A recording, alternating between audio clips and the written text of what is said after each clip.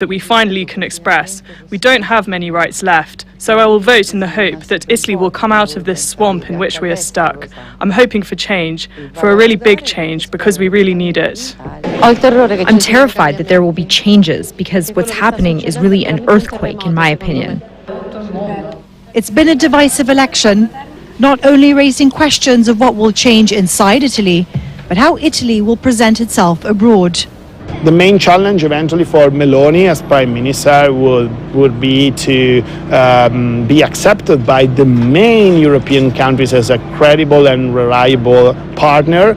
Otherwise, if things will go wrong or if Meloni will push too hard on her far-right agenda, well, there might be, of course, very soon some problems for Italian political stability, Italian economy, and as well relationship with the EU might be troubling.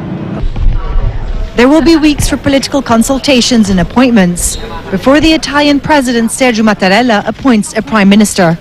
But that seems to be all but a formality. Giorgia Meloni is set to be Italy's first female prime minister. The question then, what will her Italy look like?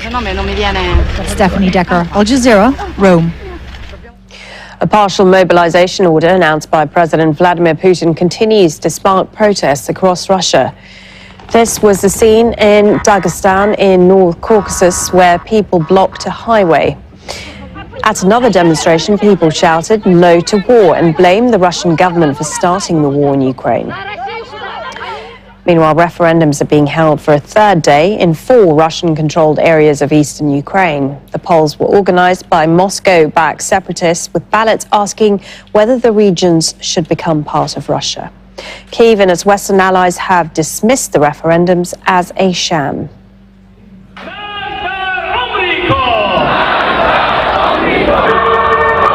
Supporters of the Iranian government have held demonstrations in Tehran. They are denouncing what they call foreign intervention in Iran's affairs. It's part of an effort by Iranian authorities to push back after days of anti-government protests over the death of a 22-year-old woman in police custody last week. Super Typhoon Noru has made landfall in the northern Philippines. It's brought heavy rain and winds of up to 195 kilometers an hour. It is the strongest typhoon to hit the country this year. Canadian officials say it will take months to restore critical infrastructure after Storm Fiona hit its east coast, leaving a trail of destruction. Homes have been washed away, trees downed, and hundreds of thousands of people have been left without power. Parts of Newfoundland were evacuated. Those are your headlines. Coming up next, Al Jazeera World.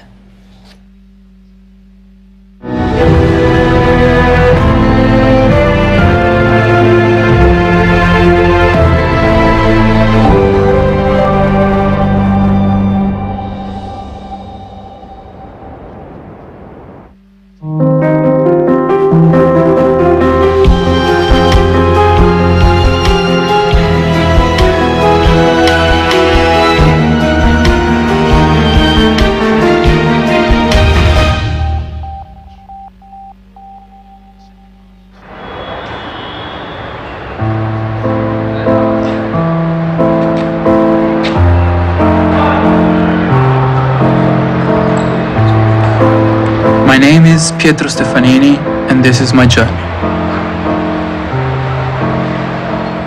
It may have begun at the City University of London, hearing the words apartheid, colonization, oppression.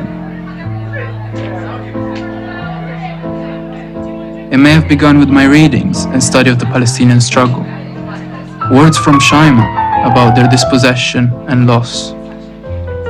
So this year, as some of you might know, it marks 70 years of the Palestinian popular resistance against the ongoing process of dispossession, colonization, and ethnic cleansing. But my journey actually begins with Ahmed. It is Ahmed's words that hit home. مش بطالب، أنا بدي أتحدى باسمي أحمد سمير شحادي وباسم كل لاجئ فلسطيني في مخيم الشتات، إن كان في مخيم برج البراجل وإن كان بأي مخيم تاني. أنا بتحدى أي واحد يجي يعيش مش 70 سنة، إننا 70 سنة طالعين من فلسطين، مش 70 سنة، 7 أيام.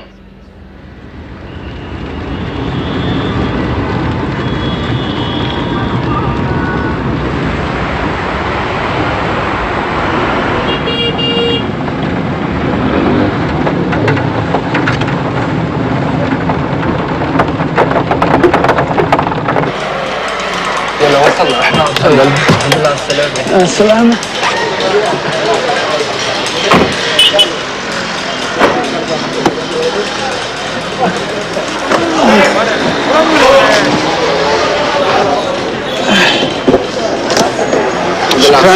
هلا وسهلا فيك بيترو. هاي مرحبا. مرحبا. كيفك؟ الحمد لله. الحمد لله تمام. ويلكم نايس تو سي يو. شكرا. تفضل نورت لبنان. ويلكم تو لبنان. شكرا. تفضل. كيفك؟ الحمد لله. انت كيفك؟ تمام. تمام الحمد لله.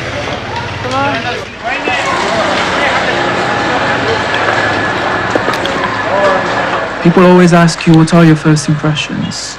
I don't know. Perhaps I'm too nervous to take anything in.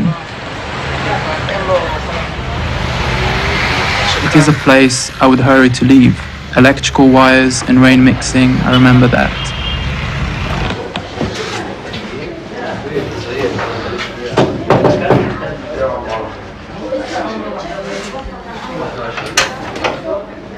اهلا وسهلا. مرحبا. اهلا وسهلا. اهلا تفضل. وسهلا. يا هلا ومرحب. مرحبا. يا هلا. يا هلا، كيف الحال؟ كيف الحمد الصحة؟ لله. ان شاء الله مبسوط. يا أنا اسمي مرحبا. بيترو. عبد الله مصطفى شحاده من كويتات. شرفنا. فلسطيني. شرفنا. زيدك شرف. يا هلا، تفضلوا. شكرا. تفضل. شكرا. تفضل. اهلا وسهلا. اهلا وسهلا. اهلا مرحبا وسهلا. جدي. اهلا وسهلا. اهلا اهلا حبيبي. اهلا وسهلا. كم السلام. شكرا. كيف الحال؟ الحمد لله. الحمد لله كل ساعة. كيف صحتك؟ بخير؟ تمام. تمام. تمام إن شاء تمام. الله. تمام. هاي صورتي وصورتي الحجة. بعرفه كمان الفاضل المرحوم ابني كمان انتقل لرحمة الله، عمره كان 48 سنة. فشمعه كبد. السلام عليكم. تفضلي. السلام عليكم. عليكم السلام ورحمة الله.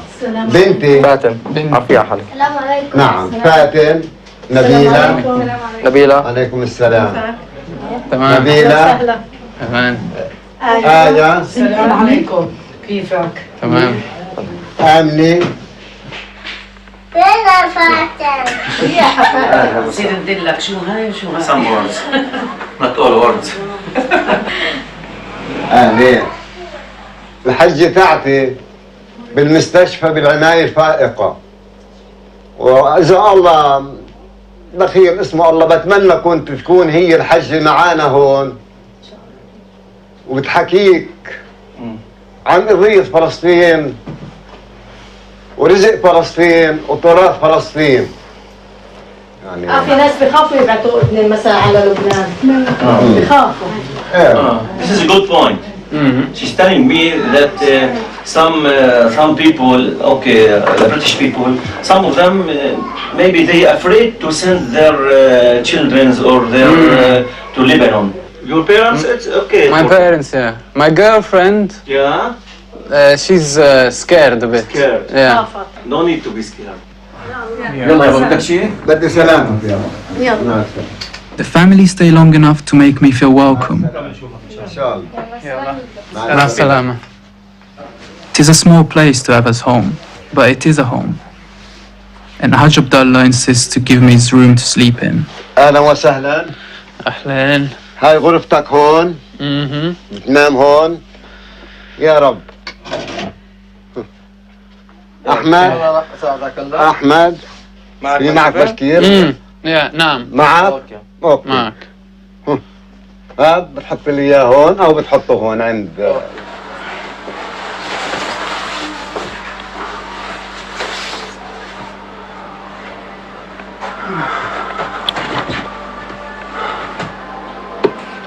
Lots of people coming in and out of the house.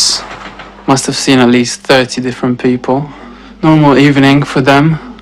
Although when you start kind of zooming out and thinking where I am in a refugee camp with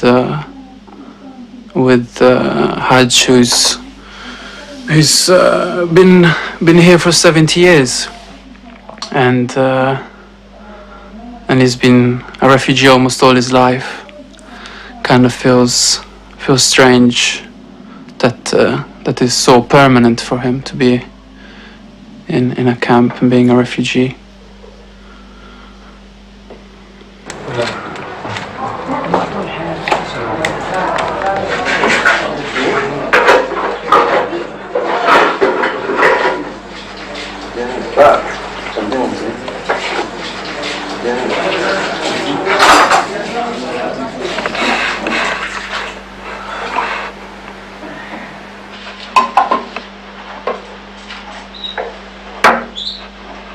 سبحان من أصبح الصباح سبحان من أخذ الليل وأتانا بالصباح يرحمك يا ولد أيها الصباح وكل صباح وكل طيب ربنا وصاح اللهم افرجها على عبادك تصلح الأمة العربية والإسلامية وتوفقهم وتوحدهم يا رب العالمين. لما كنا بكويكات كان إلي جد اسمه عبد الله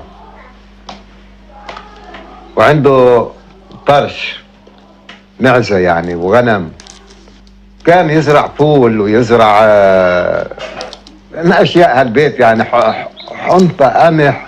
بس الفول اللي عندنا إحنا بفلسطين ويزرعوه هو نفس اللون هيك خضار، بس خضاره عندنا بيكون زاهي أكتر لأنه بعل. نزرع إحنا بعل ما نسقي مي، ما عندنا مي، بعل يطلع. بقينا نزرع مارس كبير يعني شيء 10 دلم.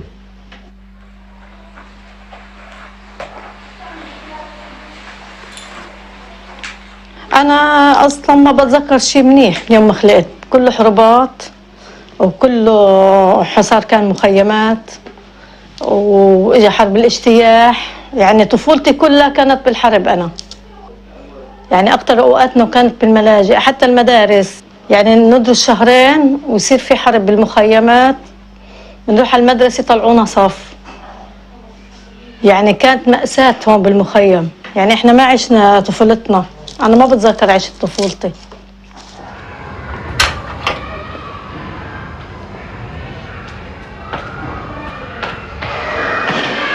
حاج، متى طلعت من فلسطين؟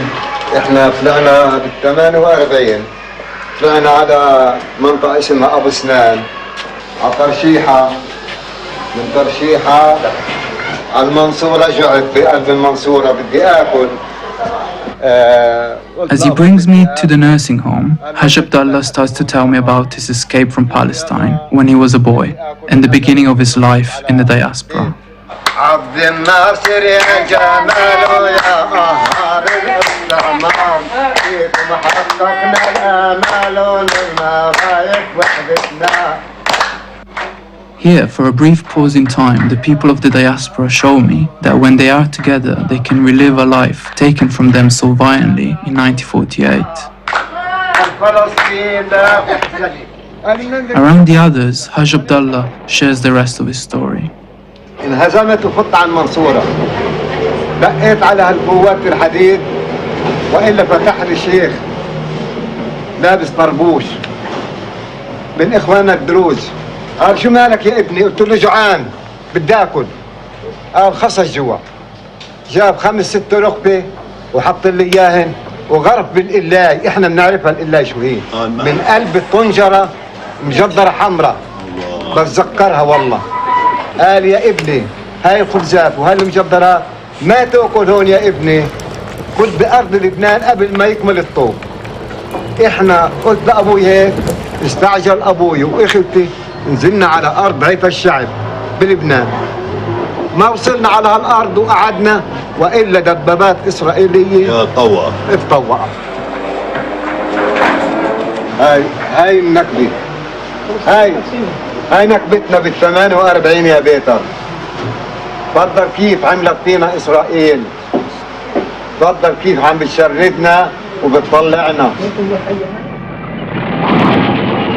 In horror, I listened to the stories of Nakba, the catastrophe, told to me by people who were children then and have lived with their tragedy for 70 years. كيف كانوا بالسنجة مش برصاص، بالسنجة شقوا الولد الطفل. بالسنجة. هاي من الصهاينة هاي بني صهيون.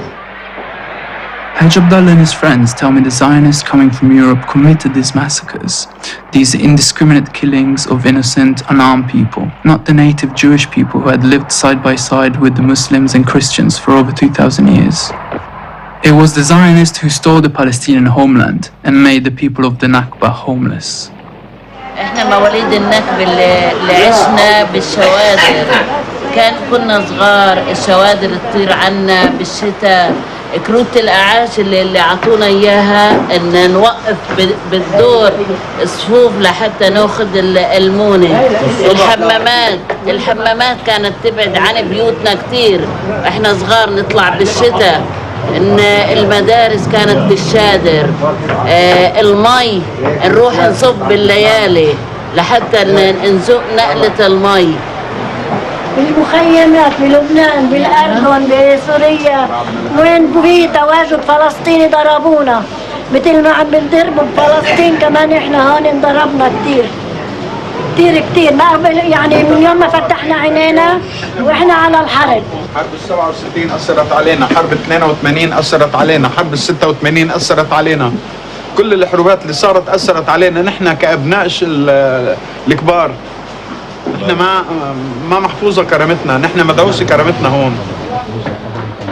Yet, despite their pain, there is a hope here that has growing depth and belief and strength every year of the 70 years these people have held it. حجة نعم. شو هذا؟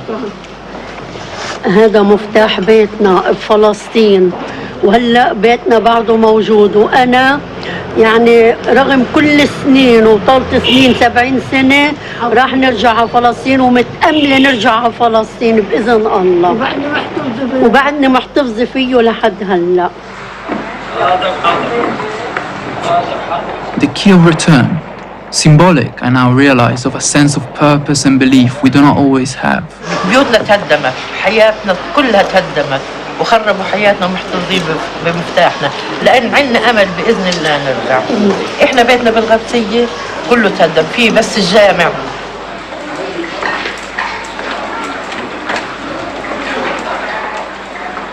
I leave the center humbled by the suffering these people have endured and continue to endure, but also inspired by their greater resilience.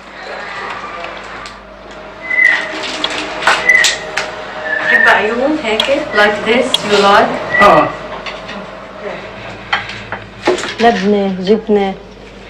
لبنة وجبنة. شاي. زيتون. بندورة. Nabila and Fatin prepare the food every day. They sit and eat as a family, and this is when most conversations happen. This is their safe place. But you're doing a fried egg? I put it in and leave it there? Okay.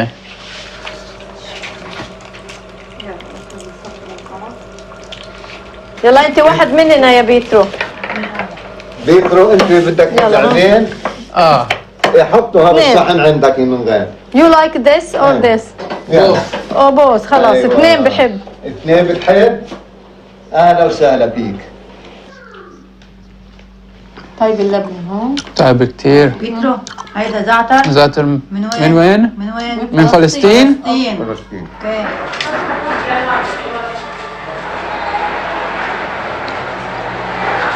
كيف حجة؟ حجة بخير إن شاء الله. الحجة منيحة والحجة معاي من 56 وإلها البيت بلاها معتم لأنه الحجة هي عمري وهي حياتي الحجة وإن شاء الله تطلع لنا بخير وسلامة وبتيجي على بيتها مبسوطة.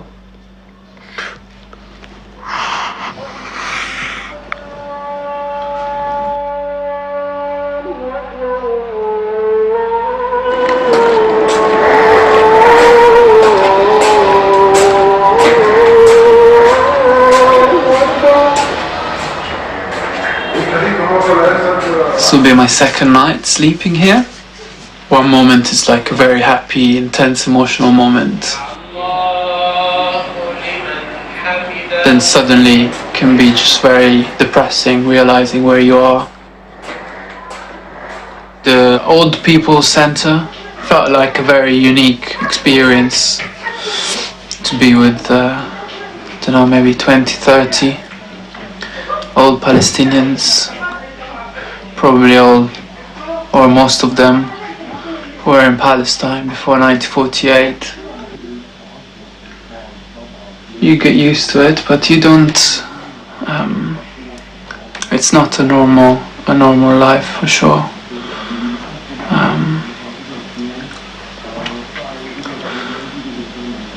Yeah.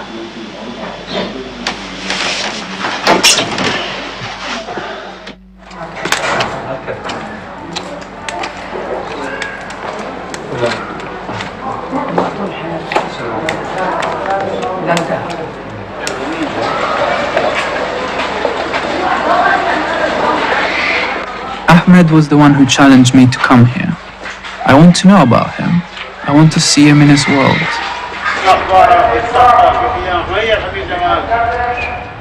I know the strength of Haj Abdallah comes from his childhood and then expulsion from Palestine. He knows what he's waiting for, why he endures what he does. But I wonder about the generation born in the camp.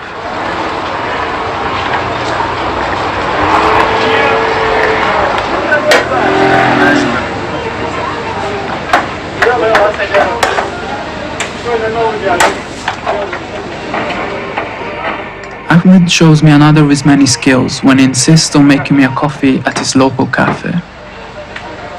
He has studied to be a nurse, but is not allowed to practice because he is a Palestinian refugee.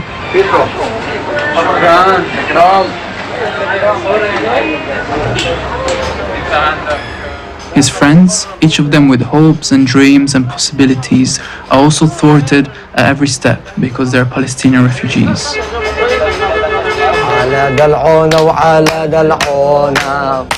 Ahmed sings now at weddings inside the camp. That is his only way to provide for his young family. كملها انت يلا كمل هو من بريطانيا هو إيطالي؟ هو إيطالي نص بريطاني نص إيطالي. تشجع يوفنتوس؟ لا يوفنتوس انتر. لا مش اسمه.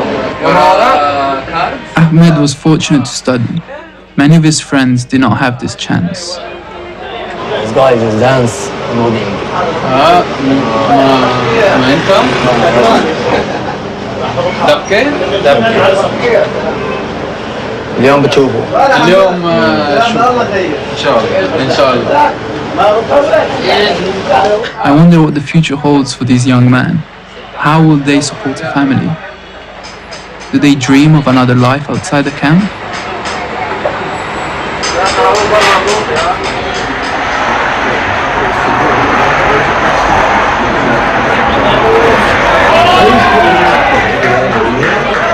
This reminds me of how easy it was for myself and my good friend Jack to get a job. Some things become possible for some purely because of where they were born. Jack got a job working with disadvantaged youth in London. We were laughing at the time when he told us. So you got the job? Yeah. And it was well, thank you. It was well funny. I literally rocked up there, and all the other people, I didn't get there late or anything, but there were people like there waiting in the foyer, and I was like a little bit older than everyone else. Yeah. So I was very and I dressed like quite smart. I wore like pointy leather shoes and like suit trousers and a shirt, and everyone else there was in like Air Force Ones and like tatty t-shirts, and I was like, "It's supposed to be exactly," and I felt support exactly, and then I was like, "Oh no!" You still got the job, though. I got the job.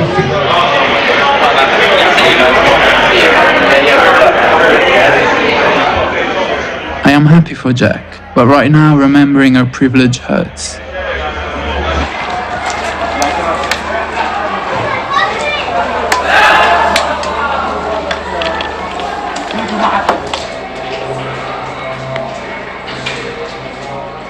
Ahmed was prevented from realizing his dream of nursing, but it has not stopped him from volunteering his time, with the young people of his camp.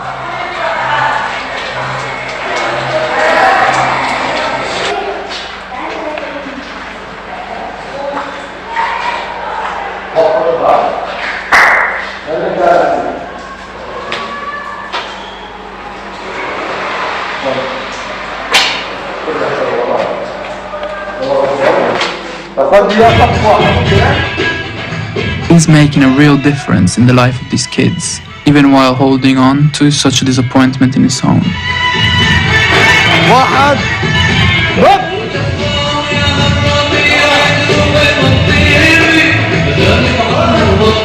To make me look at Ahmed in a new light.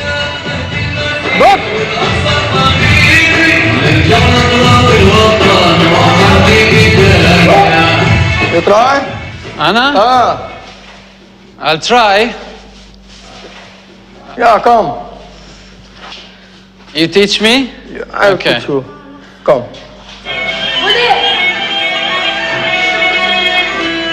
Look at my, okay?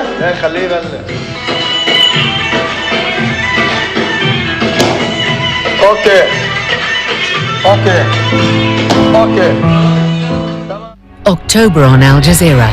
In an election set to define a nation, Brazilians will choose between the radically different current hardline conservative president and the former socialist president. A sense of community delves into 4 unique communities, revealing how they're adapting to the 21st century. China holds its National Congress of Communist Party members, with President Xi likely to be re-elected as its head. What does this mean for China and the world?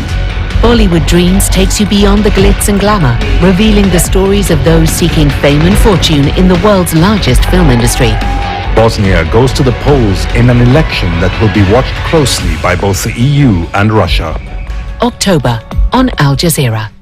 Which side is winning, chaos or control? What does a new forever proxy war mean for America and NATO? As long as Americans keep consuming, prices are going to keep going up. Why didn't Joe Biden see inflation coming? How did we get so much wrong? A quizzical look at US politics, the bottom line. Here are some of the media stories. A critical look at the global news media. Spread of misinformation. On Al Jazeera. Government shut off access to social media. Transport measures employed to tackle pollution in one of China's showcase cities. They say all of the taxis in Shenzhen are going to be fully electric. Whoa, that's so cool! And how environmental grassroots campaigns are joining forces in the US. There is a global connection that is happening, and we're going to utilize that power to make change not only for today, but for future generations as well. Earthrise on Al Jazeera.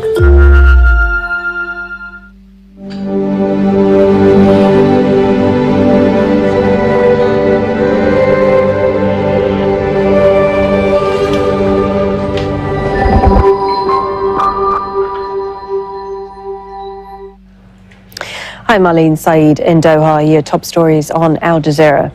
Exit polls in Italy say the right-wing alliance led by Giorgia Meloni is on course for a majority in parliament.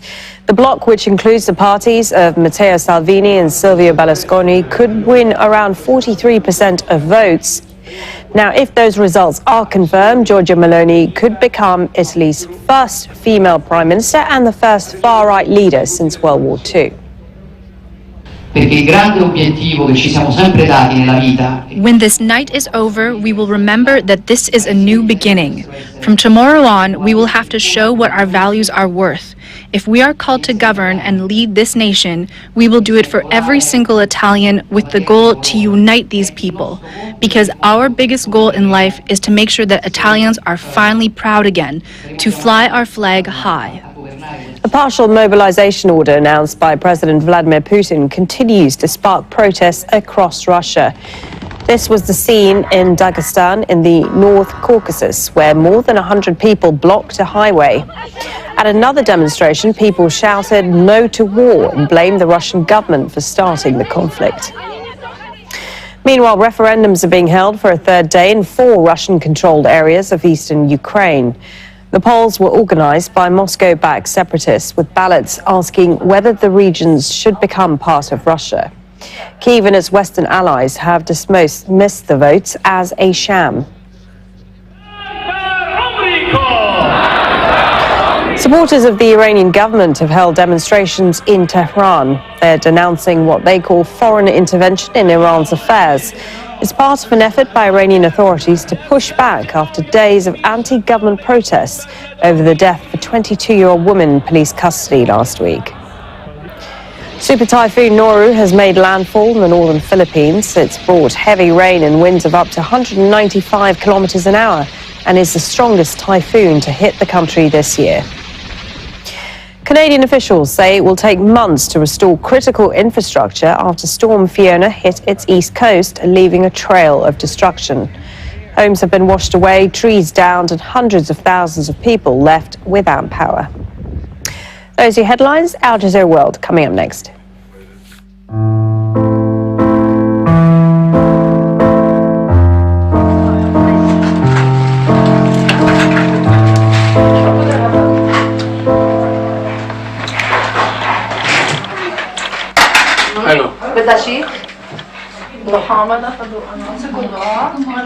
Back home, life continues.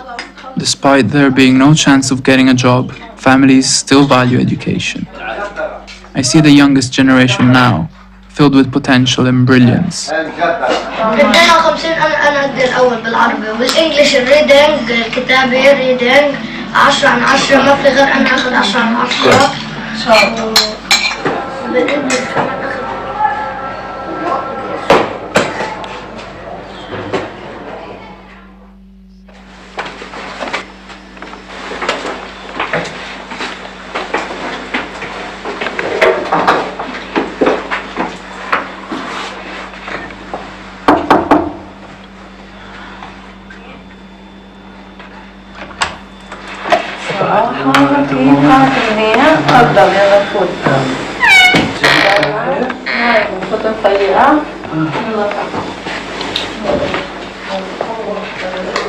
It is 6 a.m. and the time that Leo Jana, Hajj Abdullah's great-granddaughter, has to wake if she's to try and reach the UNRWA school on time.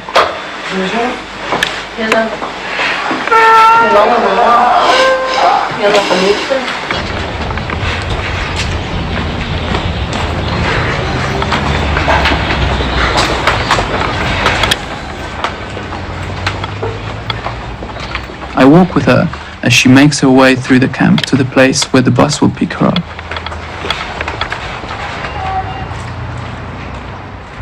This is education for the children of the camp. This is what school means.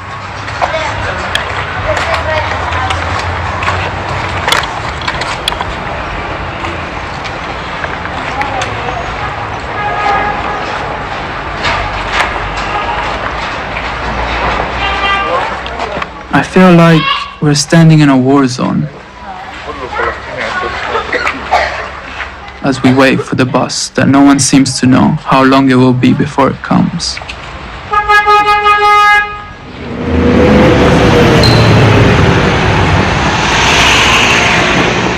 There is no sheltered bus stop or seat for the children to sit on if their legs are tired. There is no electronic board to let us know when the next bus will arrive. And the only thing for sure is that there will be more than 6 minutes between buses.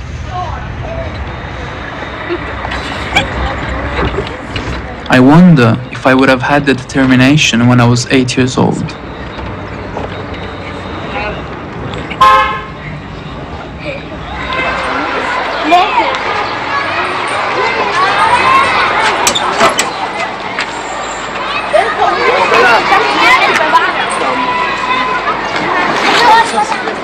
Lack of schools and means of transport is not the only threat to the young. The hanging cables is a constant danger, and according to UNRWA, 50 in Burj al-Barajna camp have been electrocuted so far. 37 of these lost their lives.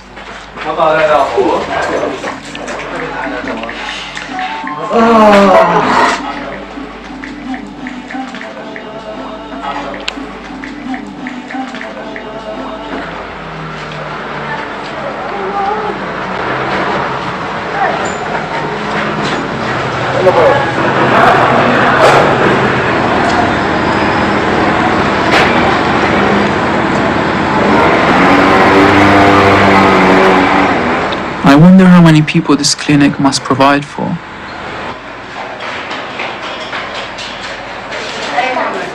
Each child, each mother, has a story that stretches over countless shadows of despair, war, and loss.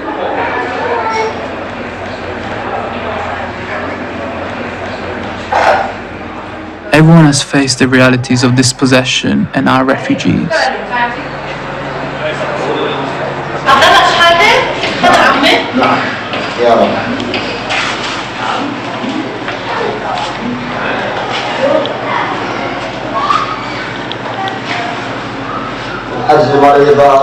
سلامتها.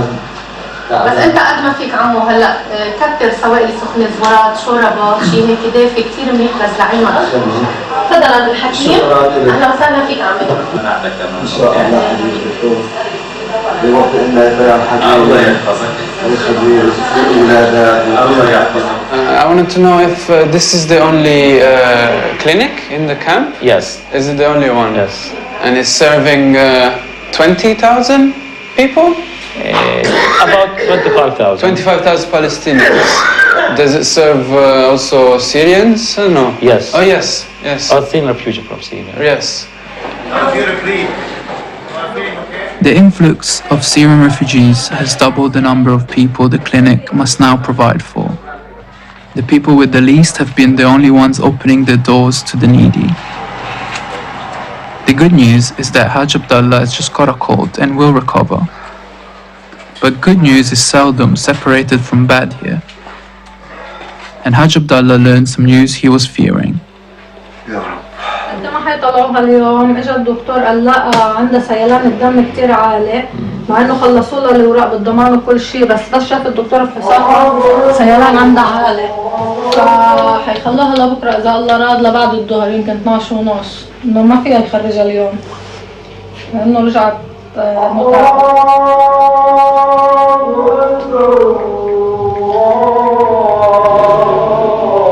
هلا نبيلة اجت من الضمان وهي عندها وقالوا كل شيء خالص على اساس تطلع بس ما مشي الحال الدكتور ما خلاها.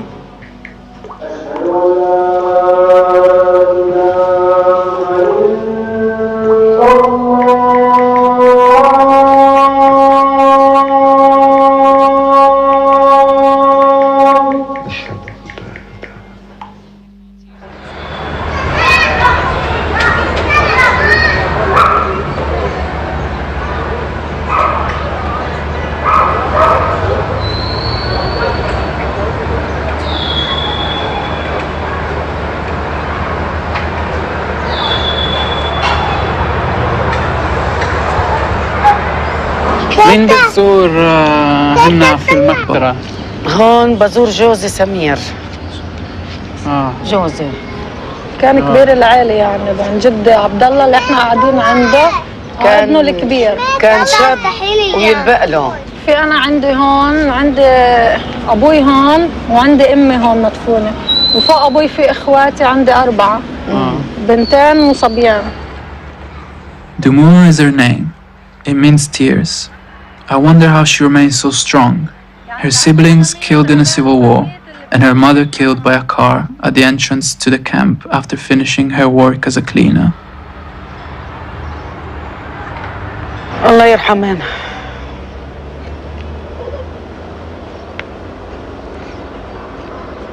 فكل ما يموت مثلا حدا انه الموصي على الميت يعملوا له اياه يدفنوه فوق حدا ثاني. هلا امي احنا موصين انه اختي موصتنا هي امي الثانيه انه اذا صار لها شيء لا سمح الله ندفنها فوق امي.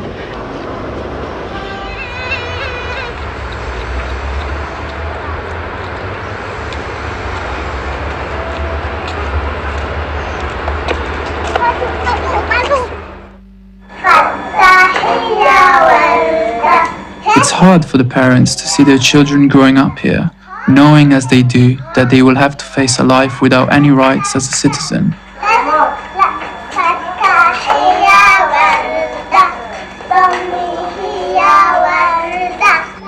Up until now, I have seen on the surface how life is tough for them. But tonight, for the first time, there is a tension in the house that reveals to me something much deeper. أنا ما بستغني عن فلسطين ولا بأرضى لأي جنسية وأنا بطالب كل دول العالم للأسف ما بطلب إلا بحق العودة إلى فلسطين. أنا خلقت بلبنان، ما بعرف فلسطين بس بحبها كثير. نسمع عنها. بنسمع عنها وعم بعلم أولادي إذا أعطاني رب العالمين عمر إن شاء الله بنشوفها. احنا ما بنتخلى عن فلسطين زي ما قالوا حق العودة، بس الجنسية لنا هلا بهالوقت منيحة، مثلا احنا الفلسطيني ما فينا نشتغل غير بمهن محصورة يعني. ما فينا نفوت مثلا على الدولة، ما فينا زي ما قالت نسجل شيء باسمنا هون نملك، بس غير على صعيد مخيم. طلاب من الجيالي خلصوا جامعات ومهندسين ودكاترة بس ما بيشتغلوا. أنا تمريض، ما في مهنة، ما في شغل. عشان هيك نحن بحاجة لجنسية إن كانت لبنانية ولا إن كانت غير لبنانية. عرفت كيف؟ حتى لو صومالية أو هندية. احنا ما في ضمان. أنا ستي مرضت من فترة قبل هالمرضى، الله يخلي لنا إياها تاج فوق راسنا يا رب.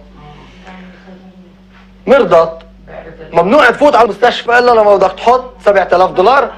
$7,000 على باب المستشفى. طب الساعة 3 الصبح نحن وين نلاقي $7,000 لحتى نفوتها بس على باب المستشفى؟ ليش؟ لو لبناني كنا فتنا على الضمان، بس فلسطيني ما فيك تفوت.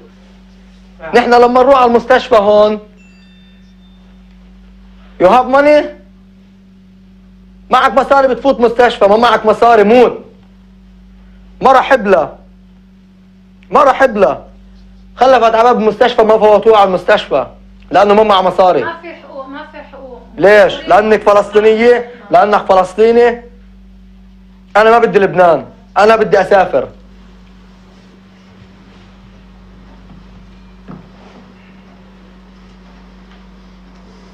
I have not seen this hurt in Ahmed before. Now I know to what depths of despair existence in this camp can bring a man.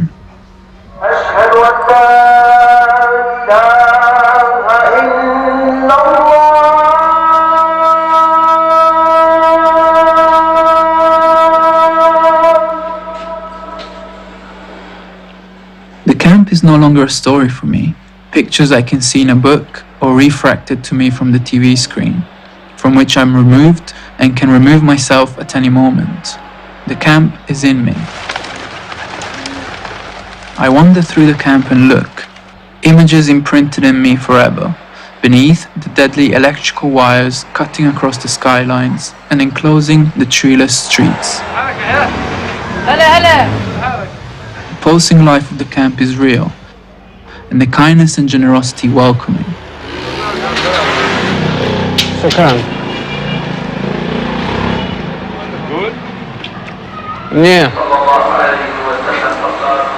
As I was wandering one day, I remember my eye being caught by a house in one dusty street of the camp. It was quite beautiful on the outside. It was called insan, human. Rooms filled with artistic projects, in a way strangely at odds with the stark and harsh reality of the camp. I wondered if this were some museum, some funded art center for the privileged. I learned from Namer, the chairman of Insan, that this was actually a drug rehabilitation center. No funding came to this center, and it was built upon the ruins of a prison. A remarkably small number of drug offenders live in the community, Namer tells me. But for them, this center has proved to be the way back to the community. For the young Palestinians living in the camp, there is more they can do to resist a life of despair.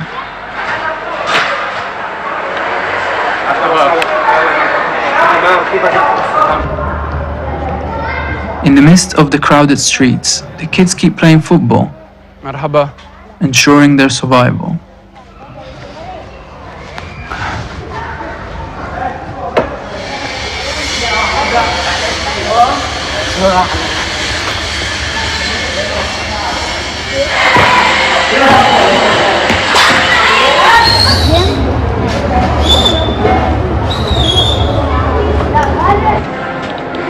What strikes me most is how out of the darkness everyone I meet here is trying to find hope.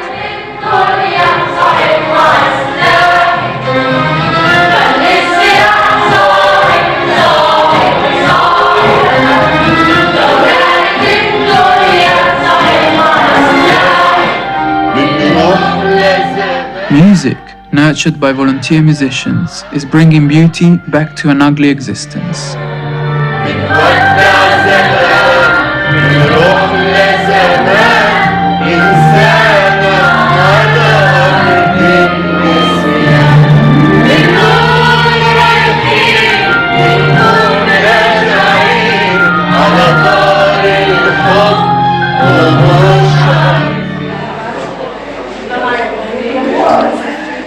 For a brief moment here, these people celebrating together are not refugees at all, but are equal citizens of the world. I feel so lucky to be witness to this.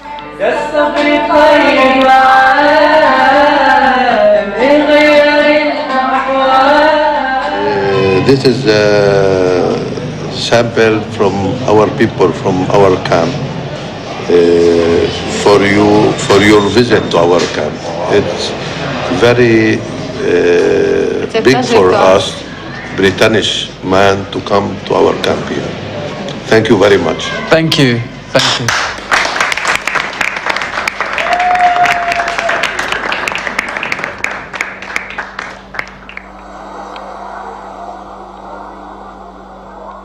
My journey has been a journey of self-discovery. As I walk home with Ahmed, I realize how happy I am to be coming to the door that only 6 days ago I approached with apprehension and uncertainty.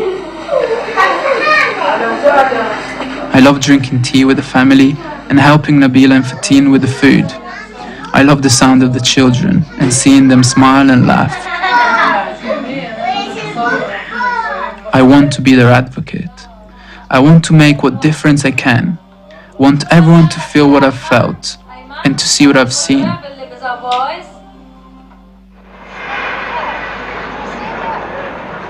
One thing that they kept telling me is that we're just human like everyone else, and they just want to live a normal life. And they kept emphasizing that, you know, they will return one day, and that will happen. And so, although they feel that there is a huge injustice being committed against them, but they're still not giving up on seeking this their goal, which is to go back to Palestine and to live there. It's such a depressing situation, you know. You just wonder how on earth we're going to unravel it. It's like a great ball of string that's got into such a mess. The West Bank. Human misery is just, I mean, what annoys me so much is that it's basically ignored by international governments and international opinion. I mean, there's, you know, it's very, very hard to get an airing for this subject. And that's why one of the things I wanted to ask from this meeting is if in this parliament would be so important if we could have perhaps a debate on the issue of Palestinian refugees, if we could have the issue being more at the forefront. It would be very important to the people living in the refugee camps in Lebanon and elsewhere, and especially as a British citizen, they reminded me that Britain has a special responsibility. This was the thing that struck him. The two parliamentarians, Jenny Tong and Tommy Shepherd, were keen to listen to Haj Abdallah's story and stories from the camp, but I realized how complicated the Palestinian issue is. Whenever you meet Palestinians in the camps or anywhere else, you always get positive messages from them. I mean, they're always, you know, arranging things, doing things, having festivals, carrying on, making their lives normal, educating their children. The children are educated and educated and educated. That's a wonderful thing. They're very positive people, actually. They're not going to let their culture die.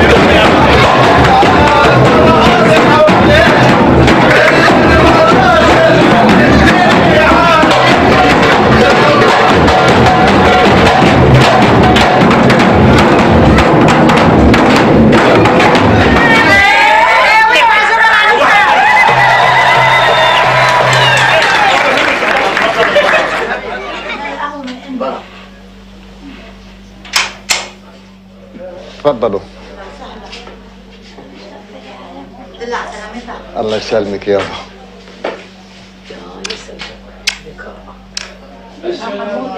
وعليكم السلام. اهلا وسهلا. نورت نورت نورت يا روحي، نورت نورت. ايوه انا بقول لك بنت اختك، تعال. نورت يا عمري، نورت نورت يا حبيبتي، نورت. ايوه خلي لي اياك يا رب. نورتي يا حاجي، نورتي. طب واللي عمرك يا حبيبتي. ان شاء الله. باي. سلامة. مساء الخير وسلام. مع السلامة. نشتاق لك كثير، ضلك احكي معنا. Yes, I have your numbers. يلا يروح معك، انا ماشي معك. بدي اروح معك. اوكي باي. يلا حبيبي. جنى خطيبتك. ثانك يو، شكرا. وتذكرنا يا بيترو. اوكي. يلا تفضل. سلامات شيخ، كيف الحال؟ سلامات يا حبيبي. بقول لك سلم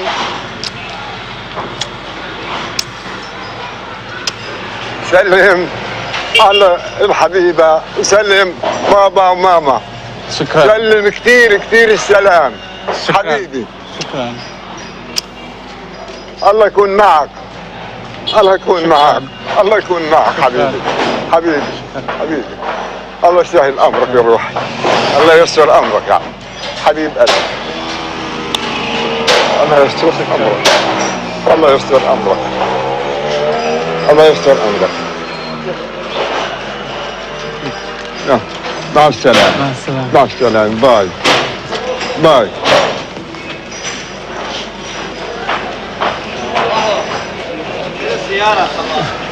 Take care of yourself. You too. Don't forget me. I wanna call you all day. Write to me. We have my number.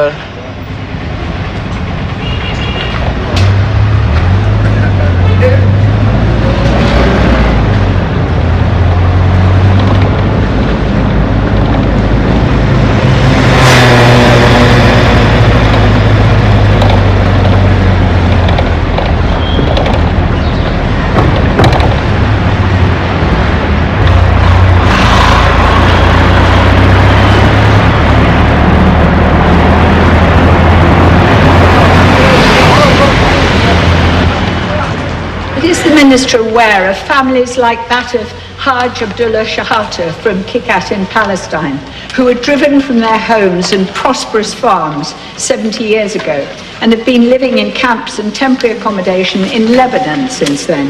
And is he aware that the Lebanese government continues to restrict Palestinians' right to work, prohibits them from owning property, and refuses access to healthcare and education, leaving them dependent on UNRWA, who have diminishing funds?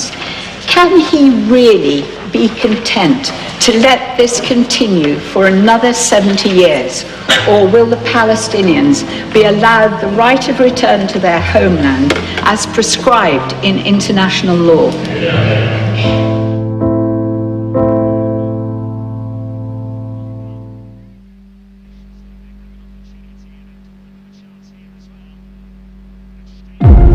In 1996, a group of young people new to Norway described their immigration experiences. I don't know what I'd do if they sent me back to Senegal. 25 years on, Al Jazeera World asks how Norwegian they now feel. You have to accept that you might never be seen as Norwegian. I felt like I didn't belong anywhere. Who are they now? Norway's foreigners at home on Al Jazeera.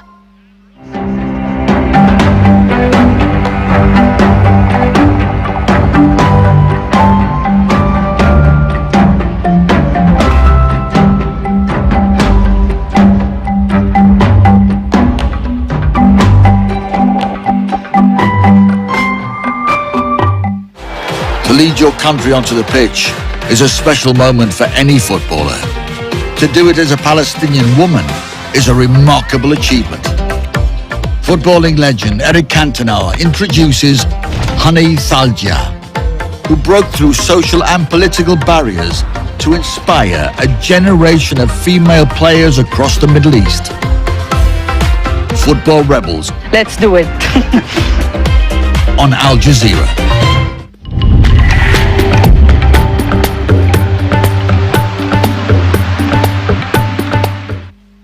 Hello, well I'm pleased to say the weather is now quietening down somewhat across that eastern side of North America. We have got this quite active area of low pressure swirling through, just running across the lakes. It will bring more wet weather into that eastern side of Canada. Cloud and rain there sweeping across a good part of New England into the Canadian Maritimes once again. So some more rain in the forecast here. Follow that line of cloud and rain right down into southern parts of Florida. Could see some nasty wet weather coming in here over the next couple of days. And we do have a developing hurricane. This is Ian. That's going to push its way towards the Panhandle as we make our way into the middle part of the week. Ahead of that, generally dry across much of the US, much of Canada. We've got a few showers just around the Rockies, pushing over towards that eastern side of California. So let's slide further southwards then and check on Ian. It is a tropical storm at the moment. It's going to swing its way around past Jamaica. We are going to see some big waves coming through here, running up to the western side of the Cayman Islands as well. And eventually, as we go through Monday on into Tuesday, we'll see cloud and rain as the system, a major hurricane now slamming into that western side of Cuba with damaging winds.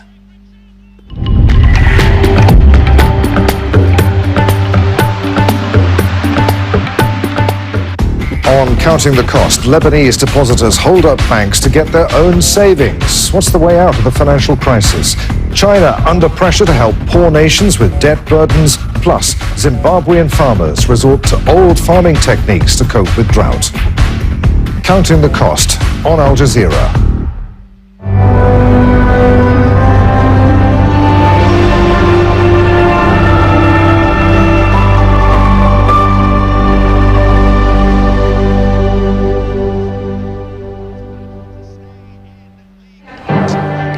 A return to the past. Exit polls say Giorgia Meloni could lead Italy's most right-wing government since World War II.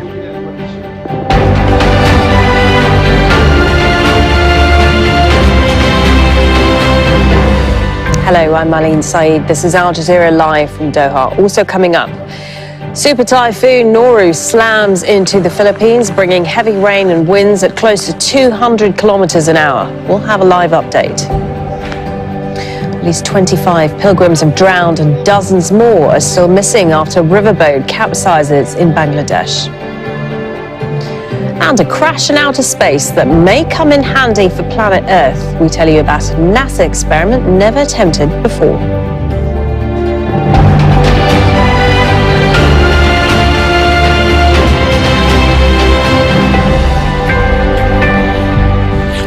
Exit polls in Italy say that the right-wing alliance led by Giorgia Meloni is on course for majority in parliament. Meloni could become Italy's first female prime minister and the first far-right leader since World War II. Stephanie Decker reports from Rome. As predicted, the night went to the right. And Giorgia Meloni wasted no time in addressing her supporters and Italy. When this night is over, we will remember that this is a new beginning. From tomorrow on, we will have to show what our values are worth. If we are called to govern and lead this nation, we will do it for every single Italian with the goal to unite these people. Because our biggest goal in life is to make sure that Italians are finally proud again, to fly our flag high. Polls opened at 7 a.m. All in all, 16 hours of voting. There's been a steady stream of people coming to vote throughout the day despite the rain. And even though most people are not telling us who they voted for, what is clear is that opinions are very strong on both sides. I'm voting because it's a duty and a right that we finally can express. We don't have many rights left, so I will vote in the hope that Italy will come out of this swamp in which we are stuck. I'm hoping for change, for a really big change, because we really need it. I'm terrified that there will be changes because what's happening is really an earthquake, in my opinion. It's been a divisive election, not only raising questions of what will change inside Italy, but how Italy will present itself abroad. The main challenge eventually for Meloni as Prime Minister would be to be accepted by the main European countries as a credible and reliable partner. Otherwise, if things will go wrong or if Meloni will push too hard on her far-right agenda, well, there might be, of course, very soon some problems for Italian political stability, Italian economy, and as well relationship with the EU might be troubling. There will be weeks for political consultations and appointments before the Italian president Sergio Mattarella appoints a prime minister. But that seems to be all but a formality. Giorgia Meloni is set to be Italy's first female prime minister. The question then, what will her Italy look like? Stephanie Decker, Al Jazeera, Rome. Well, let's look at what a far-right victory could mean for Italy. The coalition wants to curb immigration and focus on traditional Christian family values. It's looking to cut income tax and levies on essential goods and services, and plans to create more jobs and overhaul the welfare system. The alliance will continue to support sanctions against Russia and not put Eurozone membership at stake. Giorgia Meloni says her party won't blow up the debt or put EU recovery funds at risk, but it does want to renegotiate the rules. Valerio Bondonaro is a political analyst. He explains why Meloni and the far right have seen a rise in Italy. We can see that from 2011, 2009, the beginning of the financial crisis, and then into COVID, and now the war again, the war in Russia, Ukraine. Italy is developing an anti-system mood that changes from time to time. And we can see that in 2013 it was the Five-Star Movement who was interpreting this, and then it was the League of Matteo Salvini, and now it's Giorgia Meloni. We can really see an anti-system movement that doesn't trust the establishment, that has a sort of connection with the people that the elites don't get anymore. So Giorgia Meloni is totally in this flow. It's the flow that starts with the Five-Star Movement, then the League of Matteo Salvini, and then Giorgia Meloni. Anti-establishment movement. I think the coalition will survive as Giorgia Meloni has the way biggest power in the coalition.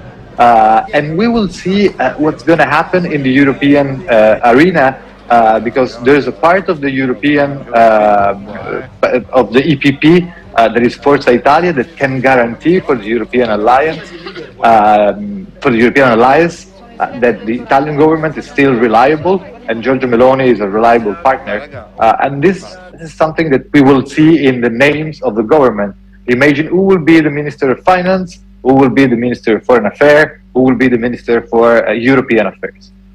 These are crucial moments that we will see in the next days. Thousands of people have fled their homes in the northern Philippines. It's the strongest storm to hit the country this year, strengthened so quickly it led to an extreme emergency warning. Several coastal villages in Quezon province have been evacuated. It has brought heavy rain and winds of up to 165 kilometers an hour. Let's go straight to Barnaby Lowe, who's live for us in Manila. Barnaby, explain to us the situation there. Well, Malene, as you can see, the sun is shining out here. There's mud on my feet. There's a lot of garbage right behind me, but people are back in their homes. They're starting to go about their normal lives. They're cleaning up. They told me that floodwaters on this street rose to about the height of an average person last night, but that is not out of the ordinary for them. It happens here whenever there is a typhoon. They're right beside a river, and that river did spill last night, but it wasn't at a level that they expected. It was a Category 5 storm, Super Typhoon Nori, a super typhoon when it hit land in the Philippines, downgraded to a typhoon when it hit Manila. And so it was not, the severity was not what they expected here. And this is really the extent of the damage, of the aftermath here in the Philippine capital, Manila. The capital largely spared by Super Typhoon Noru. It's really the islands of Polillo and the province of Aurora and Quezon that have been severely affected. They've suffered most of the damage with houses that have been washed away, power lines still down, communication lines still down, trees that have fell, as well as roads that are still impassable.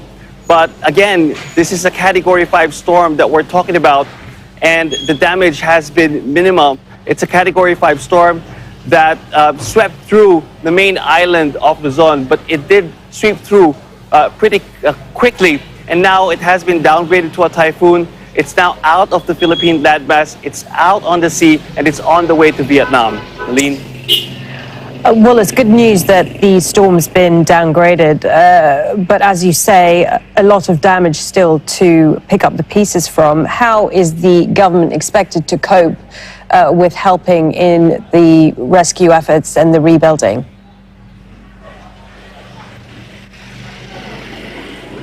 Well, that's the thing.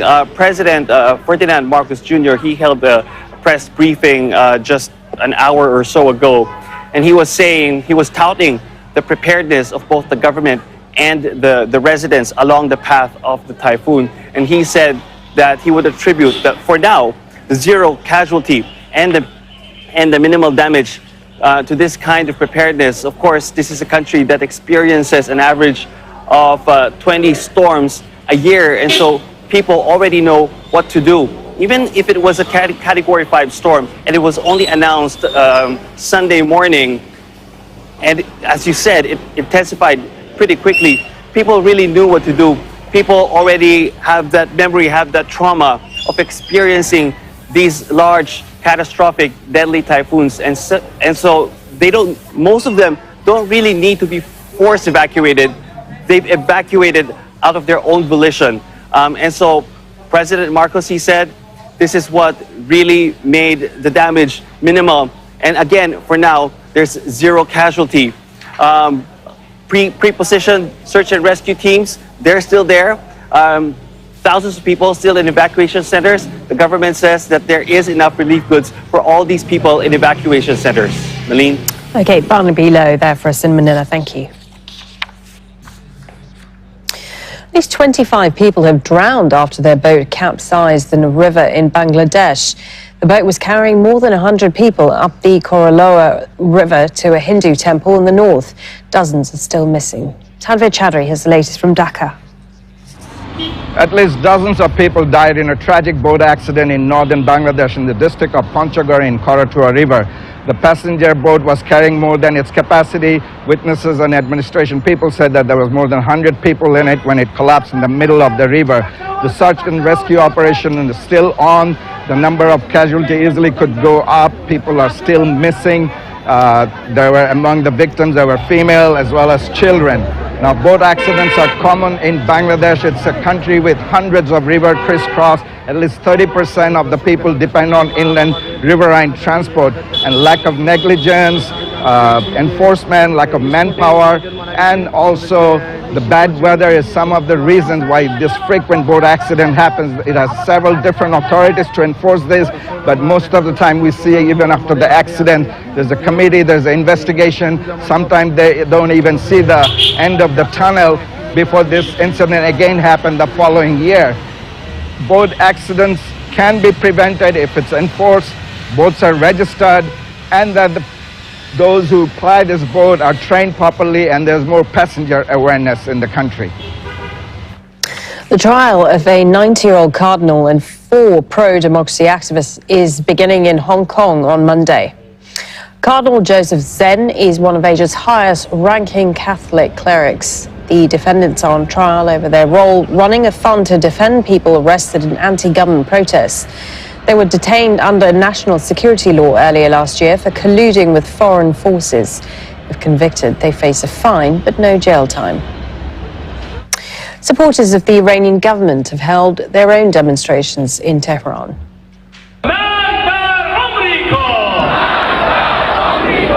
They're denouncing what they call foreign intervention in Iran's affairs, especially by the United States. It's part of an effort by Iranian authorities to push back after days of anti-government protests over the death of a 22-year-old woman in police custody last week.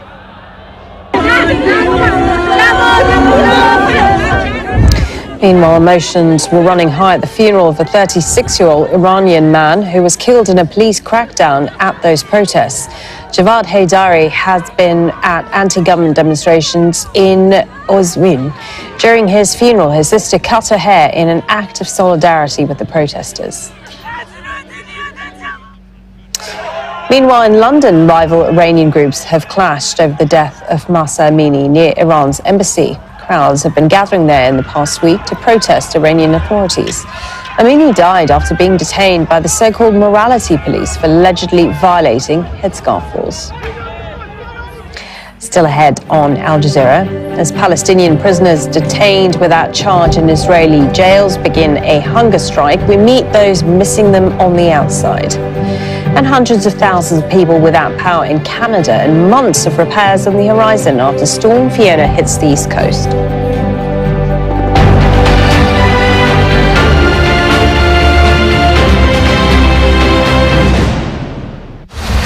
The journey has begun. The FIFA World Cup is on its way to Qatar.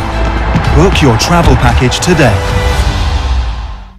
Hello, the weather's largely set fair across much of China. Not too bad too for Japan at the moment, but you can see this area of cloud just sliding through here. There will be some showers, longer spells of rain coming into Kyushu, and we'll see some of those showers just brushing that eastern side of China. But for the most part, it is largely quiet and settled. That's because we have a typhoon to the south of us, drawing that energy out of the way. Ahead of that, we've got some very heavy rain, which will make its way into southern and western parts of Honshu on Tuesday, going on into Wednesday. Let's take a look at that tropical system then. This is Noru. That's punching its way across Luzon, easing out into the open waters of the South China Seas, and it will reinvigorate, so picking up more intensity here as we go on through Monday, eventually heading on towards central parts of Vietnam with damaging winds and flooding rains. It's a major storm, this one. It is a beast. Further south, it is just the usual sunshine and showers. More in the way of sunshine across northwestern parts of India now as we continue to see the monsoon rains pulling away from Rajasthan. We have got some clearer skies too into a good part of Pakistan. Lots of showers there into central and eastern parts of India, or more rain for Bangladesh. Qatar Airways, official airline of the journey. A new year, new lessons and new rules. This is the time when you get to choose who your English teacher is for the next 2 years. Meet the teachers empowering their students. My texts and my course are all about freedom. We're going to be looking at perspectives. I want you to develop the skill with which you speak. By letting them choose the lessons they learn. Rebel Education, Democratic Schooling United Kingdom on Al Jazeera.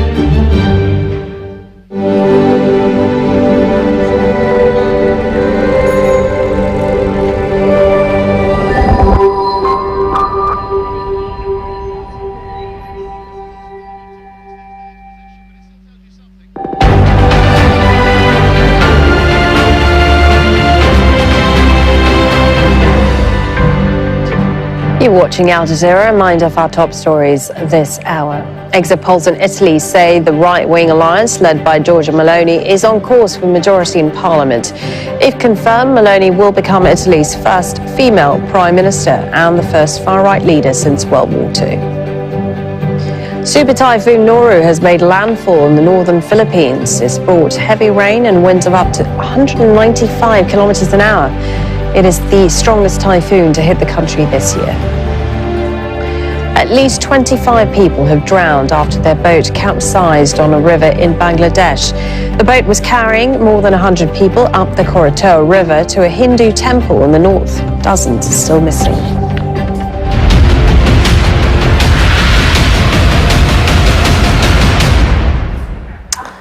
Fighting continues in the east of Ukraine, where Russia has kept up strikes against civilian infrastructure. These are areas in red, which are under Russian and separatist control. Russian missiles have hit buildings overnight on Saturday and forced a power substation to shut down in Zaporizhia. Kyiv says what it calls Russian kamikaze drones have damaged buildings in central Odessa on Sunday morning. Charles Stratford has the latest from Kyiv.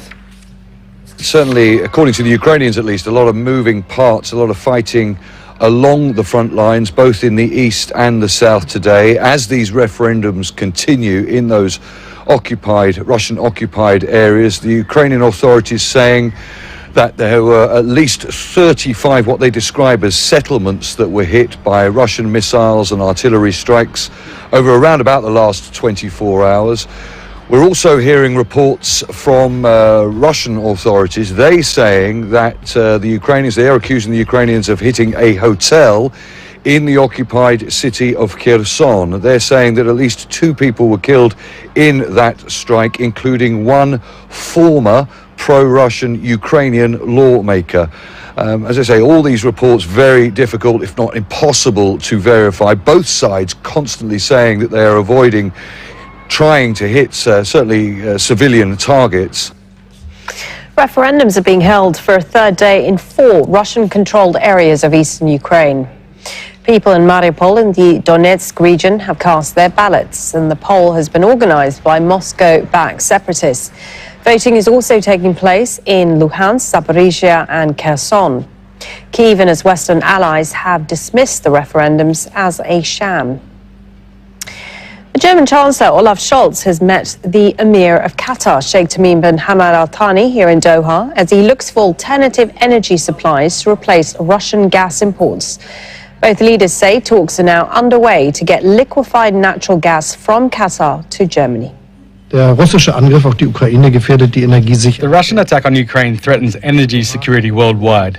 Here in Doha, I spoke to the Emir about LNG supplies in light of the current energy crisis, and we want to make further progress on this soon. Discussions now are being held between Qatar Energy and the German energy companies, and I hope our partnership will lead to an agreement that will please both parties. The state of Qatar is one of the major foreign investors in Germany. Qatar Investment Authority is looking for new investment opportunities in the German economy, which we trust is strength and great potentials. 30 Palestinian prisoners have started a hunger strike to protest their detention in Israeli jails without charges. More than 760 prisoners are being held under so-called administrative detention. It's a policy that allows Palestinians to be held without trial indefinitely. Nida Ibrahim reports from Ramallah in the occupied West Bank. Anwar Atta says her husband Ihab is missing out on life and death. He was in an Israeli jail when his 4-month-old daughter Mira was born. And he was also in prison when Anwar lost her twin babies, born prematurely in 2020. The 48-year-old has spent nearly half of his life in Israeli military jails. Lately, Israel has been detaining him without a charge or trial. Ihab often jokingly tells me that I need to build a life around him being with us only for 2-3 months, as he spends the rest of the time in jail. Under Israel's policy of administrative detention, Palestinians can be held in jails indefinitely. And now Ihab and 29 other Palestinian prisoners have started a hunger strike demanding Israel release them. The Palestinian Detainees Commission says most of those on hunger strike were moved to Ofer military prison in the occupied West Bank. And outside it, Palestinian families stand to show support for their loved ones.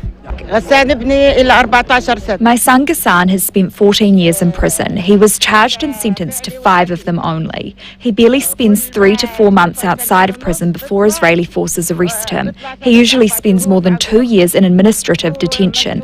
This is unjust. Since the beginning of this year, Israel has issued more than 1,500 orders to hold Palestinians without charge. Israeli military prosecutors often say they hold secret evidence related to the prisoners. But human rights organizations say Israel is using this policy as a punishment to prevent Palestinians leading a normal life. This is an arbitrary arrest and is considered a war crime for which Israel should be held accountable. The lack of accountability is what forces Palestinian prisoners to carry out individual and collective hunger strikes. Unfortunately, there is no real pressure on Israel to end its policy of administrative detention. Through Israel's decades-long occupation, hunger strikes have been one of the main tools used by prisoners to achieve their demands. In the past decade, more than 400 have staged individual hunger strikes to protest against Israeli prison policies. Prisoners hope a collective strike would mobilize support among people on the streets, as there are few Palestinian families who haven't had a member, friend, or relative get arrested since 1967. Nida Ibrahim, Al Jazeera, the occupied West Bank.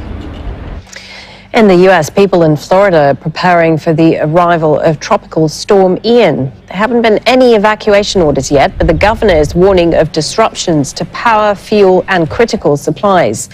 Ian is currently barreling towards western Cuba. The Canadian government says it will take months to repair the damage after the most powerful storm in decades left a trail of unprecedented destruction. Hurricane Fiona was downgraded to a post-tropical cyclone before it hit the province of Nova Scotia on the east coast. Heidi Jo Castro reports. Homes swept into the sea, others pummeled to pieces. Fiona left a swath of destruction and debris across eastern Canada. No deaths were reported, but residents recall a sleepless night, hoping their homes would hold up against hurricane-force winds. This is the worst damage I've ever seen here. Never seen so many trees uprooted and damaged. We stayed downstairs because the whole house was shaking, and watching out the window and listening to the sounds and hearing the bang here and bang there and wondering what it was. Crews are rushing to fix roads and restore power, which may take days in some areas. Canada's Prime Minister deployed the military to help. This is an all-hands-on-deck effort, and I know that our Canadian Armed Forces will rise to the challenge, as they always do. The Canadian Hurricane Center says it recorded the country's lowest barometric pressure on record during Fiona. We know that the climate is changing for sure. We're seeing, you look around the world, you're seeing fires, storms. Certainly this is a historic storm for this province. Meanwhile, life continued in the middle of the storm. This couple still went through with their wedding reception. We got it done because we had the people here that we wanted here, so we just decided we're just going to do it. It will take days to calculate the full scale of Fiona's damage and weeks more for life to return to normal. Heidi Jo Castro, Al Jazeera. The frontrunner in Brazil's presidential election, Luiz Inácio Lula da Silva, has held a rally in Rio de Janeiro. The leftist candidate has increased his lead in opinion polls against his right-wing challenger, President Jair Bolsonaro. Brazilians head to the polls next week to choose their next president. Our Latin American editor, Lucia Newman, has more from Rio de Janeiro. It was almost like carnival. The Portela Samba School in Rio de Janeiro was the latest stop for presidential candidate Luiz Inácio Lula da Silva, campaigning for another crack at the presidency. Not that his supporters needed much convincing. Thousands of mostly low-income Brazilians were nearly crushed trying to get a glimpse of the candidate, using their fingers to make the letter L for Lula. Others were moved to tears when Lula spoke of how he too knew what it was like to grow up in abject poverty. I just want to be president to take care of my people, because I know what people want. They want a house, no matter how small, to shelter from the rain and the sun. They want a job with a fair salary. The biggest dream of many women here is not to leave their children a fortune, but rather a profession, so they can rest in peace and go to heaven. Although Lula is leading in the polls, he warned the enthusiastic crowd that former U.S. presidential candidate Hillary Clinton lost the election because too many Americans stayed home instead of voting.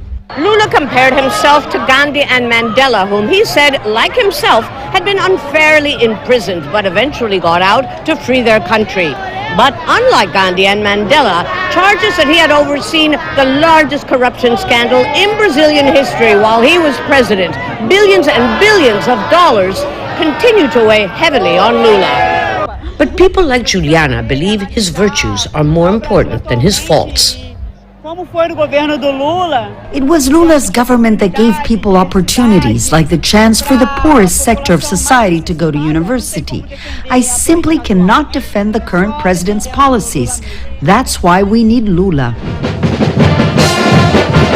This campaign event took place in what is supposed to be the stronghold of his rival Jair Bolsonaro, who is fighting for a second term as president. That Lula is even running at all is something that would have seemed unthinkable 4 years ago, when he was sent to prison on corruption charges, something he always denied. But then, he always promised he would be back. Lucia Newman, Al Jazeera, Rio de Janeiro. Cubans are voting in a landmark referendum that could legalize same-sex marriages and adoption. The proposed changes will also allow surrogate pregnancies and give more rights to non-biological parents. President Miguel Diaz-Canel says the changes are necessary to guarantee the rights of all families. Now, scientists around the world are awaiting the results of a crash in outer space. A satellite will collide with a hunk of rock millions of kilometers away. It's testing an idea that may come in very handy for planet Earth. Rob Reynolds explains. A spacecraft is just hours away from impact with a far-off asteroid, a multinational mission which could be instrumental in someday preserving human civilization. NASA's Double Asteroid Redirection Test, or DART, is a 570-kilogram spacecraft launched in November 2021. Traveling at more than 6 kilometers per second, it is on track to smash itself to pieces on the surface of a small asteroid called Dimorphos, 11 million kilometers from Earth. The object is to alter Dimorphos's trajectory slightly. Small nudge is about deflection, not disruption. It's not the Hollywood blockbuster of blowing it into a bunch of pieces. Small nudge, find it many years in advance, and that adds up to a big change in position with time. The asteroid's path will be studied by Earth observatories and satellites for years to come. Dimorphos itself is not on a course to collide with Earth, but massive objects have struck numerous times in our planet's history. One of the biggest in recent times was the Tunguska event, a meteor that exploded over a remote and uninhabited area of Siberia in 1908, flattening 80 million trees over an area of 2,000 kilometers. 65 million years ago, a huge object crashed near the Yucatan Peninsula, causing global devastation. Scientists believe that impact is directly linked to the extinction of the dinosaurs. To prevent humanity from going the way of the T-Rex, scientists and engineers hope to develop a system to nudge threatening asteroids away from Earth once they are identified. Once you find the asteroid and you have its orbit, you really can be in this position where you have the warning time, where you really would be able to do things decades in advance, and that's completely realistic. The impact will be captured by the spacecraft's onboard camera, promising a dramatic view of an experiment which may one day be remembered as helping prevent Armageddon. Rob Reynolds, Al Jazeera.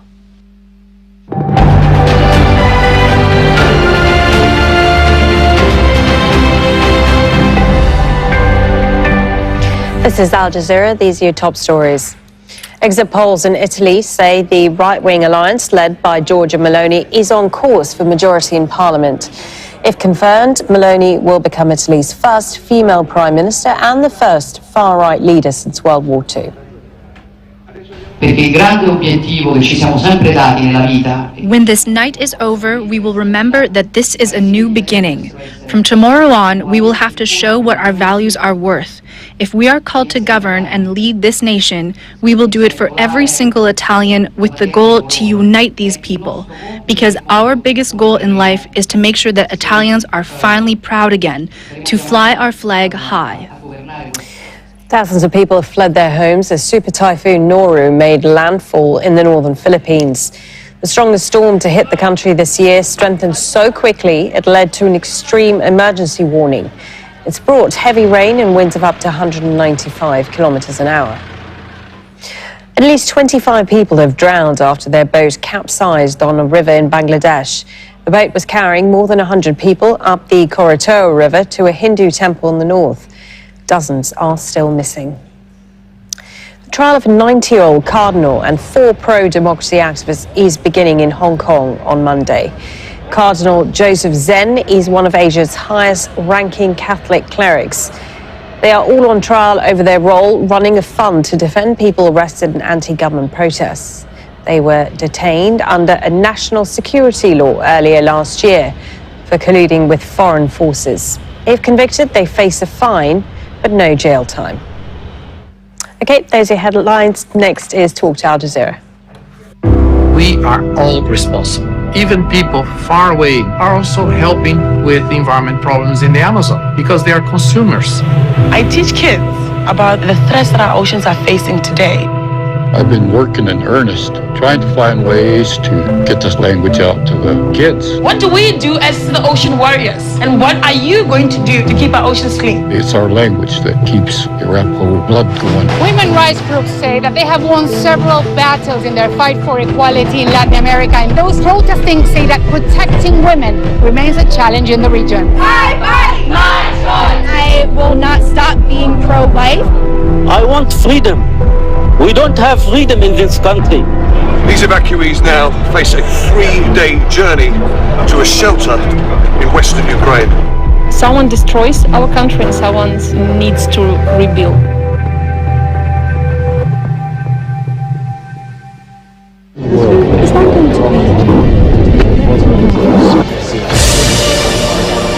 I assume as President of Kenya. A chicken seller who became a successful businessman, a politician who rose to the presidency. William Ruto was officially declared President of Kenya after narrowly winning the election in August. The results were challenged by his longtime rival, Raila Odinga, who alleged vote rigging and a compromised electoral system.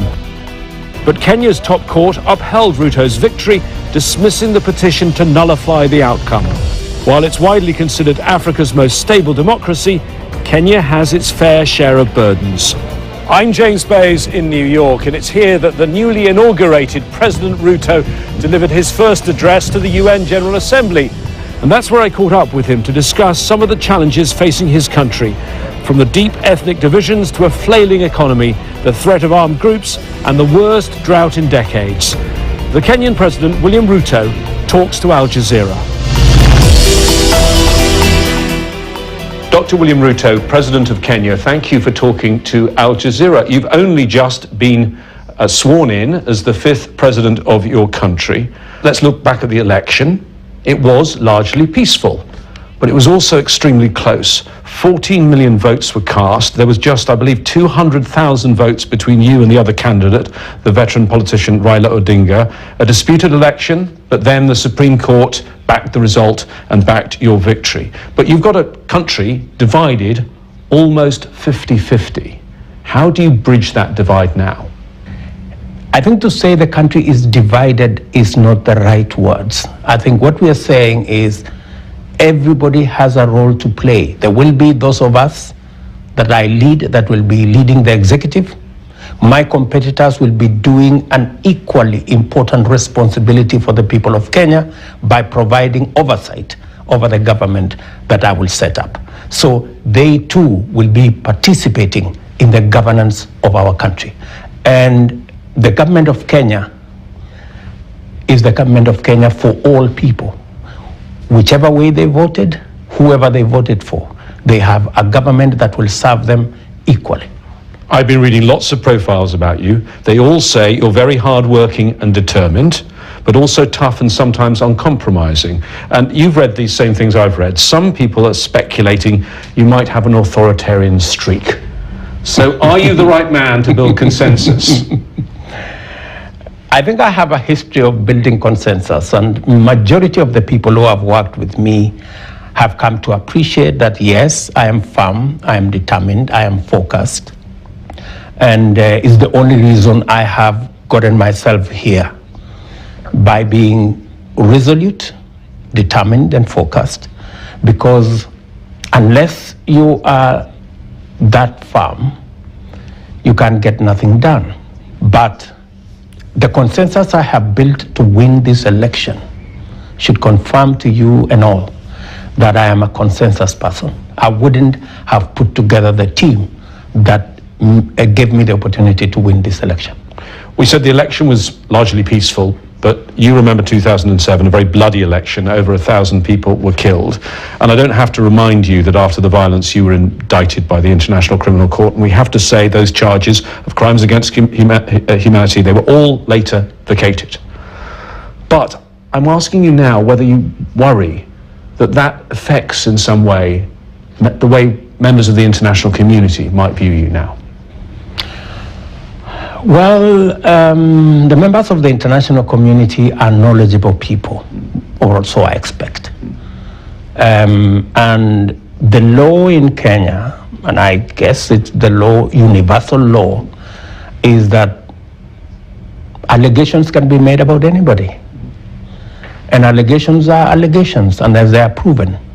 And if allegations are not proven, then it means they just remain rumors and insinuations.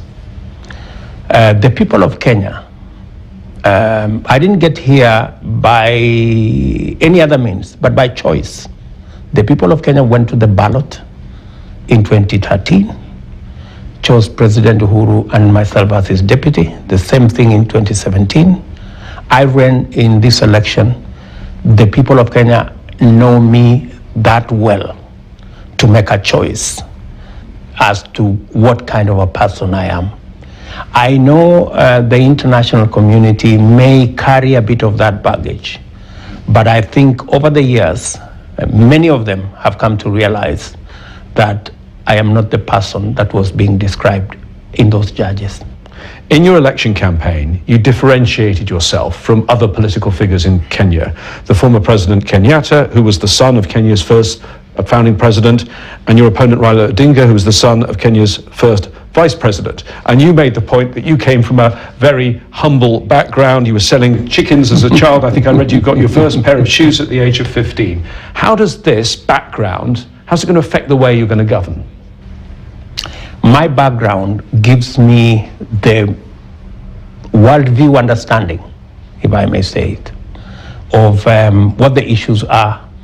And by virtue of the opportunity I have gone through leadership as a member of parliament, as a minister before, as a deputy president, it also gives me a vantage point on solutions to the challenges that face our country. Your campaign clearly cut through. It was a great success, but now perhaps the difficult bit. You were riding a wave of high expectations. Now you've got to deliver, and you have been come to power at a time when the economy, not just in your country but around the world, is in dire straits. You're facing a global fuel crisis. I agree. President Kenyatta has put subsidies, when he was president, on to try and support people with food and fuel. Are those sustainable economically much longer? They're not, and that's why I removed them. In fact, the whole subsidy regime was a drain on our development resources. Over the last 3-4 months alone, we spent 140 billion Kenya shillings on subsidy. When I came into office, the first assignment I had was with the energy sector. And I looked them in the eye and asked them whether this was going to go on. Because we were spending 16 billion shillings, money we didn't have, every month on fuel subsidy. I put a stop to it, and the people of Kenya understood that it wasn't in their best interest to continue with fuel subsidies. There are a couple of other things. I made a commitment, for example, that we are going to enhance the financial independence of our judiciary so that we can better place the country at a vantage position for investment where commercial disputes could be decided upon in the shortest time possible.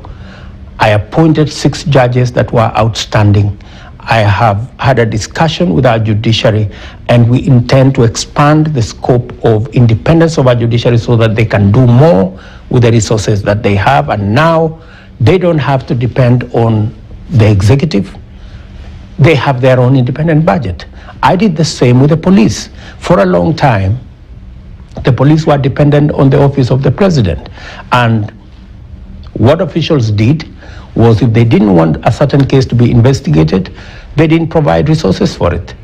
I have now, in the last 2 weeks, I have removed the budget of the police from my office, and now they run an independent budget, an independent mandate. They can investigate whatever cases they want. They have to deal with security in the manner in which they figure out, and my government will be there to support them. We are making changes, some of which do not even require financial resources. There is a lot that we're going to change. I have just told you, next week, we are going to rework the whole credit rating system, because the current one is all or nothing. You're in or out. And we have 15 million stranded, 15 million Kenyans stranded because of a simple decision that can be made to change, to keep the credit reference bureaus, but change the scoring mechanism so that it's not all or nothing. There is a lot that we are going to achieve just by changing policy, not necessarily even going to look for additional resources. Re-engineering the use of the resources we are already using so that we can get best value out of it. As you know, the region is facing a very serious humanitarian situation, which is the drought, the worst drought for 40 years. There's talk of famine in Somalia, Ethiopia. What about northern Kenya? Are you worried? We have 3.1 million Kenyans in northern Kenya that are in dire need. In fact, we have had to reorganize our budget so that we can deploy resources for food relief in those areas. They have not harvested the last 4 years. They've had failed rains for the last 4 seasons. 70% of their livestock they have lost. And therefore it is a real serious situation. That is why Kenya is championing, is providing leadership on matters to do with climate change, because we are living it every day. We can see it on our faces every day, the effects of climate change. And that's why Kenya will be looking at COP27 to provide the framework where financing for climate adaptation, for climate mitigation. 13 years ago, pledges were made for $100 billion every year. Nothing has been forthcoming. I think it's time for us to have a candid conversation with our partners, with the international community, especially those of us from the continent of Africa, where we are bearing the brunt of the effects of climate change without any support. I was asking the multilateral financial institutions to rethink, because many countries are reorganizing their budgets to provide for climate change effects rather than their development. Even areas like education and health are beginning to suffer because you have to direct resources to keep people alive, to provide food, to provide water. And so that's no longer a very simple matter. That's why those of us from the global south, specifically from Africa, want a real candid conversation on climate change and how we can deal with the people that are affected, how we can deal with the situations that are emerging, and the reality that we have to live with every day of people who are in dire need. Let's talk about Kenya's relations with other countries in the region. And just across the border in Somalia, the effects of the drought are really severe. There, they've had a peaceful transfer of power. I think many in the international community weren't expecting that. And you have Hassan Sheikh Mohammed back as the president there. He's done the job before. He's ruled out talking to Al-Shabaab and wants to defeat them on the battlefield. Your country had lots of involvement. They had lots of troops in AMISOM, the African Union force there, but you also had really tense relations with Somalia at various points. You had a maritime dispute. Is the new president someone you can do business with? I have already had 2 meetings with President Hassan Sheikh. I think he is a much more progressive, much more positive person, and he's much more committed to fighting terrorism. And he has our full support. We are asking other partners that are with us in Somalia. We have a huge contingent of Kenyan soldiers and other personnel. And it's not a simple thing, because we are paying a huge price for the war against terrorism that's going on in Somalia, and the fact that we don't have a functional government in Somalia. And therefore it's in our best interest, in our economic interest, in our security interest, to make sure Somalia works. And I think President Hassan gives us the best possible chance. And the maritime dispute and all that aside, those are not existential. We can always sort out our maritime, boundary disputes in a peaceful environment. What is of priority to Kenya now is not the maritime dispute. It is stabilizing Somalia, making sure that Somalia is functional, having functional security arrangements so that we can pull out our troops, manage our own country, and then we can do what neighbors do. We can always engage and find solutions to the challenges that face us as neighbors. Another country facing real trouble, drought, but also more conflict, is Ethiopia. You appointed your predecessor, President Kenyatta, to continue in his role as a mediator. That's interesting. I mean, he didn't even support you to be president. Why do you think he should stay in that role? I am now the president of Kenya. I'm the big brother now.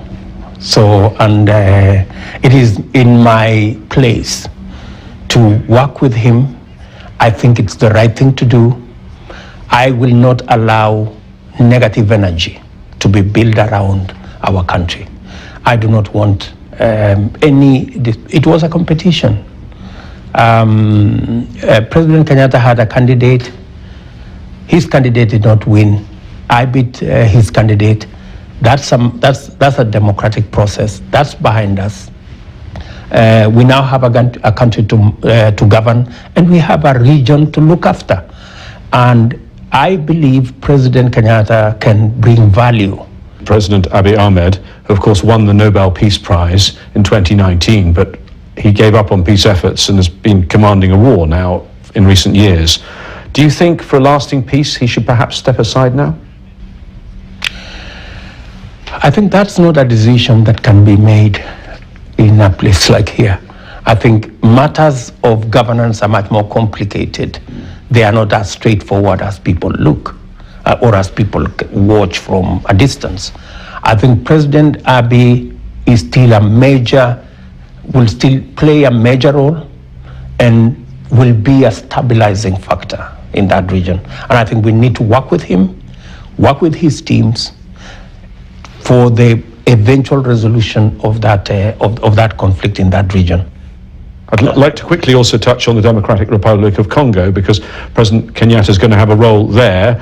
You have got this East African standby force, which is going to go there, I'm told, as many as potentially 12,000 troops, and Kenya is leading that. And yet there's already a UN force there. Isn't there a danger of confusion, duplication, and alienating the local population by putting this new force in there? I think the decision to have the East African standby force was made in consultation with the UN. So there wouldn't be any possibility of any conflict. Kenya is contributing troops to the UN force in DRC, but we are also contributing troops to the East African standby force. Are you worried, as you start your job, you're committing your soldiers to a new war? They fought for so long in Somalia. Does that in any way worry you? It is our neighborhood. We have no choice.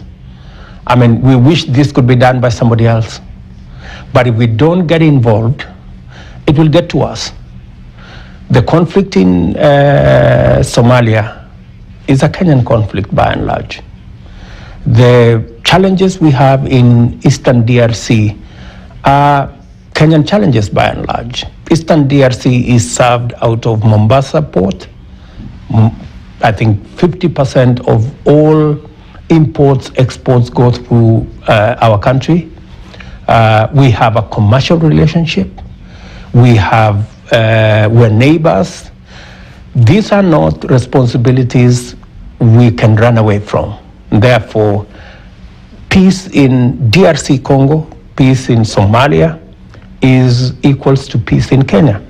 In any case, it is said, no one is safe until we are all safe.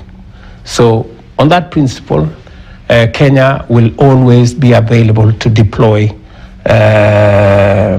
support, including troops, in our region to keep our neighborhood safe. There are so many armed groups fighting in eastern DRC, but the one that's come back is M23 in the last year or so. Now, you know that the government of the Democratic Republic of Congo are blaming Rwanda. They say Rwanda is backing M23. Have you looked at those claims? Do you think it's true? I've had occasion to have a discussion with President Tshisekedi, and I've also had an occasion to speak to President Kagame. I think President Kagame has been forthright that they have nothing to do with M23. There are other people who think otherwise, but we do not want to engage ourselves in blame game and finger pointing. We have to get our hands on it and sort out the issues. And the good thing is that both President Kagame and Felix Tshisekedi are committed to making sure that we sort out that problem as a region. And that's why all our countries are contributing troops to stabilize that region. The Nairobi process, chaired by President Uhuru, has made a lot of progress in making sure that this process is brought to the table. Actors in that conflict are brought to the table, and my government will ensure that that process comes out with results. We are going to commit resources, we are going to commit personnel, we're going to ensure that that process, working with other partners. I have already had a discussion with Secretary Blinken, and we are in consultations on how to move those processes forward so that we can stabilize that region, so that we can also deal with the challenge of terrorism and extremism that comes with instability in our neighborhood. We've discussed issues in Kenya, issues in your region, but currently Kenya serves on the UN Security Council. So to end the interview, I'd like to ask you about the one issue that's dominating international affairs, and that's the war in Ukraine. And there seems to be a difference of opinion. There are some in the global south who say it's now time to stop this, it's time for a peace deal. And there are others, particularly Western countries, saying you can't compromise now because Russia is breaking the basic rule of the UN Charter, which is one country cannot invade another country. Where do you stand? Whatever the proposition, we must bring the conflict to an end. Even if Russia benefits from its aggression? The position of Kenya is that we need a peaceful resolution, a mechanism that will bring the war to a stop, because whatever it is, we are all bearing the brunt of what that conflict portends for us. High food prices, we cannot access fertilizer, we cannot pay for fertilizer, transport for commodities, cereals, fertilizer is all clogged up with the sanctions around it and with everything else that come with it. Our position is that in a war there is no winner and there is no right or wrong. I think the most important thing is for us to stop the war. Let us get ourselves first to peace. Then the other processes can follow. We can then discuss who did what was right, what was wrong. But I think in the context where we are today, with high food prices, with global challenges of fertilizer supply, with global challenges of cereal supply, with people faced with drought and famine in many areas, with the challenges of climate change, we do not have the luxury to be pious, to say, oh, I am right, he's wrong. and this and that. I think we need fast things fast. Let's find a mechanism to stop the war. We can do other things later. President William Ruto, thank you for talking to Al Jazeera. Thank you very much, my brother.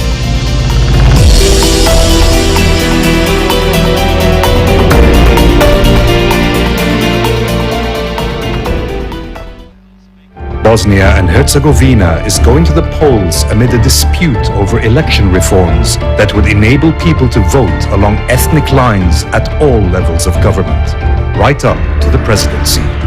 As Bosnian Serbs challenge state institutions in their escalating bid for succession, and Croats warn of the consequences if the vote is held under the current law, what does the future hold for this fragile democracy?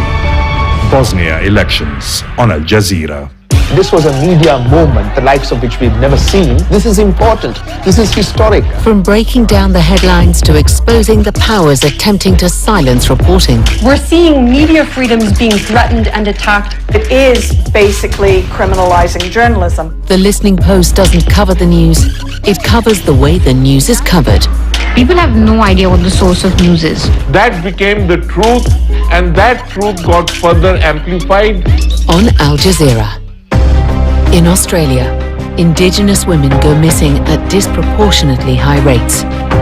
101 East investigates, is enough being done to help find missing Aboriginal women? On Al Jazeera. I will totally accept the results of this great and historic presidential election if I win. A lot of people felt their world was being turned upside down, and the way that has been manipulated by populists like Donald Trump playing on racial anxieties and divisions. One person, one vote. That citizens have political equality. And of course, in the United States, as in many other parts of the world, that remains an ideal, but not a reality. Sons of former slaves and the sons of former slave owners, will they be able to sit down together at the table of brotherhood? I have a dream.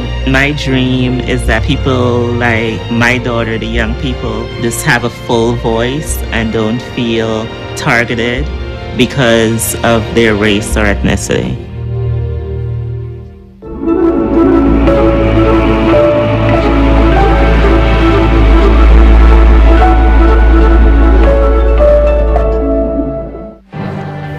Italy takes a sharp turn to the right. Exit polls say a far-right coalition is on track for a majority in parliament.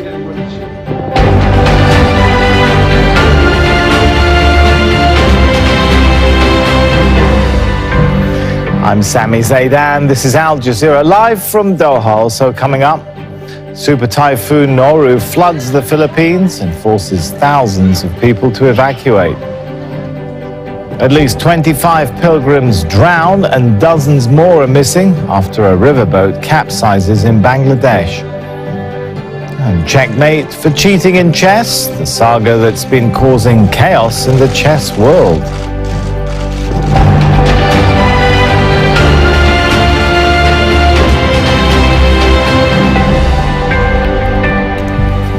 Well, Italy appears to be on course for its first far-right prime minister since World War II. A right-wing coalition led by Giorgia Meloni is projected to take a majority of seats in parliament. That would make her the most likely candidate to lead the country. Stephanie Decker reports now from Rome. As predicted, the night went to the right. And Giorgia Meloni wasted no time in addressing her supporters and Italy. When this night is over, we will remember that this is a new beginning. From tomorrow on, we will have to show what our values are worth. If we are called to govern and lead this nation, we will do it for every single Italian with the goal to unite these people. Because our biggest goal in life is to make sure that Italians are finally proud again, to fly our flag high. Polls opened at 7 a.m. All in all, 16 hours of voting. There's been a steady stream of people coming to vote throughout the day despite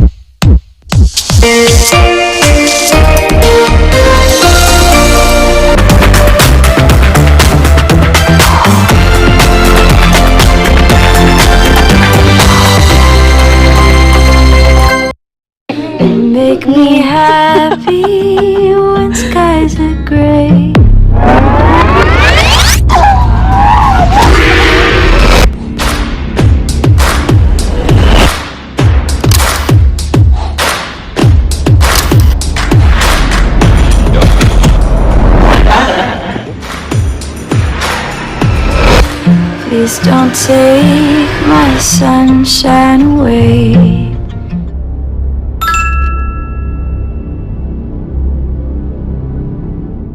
Enjoy all your back-to-school essentials on fully stocked shelves. Best deals and offers on all your back-to-school essentials cushion for all parents and guardians' pockets.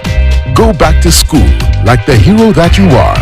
The authentic Kenyan way with the Mashujaa Back to School. Naivas, save you money.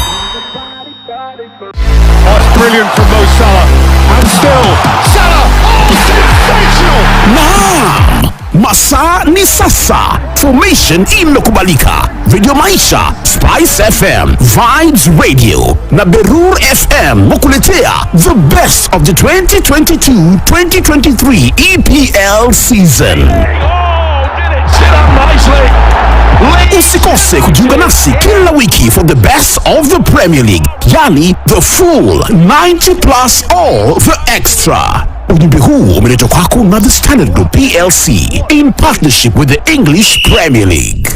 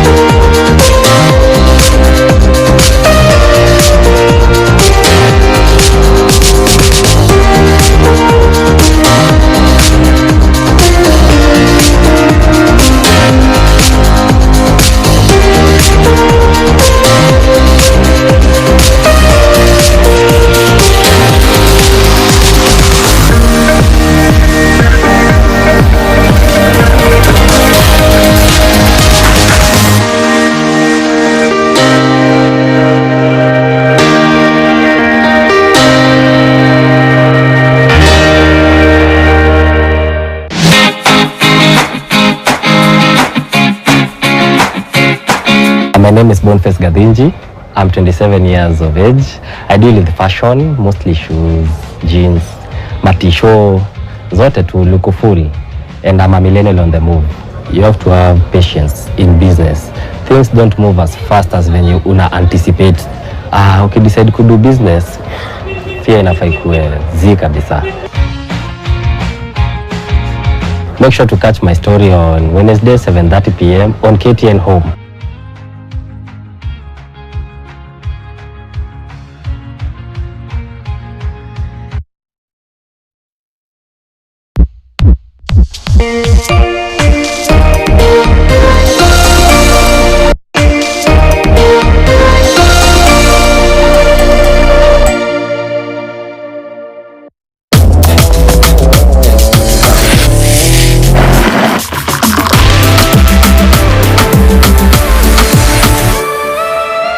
Are you looking for employment and are tired of sending job applications without any response? Gone with no response?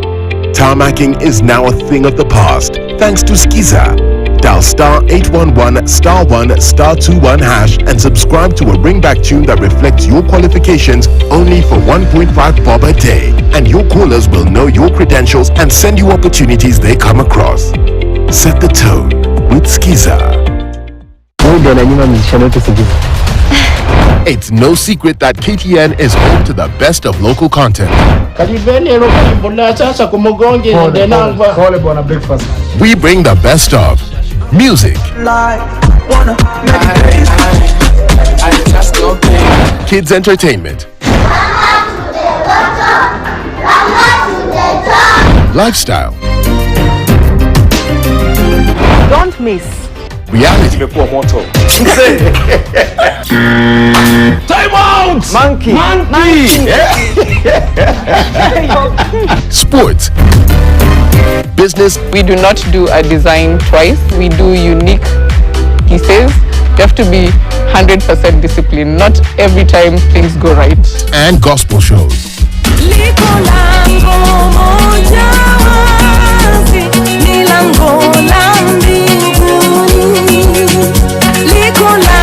Stay connected to KTN Home, your home of entertainment.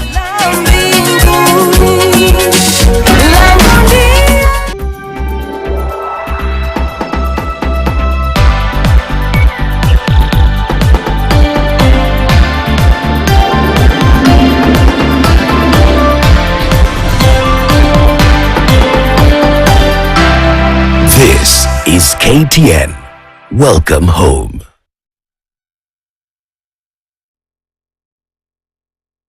The following program has been rated PG. It may contain scenes that may upset children under the age of 10.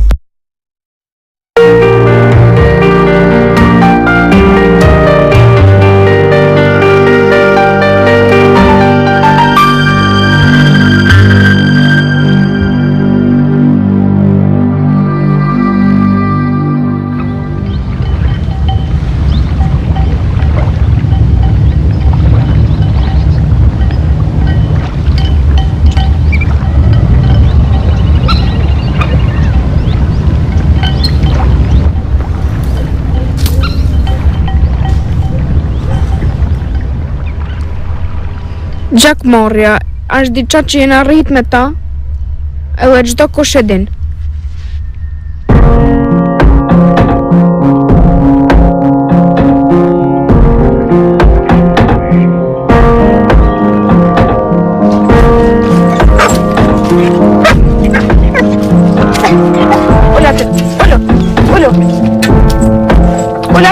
Ola atje. Au.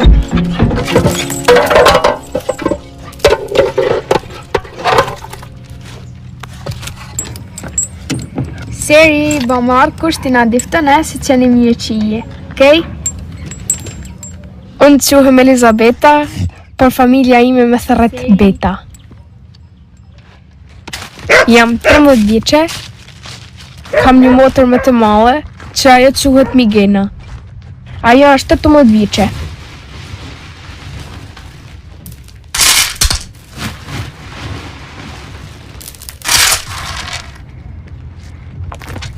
Unë gjithashtu kam edhe i vlla, por nuk e shoh shumë shpesh sepse ajo është në burg.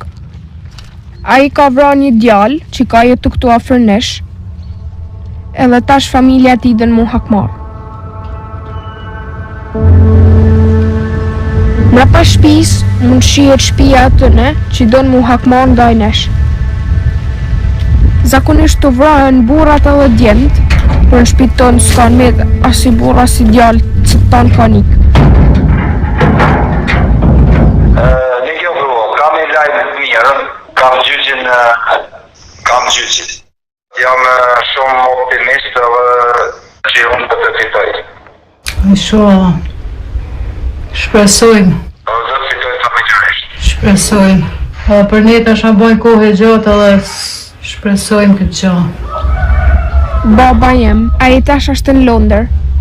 Ai vazhdon me na thonë se kena mu bashkuar, por tash kanë kalu 3 vjet.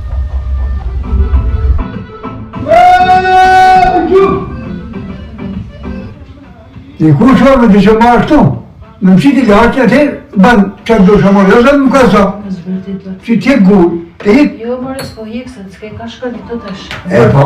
Si thua, vor...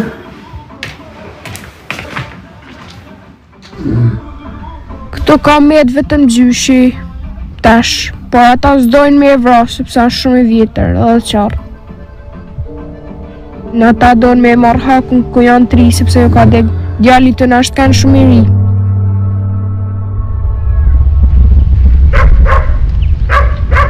Pas asaj që ndolli, baba i ka thonë mamës që mua motrën mos me në lënë me dalë jashtë. Kështu që na nuk kena shkua ma shkollë.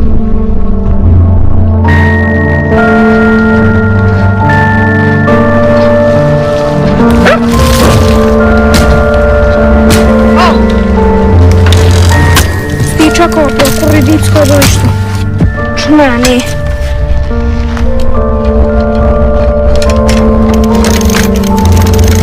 Nuk kam mujt me shku shkollë që para 3 vjetëve. Prish bicikleta! Që ke masën vetë? Që djeri ta? Qire, po i masë të... E mine punja të se po i bëj këtë në dobla.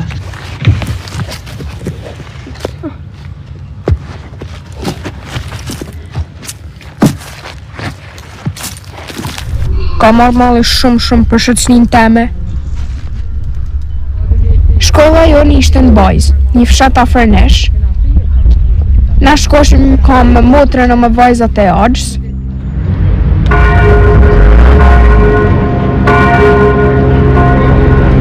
Mami thot që për asaj që ka në nuk na don kushma. Printe mi janë të shqetësuar se familja tjetër unë na rrëmbejnë mua dhe motrën.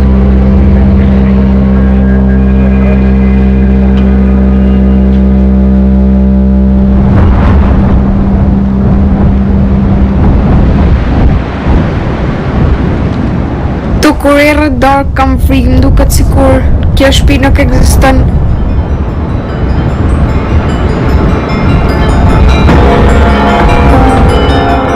Kam frikë çakajt, fantazmat.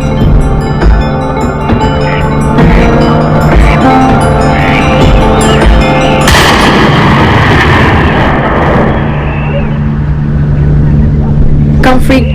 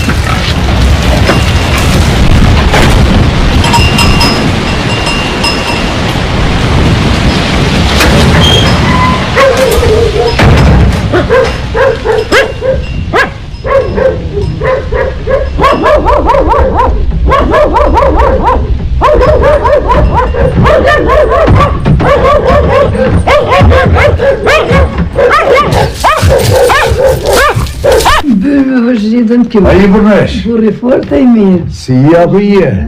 Mama jeme është munua me fol me familjen tjetër, që ata mos më na dëmtu më ne. Baba jemi ka kërku një burrit moqëm prej fshatit me shkua me fol me ta.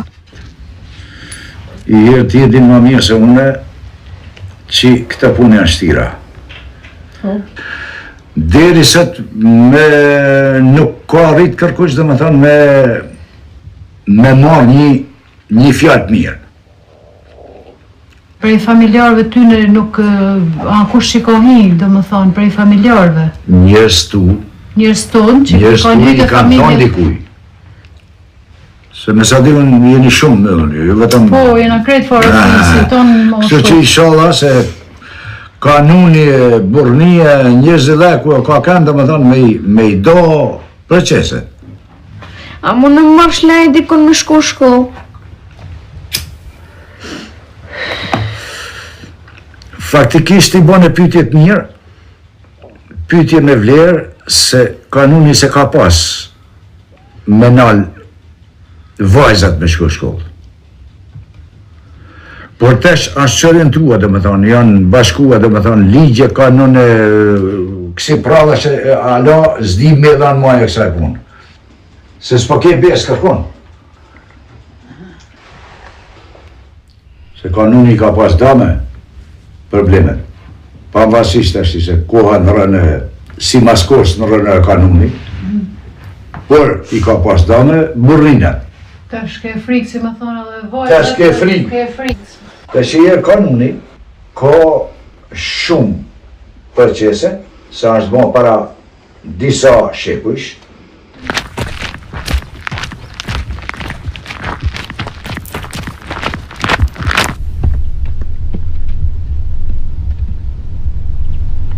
Ka një herë më fshehta së në mramje, edhe shkoj të liqeni.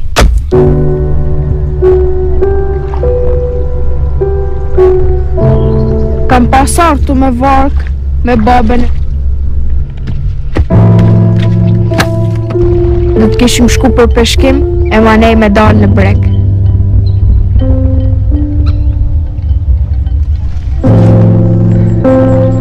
Kur më merr baba në telefon, unë mundohem me imagjinu ata në Londër. Po s'mundem.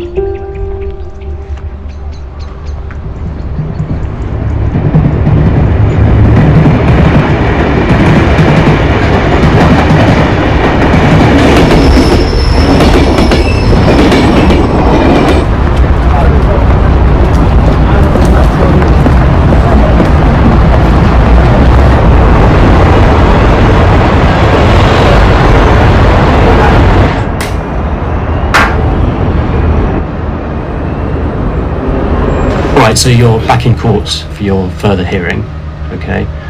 Right, the most important thing is your evidence, okay?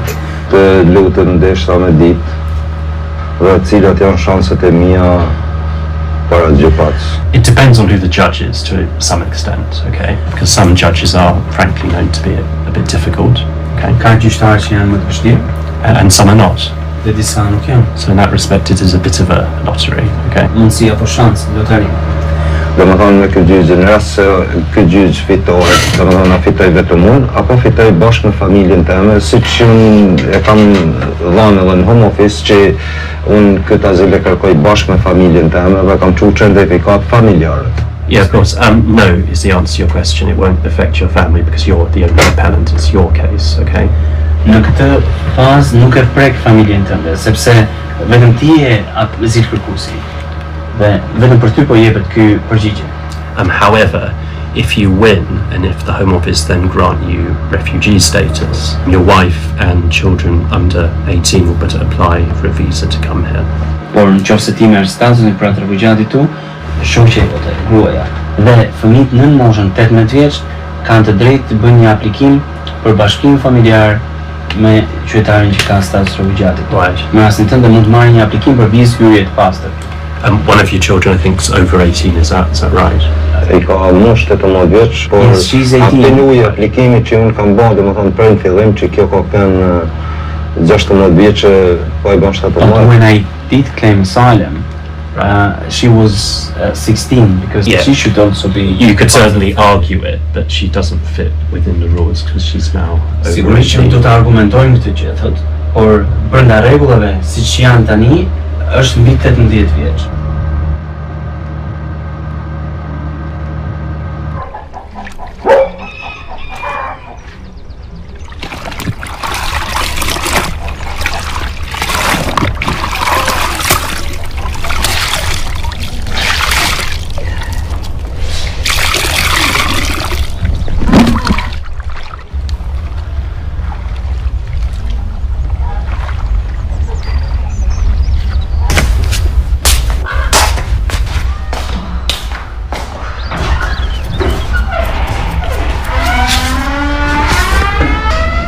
Halla jema është munua me bajnë shkuesi për me martu motrën teme, po Migena s'ka dasht e s'ka dal prej dhomit hiq.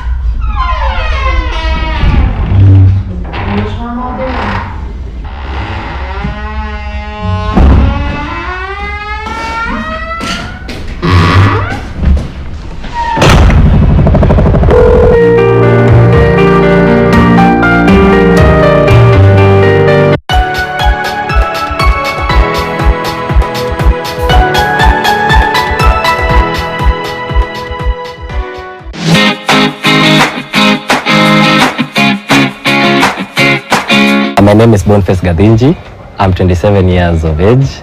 I deal with fashion, mostly shoes, jeans, matisho, zote tu lukufuri. And I'm a millennial on the move. You have to have patience in business. Things don't move as fast as when you una anticipate. Ukidecide kudu business, fear inafaa ikuwe zi kabisa. Make sure to catch my story on Wednesday 7:30 p.m. on KTN Home.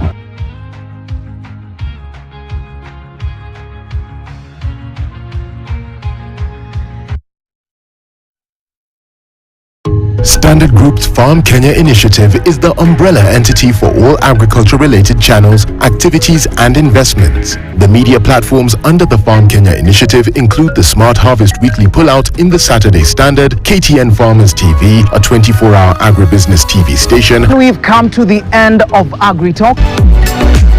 Thank you so much for keeping it here. Maisha Kilimo, a weekly agriculture show on Radio Maisha. AgriTalk on Spice FM's morning show The Situation Room, and Grind na Agribiz on Vibes Radio morning show Morning Vibes. Find us online at www.farmers.co.ke, an integrated website that creates and aggregates agri-content, hosts a digital marketplace and wide range of agri-data. Other platforms include specialized events such as the annual Mkulima Expo, quarterly Farmers Kenya Breakfast, and dedicated social media platforms at Farm Kenya 254. Farm Kenya, working to secure your growth.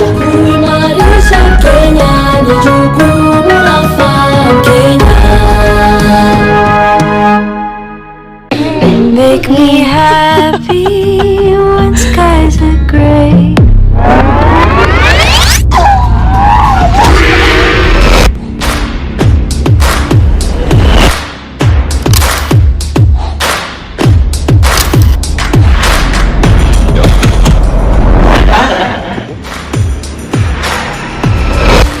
Please don't take my sunshine away.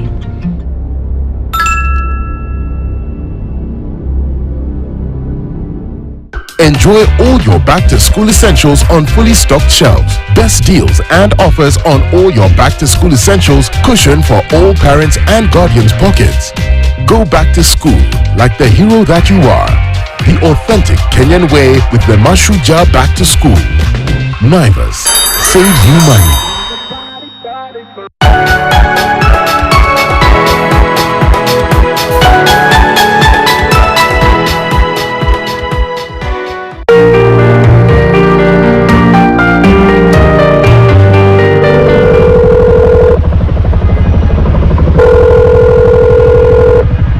Hello? Bëjmë ato pregaditjet me fjalë për nesër në lajtë sahati na fillon gjyqi. A fol të ratë për nesër për mua? Po, për ty e për ti. Alo? Miguel, hajde një herë. Po një pesë. Alo? Qa ke bo, baba? I ke qitë qenit me hangër, o ke qitë plumba? Mirë, baba, mos e mërzitni pra se nesër kam gjyqin pas baba, menim Zotit kam shpresa shumë të mlaja që menim Zotit ka me shku mirë zjes qa. Po së dhe tonë qutash. Menim Zotit e të Krishtit zjes qa ka me shku mirë. O, inshallah.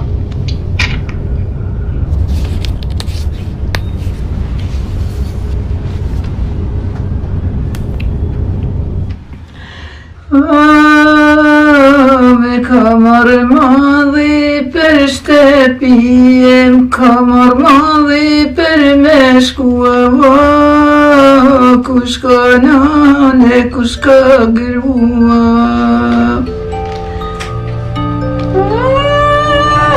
Kush ka nane, kush ka grua, kush e ka premjere nane. Një mërzit vetëm të pritë.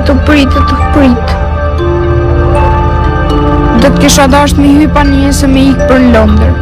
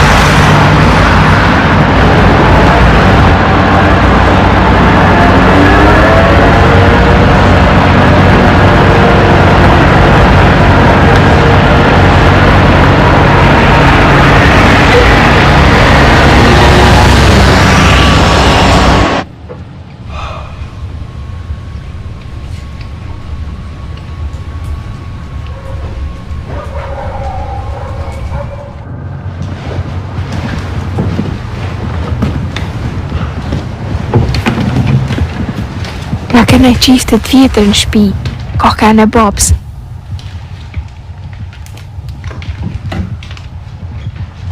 Problemi është se baci i man ton fishikt. A i thonë nëse vjen në kush me në mësë, a i ka me gjujt me qifte, pa a i është qërë.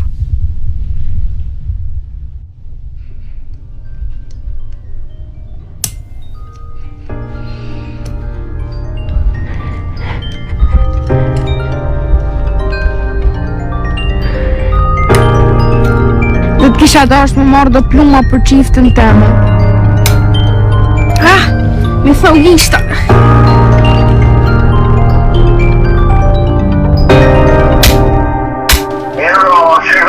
Mirë, po të si e kalove, u lolla, u mërzita. Ka i fisht, nuk ka i fisht, papa. Si janë lozët, a janë atë? Po, këto janë mirë, për zotën mirë, nuk jena kësë që mirë, shto prit. Po, ju ka pëllajt mirë që gjykata lusë me ka vanë letrat. Hajde, egzoshim. Me një zorit kërë shpejt të t'i mele ju këto. Hajde, të lëmë po familjerisht dhe me thani këna fitua. Emigracioni ka dhe një konfirmuar dhe atër vazhdoj direkt procedurën për në ardhë ju këto dhe krejt shpejt kini me asë, kini me bënu asë pak. Sa këna me bënu? Gjithë qa ka shkua mirë dhe gjithë qa është mirë. Migena thot sa këna me bënu? Sa ko? Ka me ka gjithë qa shpejt, nuk ka me kalua maksimumi ti muje gjysë. Bab, a i ke letrat? Po mërë bab, i kam letrat, i kam ndorë, mërë bab, me në ka nërë dhe në zarë të tana letrat. A munesh me minis? A munesh me minis? Po mërë bab, si s'munëm me t'nis, bile ti që din me ledzu anglisht të t'nis i rahat dhe i ledzën krejt dhe din krejt dhe se si kam fitua qfar drejtash, kam fitua tana drejt. Qa thot? Prit një sekund. Conclusion. Protection Regulation 2006 Ma përkëtheve mua. Sekund sa ta përkëtheve. Ta lexoj ta dion. As a member of a particular social group, as a victim of a blood feud, self-confinement is the only viable option. He therefore qualities for refuge status. Kërkesa është pranuar në kushtet e azilantit. Që do më thonë kjo tash? Do thotë që i kena fitu letrat. I kena fitua?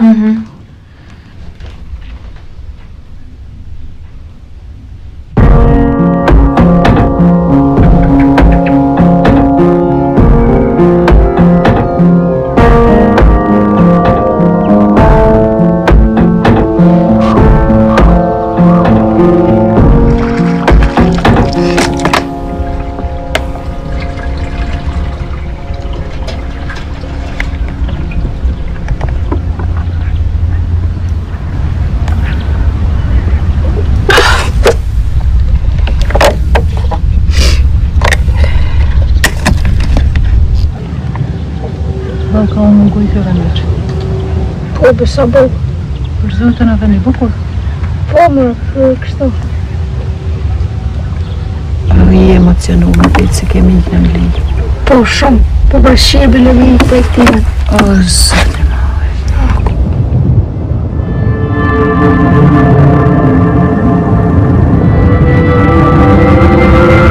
Shkosh atje si ka me të dukë të zëtë më më shumë.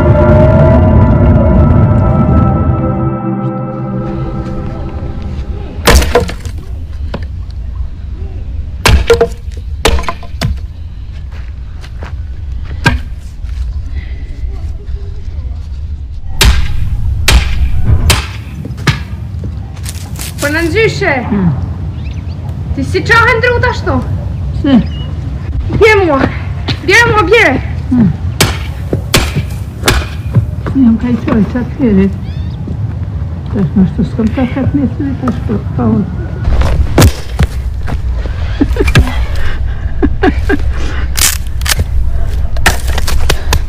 Ha, ti prema tash.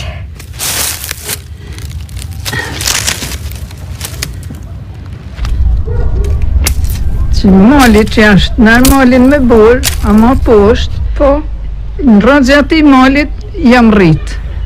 Kam dalë me motër të vogël, vetë jam kënë 12 vite, e këna dalë me nënë teme, këna bajt drunë, ekrane, gjithë shka me majtë baktin, atë në i murën baktin të të nësë në lanë kur i gjama shpjetit edhe Partia Komuniste, e se ba me jatë mund këtë. Së mu ishim me i majtë, nësë në letë kush me i majtë atër në atë kohë. E ashtu dhejnë që kam marrë 17 vjetë që kam marrë një to. Për gjë e ma hullë.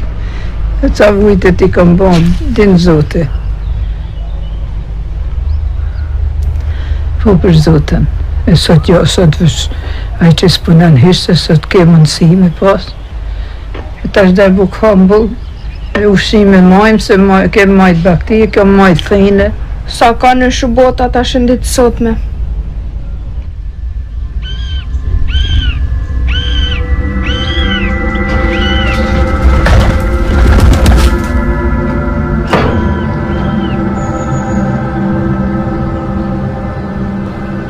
Mama thot se Migena ka mu shmoshën tash.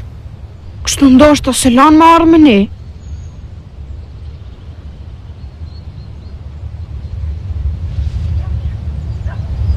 Migena thënë vërtet ata që ca baba. Thu këna me ik në Angli. Nuk e di.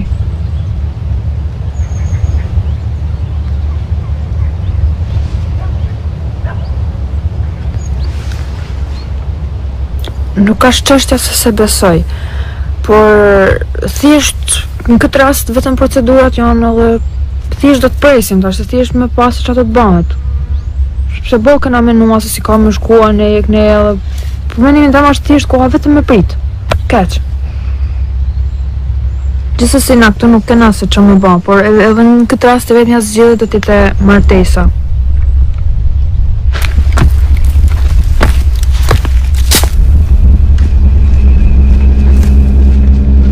Nuk e kuptoj. Që të bëjmë nëse ajo nuk mundet më ardhë me ne?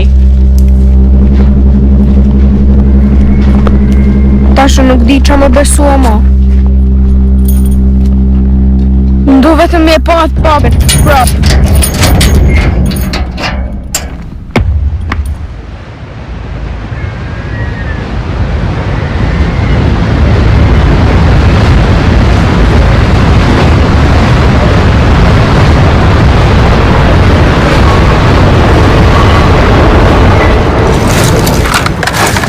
Yes, please.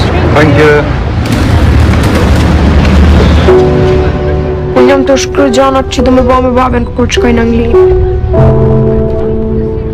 Për shemu, edhe i thëmë që kena qif me i për peshkim. Kena qif me dalë shëtitje bashk.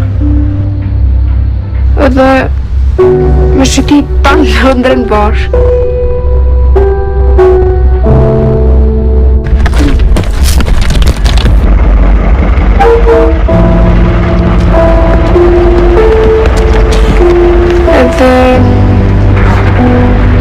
Që shkruj tjetër? Ta më ka njëk prej trunit.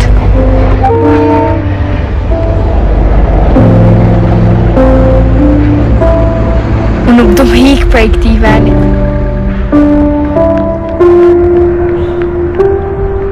Shpresoj që Londra mund t'jetë kaq e bukur.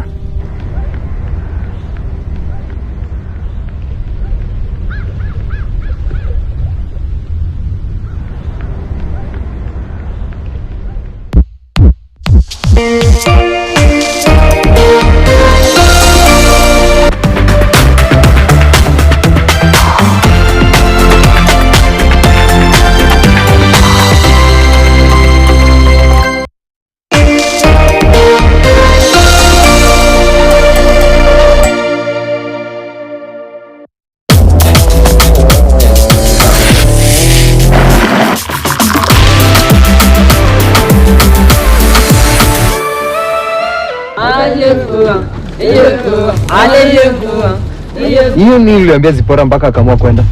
Kwa hivyo ukamwambia nilienda na nani? Ama ulimwambia ukweli? Babako amepotea. Oi, amepotelea wapi?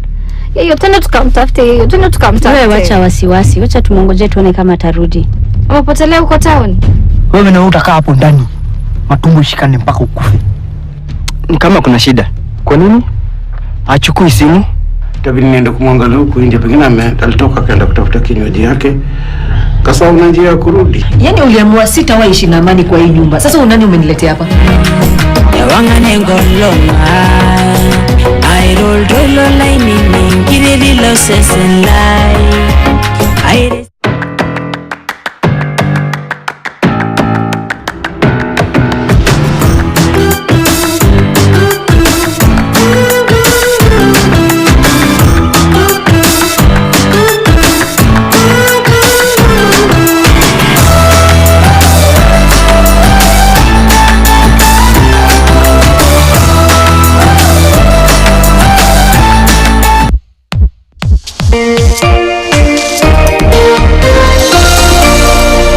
The following program has been rated GE. It is therefore suitable for general viewing.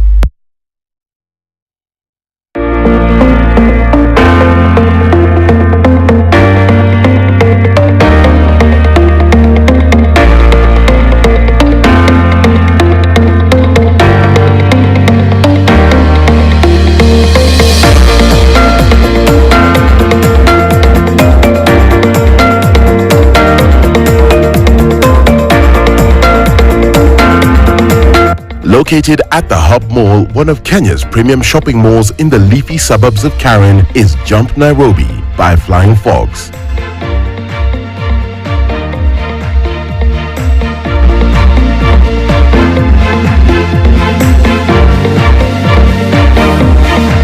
Six fantastic and unique aerial adventures await you here. The instructors will tell you that you don't have to be a hardcore thrill seeker to get an adrenaline buzz, because anyone can do almost all of the 6 activities.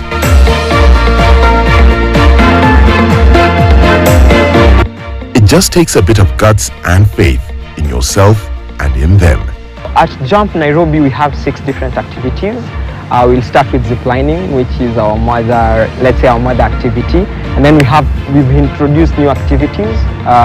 Actually in Africa, I think this is the first airbag in Africa. It's called an airbag jump. It's a big bag you see behind me. We have the leap of faith, which is also, I think, first in Africa. And we have the climbing wall. We have abseiling, which is rappelling down the wall. And now we have the giant swing.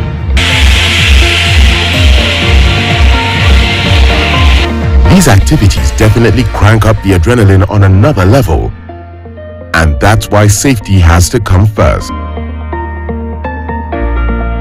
For the record, Flying Fox has been operating aerial adventures to international standards across 6 sites for over a decade now. Now you have to get geared up to be ready for your session. Here we have, this is called a harness. So this one is for the lower part of your body. So you put it on, you start with your right leg over there and the left, and then you pull it up to the waist, just the upper part.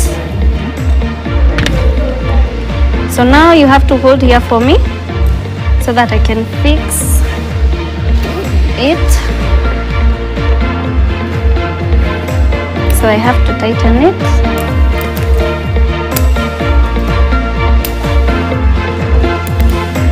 There we go. So is it tight enough? Yeah. So for this, the importance of it is because you need to be comfortable when you are going for the ride. And then it carries the pulley. So this pulley is the one that is kept on the line.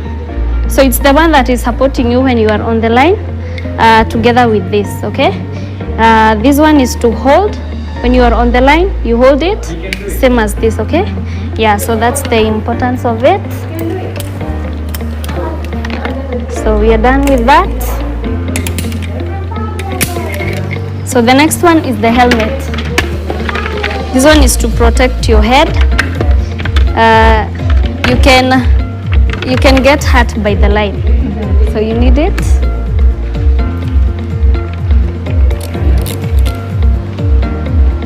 So there we go.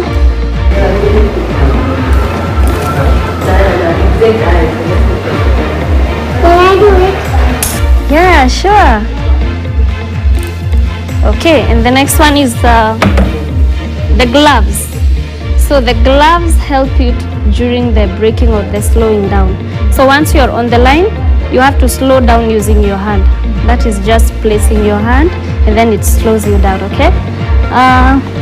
Another one we have here is the chesty.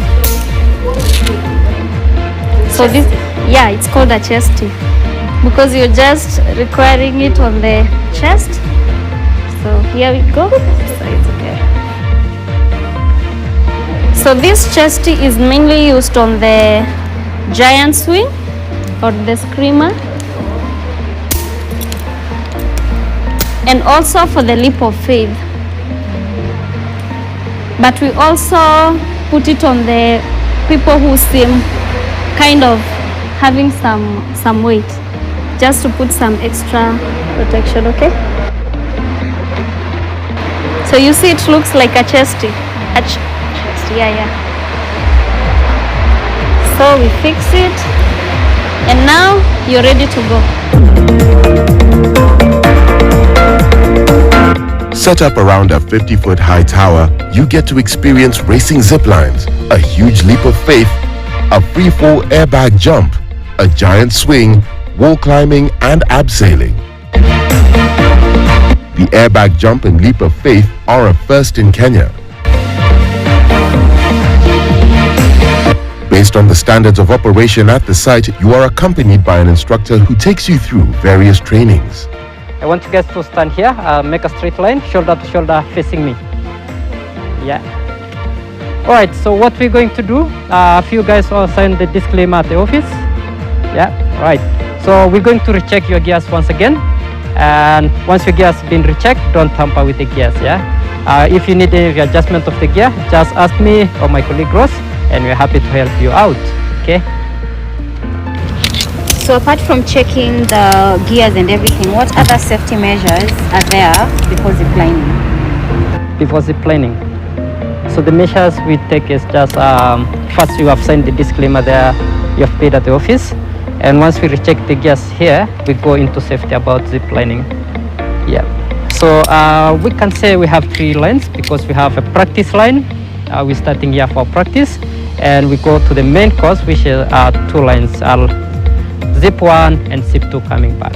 Okay, so zip 1 is going to the other end and zip 2 is taking you back to this side. Yeah. Why is it important to do the training before you actually do the zipping? So it's important to do the training because in our zip lines, you need to know how to brake because our lines are very short, and the shorter the zip line, the faster it is. So you need to know how to brake before you go to the main course because they are faster. Yeah, even if you are a second timer, we have to follow the protocol for the company. So you have to practice again and just go to the main course. Yeah, we consider safety first. Yeah, we just assume you have never been here before. All right, so your gears has been rechecked.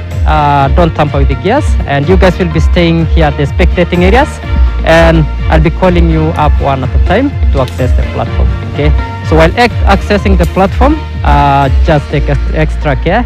The stairs might be narrow and steep. Okay, so just mind your step when coming up. Okay, so I'll be going up the platform and give you a brief about zip lining, and I want your attention, guys. Okay, all right, so the first thing, once you come up the platform, I'll clip you on this. This one is called a platform lanyard, just for safety reasons. Okay, and I'll be clipping you on the line according to your dominant hand. Do you have anyone left-handed? All right. Okay, so this one is called a carabiner. It goes on the line like that, and this one is a pulley. They both goes hand in hand together like that. Yeah, and the next thing, I'll tell you to hold the pulley with your dominant hand. Yeah, open palm, your palm goes against the pulley, 4 fingers cuff down, and your thumb pointing sky up. Yeah, and your spare hand, which is your left hand, I'll tell you to hold both of these lanyards like this, okay? And I'll tell you to sit down, put the gear, put your weight on the gear. They are capable of carrying 1.4 tons, so they're pretty much safe. Yeah, do you have anyone close to that? All right, okay. So the next thing, I'll tell you to lean back, and by leaning back is making your dominant hand straight like this, and make sure your head is not close to the line, okay? So you straighten your dominant hand like this, legs together, cross them over, fold your knees, and lift your knees up like this, okay? So that's the best zip lining position while zipping down the wire, and it will make you to make all the way to the end, okay? So while zipping down, you might feel like spinning on the air. That's normal. Don't remove your dominant hand from the pulley, okay? But before I allow you to zip down, I'll do a quick check, which I call it PASS, P-A-S-S, okay? P stands for the platform lanyard. Stay attached to this until you pass all the safety checks, okay? A stands for adjust. I'll adjust your gears if needed, and check you have gloves on you, okay? So the first S is set and squeeze. I will set the pulley correctly on the line, and you are with your body weight on the harness. I'll squeeze check and make sure the carabiners are locked, yeah?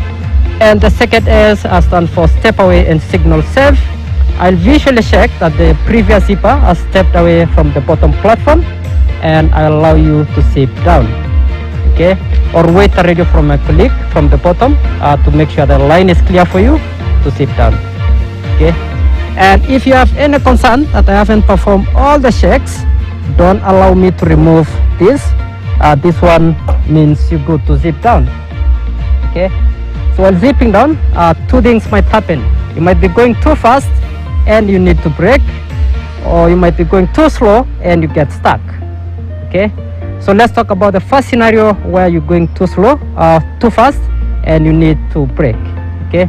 So my colleague Rose will be checking your speed down there, and once he shows you that, look at her. So a next sign with a shout of brakes, you need to brake, okay? And how you brake, you remove now your dominant hand from the pulley, open palm, you press the line behind like that, okay? And avoid grabbing the line at once. Just get a jerk on your shoulder, and that's really hurting, okay? So I want you guys to walk around this part and go to the other end where Rose is, and I'll demonstrate once again on how to brake.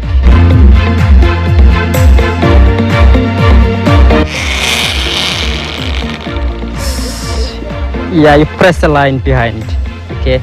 So that's how you brake, okay? Let's talk about the second scenario where you're going too slow and you get stuck. So you'll just get stuck around here. Remove your dominant hand from the pulley, grab the line behind, but this time grab it tight. Did you guys see that the pulley is trying to slide me all the way back? By grabbing the line tight is avoiding the pulley from sliding you all the way to the middle of the line. And your spare hand wishes on the lanyards, release, and grab the cable in front, okay?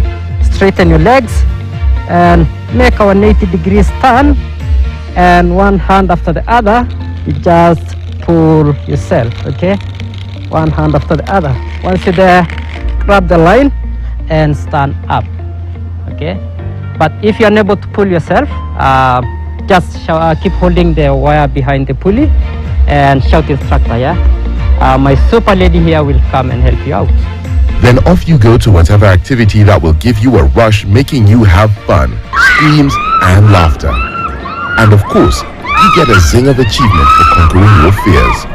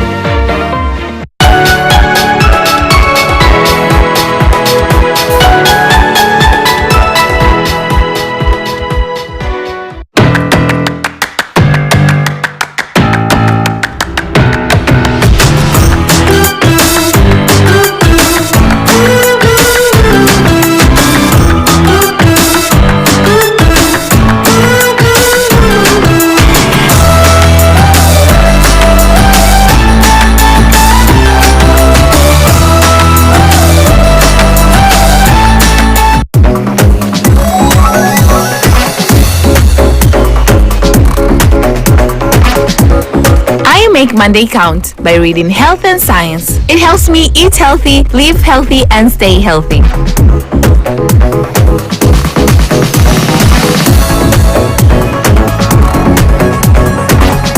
Setting the standard every day of the week. The Standard, Kenya's bold newspaper. They make me happy when skies are gray.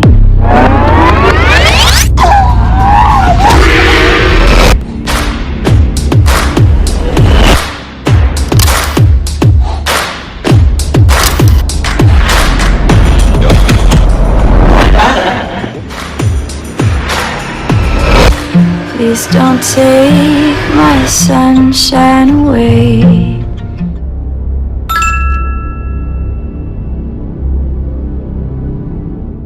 Enjoy all your back-to-school essentials on fully stocked shelves. Best deals and offers on all your back-to-school essentials cushion for all parents and guardians' pockets. Go back to school like the hero that you are.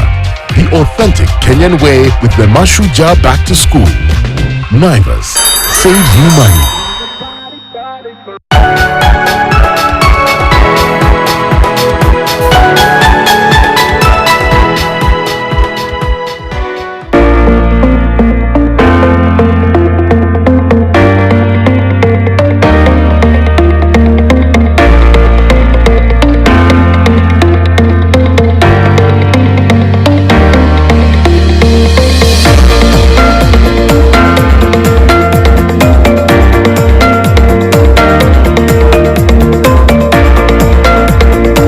Flying Fox got the opportunity to partner with African Forest Lodges in 2017 to create the first zip tour in Kenya in Kereta Forest, Kiambu County, aptly named The Forest. Back at the forest, people have been proposing on the zip line. So people proposed on the last zip line, which is zip line number 6. And then here we had a crew that wanted to shoot a falling scene in a movie. So they put the green screen on the bag. And then now they take the shots from the aerial shots and they act like they're falling somewhere in a gorge, or I don't know, we've not seen the movie yet, but yes, we have crews coming in to take falling shots from the back. How much does it cost for all these activities? You get paid to have fun. So basically in the morning when we come, all we do is we have to check all the activities. That means doing all the activities, do the operation checks, do the safety checks, try out every single activity, and then now we'll be ready for clients now. So you do the fun first, you have fun first, and then now you let the clients experience what you've done. Jump Nairobi is located at the hub, the food court site. The 6 activities that we have, we only have 2 prizes. The first 4 being zip lining, airbag, the leap of faith, and the giant swing go for 1,000 for adults, that is 13 years and above, and 900 for kids, that's 12 and below. And then climbing and abseiling is 800 for adults, that is 13 and above, and 700 for kids, that is. At Jump Nairobi we have special packages. In case you're doing 2 activities, you get a 10% discount. 3 activities plus, you get a 15% discount. And if you're a group and you're doing 25 total activities, you get a 25% discount. Yeah, so we encourage you to do more activities and you get better deals. We get walk-ins, so it's allowed. You get walk-ins, but you can book prior if you're a group of people or you just want to make sure that your slot has been booked. So you just call the office number. We always open on weekdays. We open from 11 to 8 p.m. That is 11 a.m. to 8 p.m. On weekends, the same, from 11 a.m. to 8 p.m.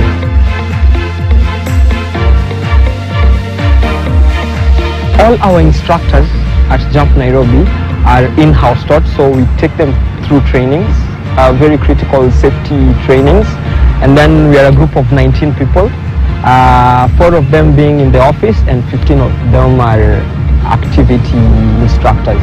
So the manager included is an instructor, the site instructor, and now the other lead instructors and basic instructors.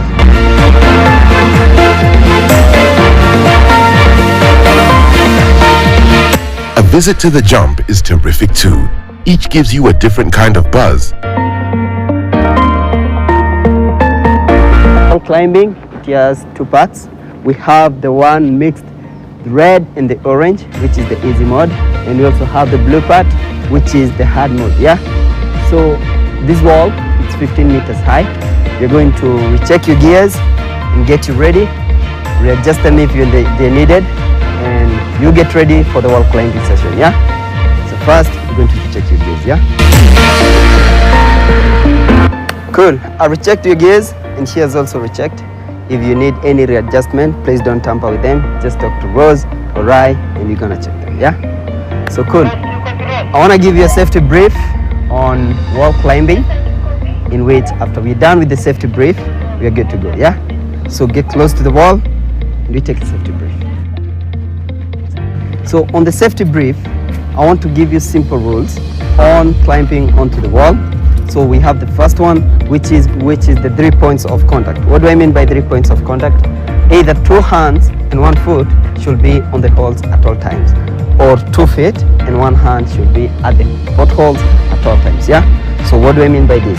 Either 2 feet and 1 hand should be on the wall at all times, or both hands and 1 foot should be at the wall at all times for your safety. Yeah, so another thing, as much as you want to go up for the wall climbing, you have to be close to the wall, yeah? You have to remain close to the wall at all times for you to go up, yeah? Another thing, we have what we call the hind muscles push-up, yeah? Use your hind muscles because they're the strongest muscles that can hasten you to go up and push yourself in all times, yeah? Please hold it to this, then push yourself up. Hold on to this, push yourself up. Also, use the sides of your feet, not the toes or the back of your feet. No, just use the sides of your feet so that you get close to the wall and hasten your capability of going up, yeah? Sides of your feet at all times. So after we're done with that, I'll be clipping you on to the carabiner, holding it up to your harness, then you'll go up so that if you don't hold to the potholes, you don't fall back. You just go up to that point, yeah? So once you reach up, you'll hold the rope with both of your hands, then put your feet flat against the wall, then lean back, then you'll walk down. I'll be bringing you down from that place, yeah? So as much as we're going to have fun, remember you are always responsible for your own safety at all times. Jump Nairobi is very ready to jump. Any day, any time. Are you?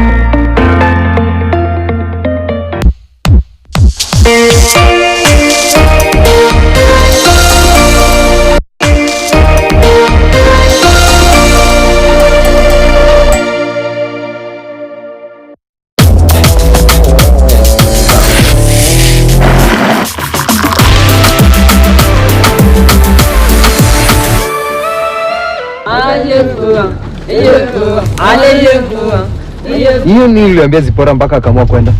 Kwa hivyo ukamwambia nilienda na nani? Ama ulimwambia ukweli? Babako amepotea. Oi, amepotelea wapi? Yeye twende tukamtafute yeye. Twende tukamtafute. Wewe wacha wasiwasi. Wacha tumongoje tuone kama atarudi. Amepotelea huko town. Wewe na utakaa hapo ndani. Matumbo shikane mpaka ukufe. Ni kama kuna shida. Kwa nini? Achukui simu.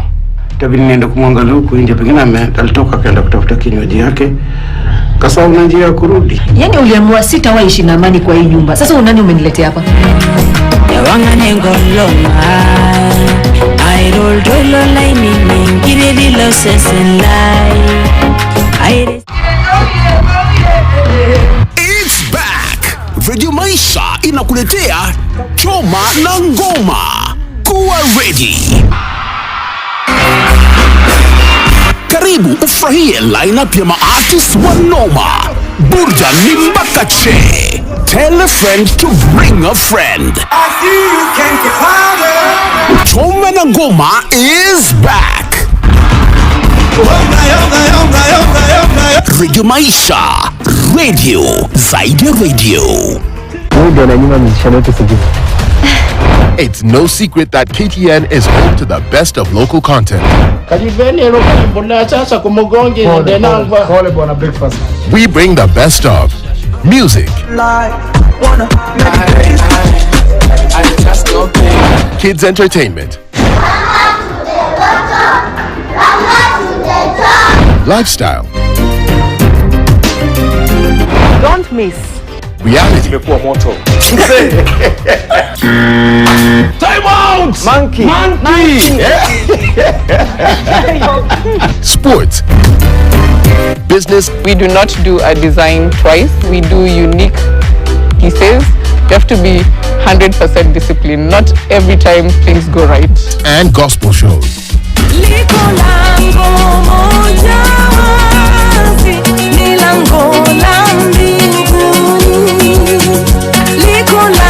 Stay connected to KTN Home, your home of entertainment.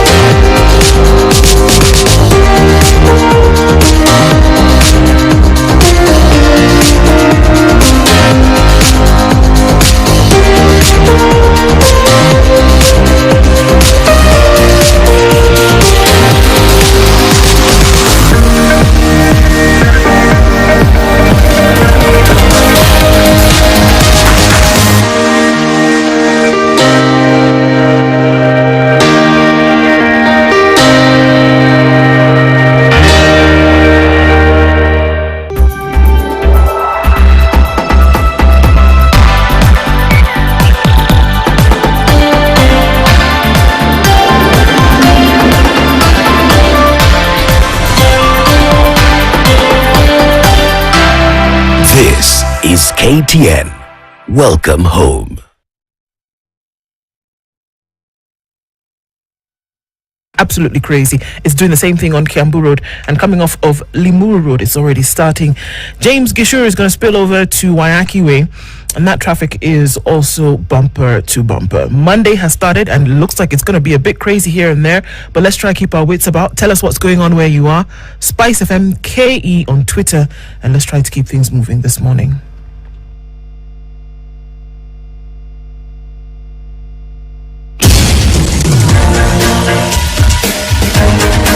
This is The Situation Room, the home of hard-hitting political commentary and penetrating insights about the state of the nation. This is a talk radio experience like no other. The Situation Room, a place for hard truths, debates, and elevated conversations. The Situation Room, witty, political, engaging, deep, controversial. In the room, we have C.T. Muga, researcher, academic, seasoned political observer, a fountain of wisdom in these politically uncertain times. Ndu Oko, Nigerian by birth, Kenyan by choice, communications expert, Pan-Africanist, a truth seeker and believer in people power, and Eric Latin, agent provocateur, the man in the chair, seasoned journalist, news hound, a man who believes in punching up, not down.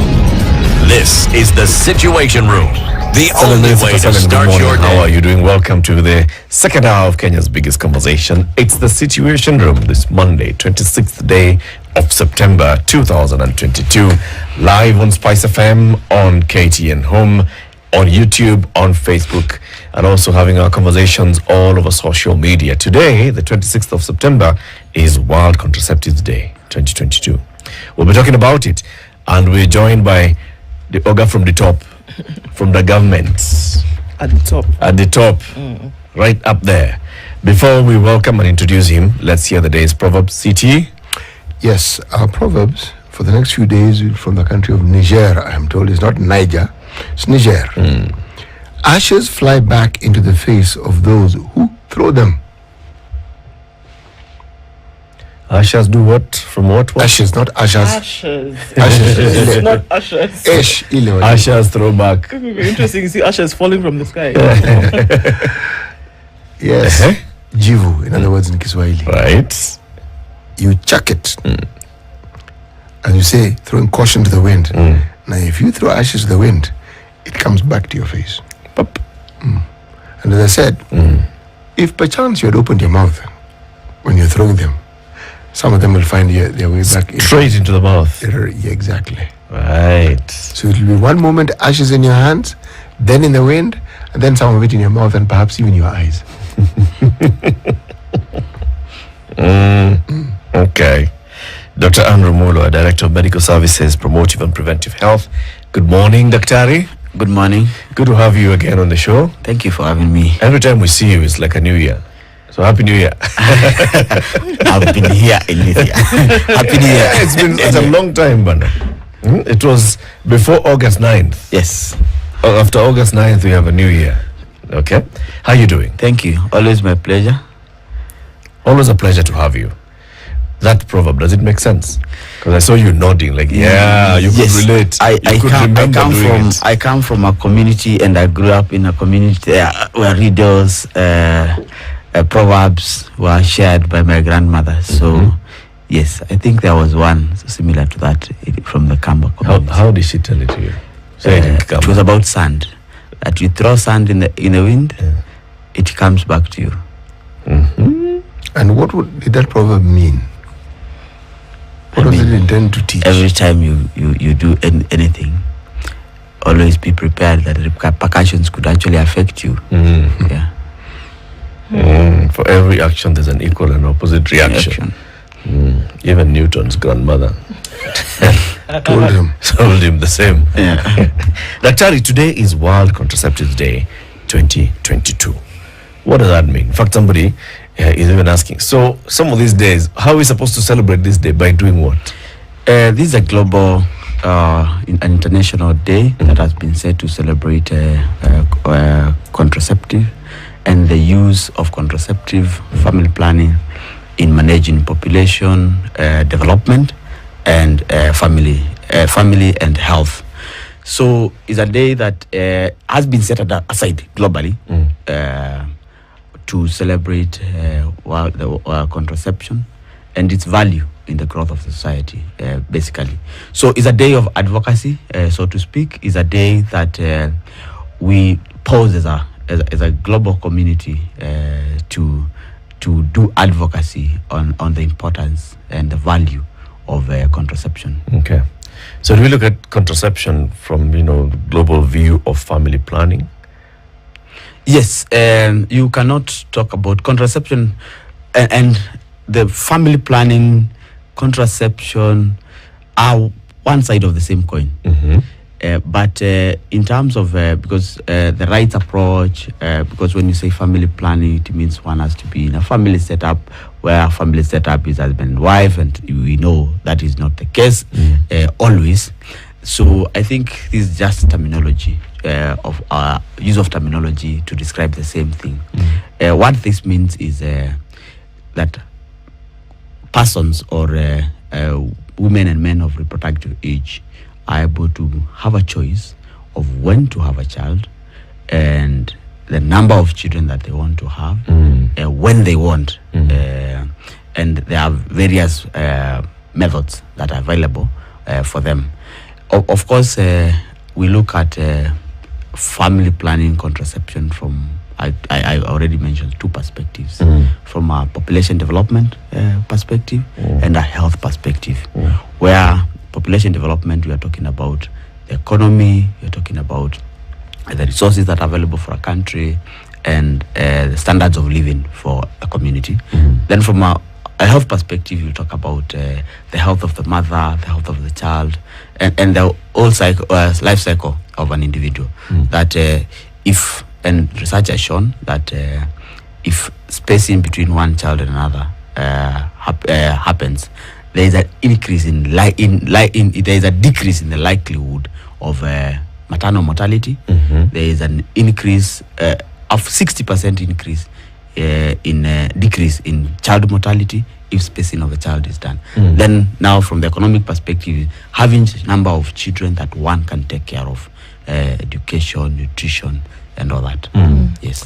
When you talk about this matter of contraceptives, then you're actually basically in the realm of sexual and reproductive health rights. Yes. Which opens up the entire Pandora's box about access to information, access to services, and it now become age specific.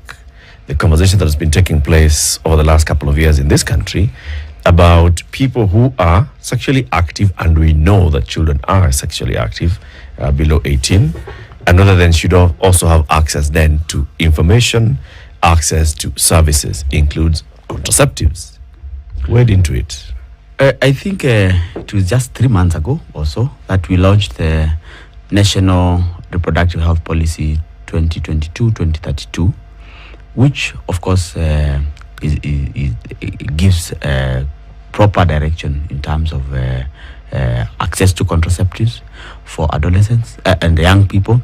The reality is out there, adolescents and young people who are below the legal age are sexually active and therefore would benefit from contraception. The reality is we have what we call age-appropriate sex education. This is a continuous process. Age-appropriate sex education means between the age of 0 and 5, there is some messaging, and that is what the ministry has been working on. There is some sexual reproductive health messaging for that group. Between 5 and 10, 12, there is messaging for those children. Then between 12 and 19, there is a message for that cohort. Then, so what we advocate, and this is even part of the curriculum, age-appropriate sex education. We are aware that there's the Children's Act, there's issues of consent, there's the constitutional and the legal age where consent has to be given. So therefore, we recognize that access to family planning or contraception for young people should not be used to open up our society for misuse. So what we are in essence doing, it is the healthcare provider will have to make a decision in the best interest of the child. Because if the child is sexually active, if you don't give them contraception, but there must be a consent process, where consent does not necessarily mean from the parent. It could be from a significant adult in the child's life. It could as well be from a fellow healthcare worker. So it is working in the best interest of the child to ensure that the child gets age-appropriate education before they are exposed. So we cannot open up and say, oh, anyone above the age of 10, come to facilities, have your family planning or contraception, because they are social, they are cultural, they are religious considerations that we have to make. And Kenya is a fairly religious community, as we have seen. What is it, Daktari, then who should be having these conversations? Because there have been, I mean, we're looking at the contraception issue. Let's look at some of the numbers that we have over the last year. I mean, we're looking at hundreds of thousands of girls who then became pregnant, who are in school. And a little bit more of a worrying statistic is that many of these girls who were spoken to, unbelievably, did not understand this process of getting pregnant. It might seem bizarre, but that is just the truth. That they didn't understand that essentially 1 + 1 = 2. This act plus another act then would result in pregnancy. So we're dealing with now many layers of miscommunication, or rather lack of information completely, isn't it? So this information that you've talked about that is absolutely necessary for the different cohorts, 0 to 5, 5 to 12, 12 to 19, who should be having these conversations with these children? And I'm not just talking about girls here, girls and boys. Who should be having these conversations? I think is a whole society communication that needs to, education that needs to approach, that needs to be done. Primarily, the health sector should lead the conversation in terms of engaging religious leaders, community leaders, parents, schools, so that it's a whole society approach. We have a program that we are running specifically for adolescents and young persons that we're calling the triple threat, because the issues of HIV, teenage pregnancies, which is a campaign that we are doing at the villages, in the locations, working with community leaders, the chiefs, opinion leaders, religious leaders, the community health workers, to have this conversation about teenage pregnancies and education. We also are running a program in the with the Ministry of Education through the school health program, where we are doing health education to our school-going children. We launched just the other day a document, what we call the teenage guideline, which adolescent guideline, which is a scientifically developed document that any teenager. I have a problem having some of the sexual conversation with my adolescent daughter. So when I feel I am unable, at least she has something that she can read. I have something that is a parent that I can read and give her facts that have been established, and this is helping. We are in the process of now developing adolescents' sexual and reproductive health policy, which will of course encompass, because the mother reproductive health policy carries reproductive health issues for the entire population. We are now going granular and developing a policy specific for the adolescents and young persons. And I think these are some of the efforts that as a ministry we are working with. But the issue of this education, it is the parent, it is the brother, the whole society. Everyone in the community, in the society, has a role to play in terms of this sex education. So it's upon us as a ministry to ensure that we have enough structures in the communities that deliver these messages. Dr. when you talk about adolescents, from the perspective of the ministry, would you say, from what you've observed or researched on, which group of people influence the adolescents the most? In terms of influence, the reality is the peers and the immediate cohort.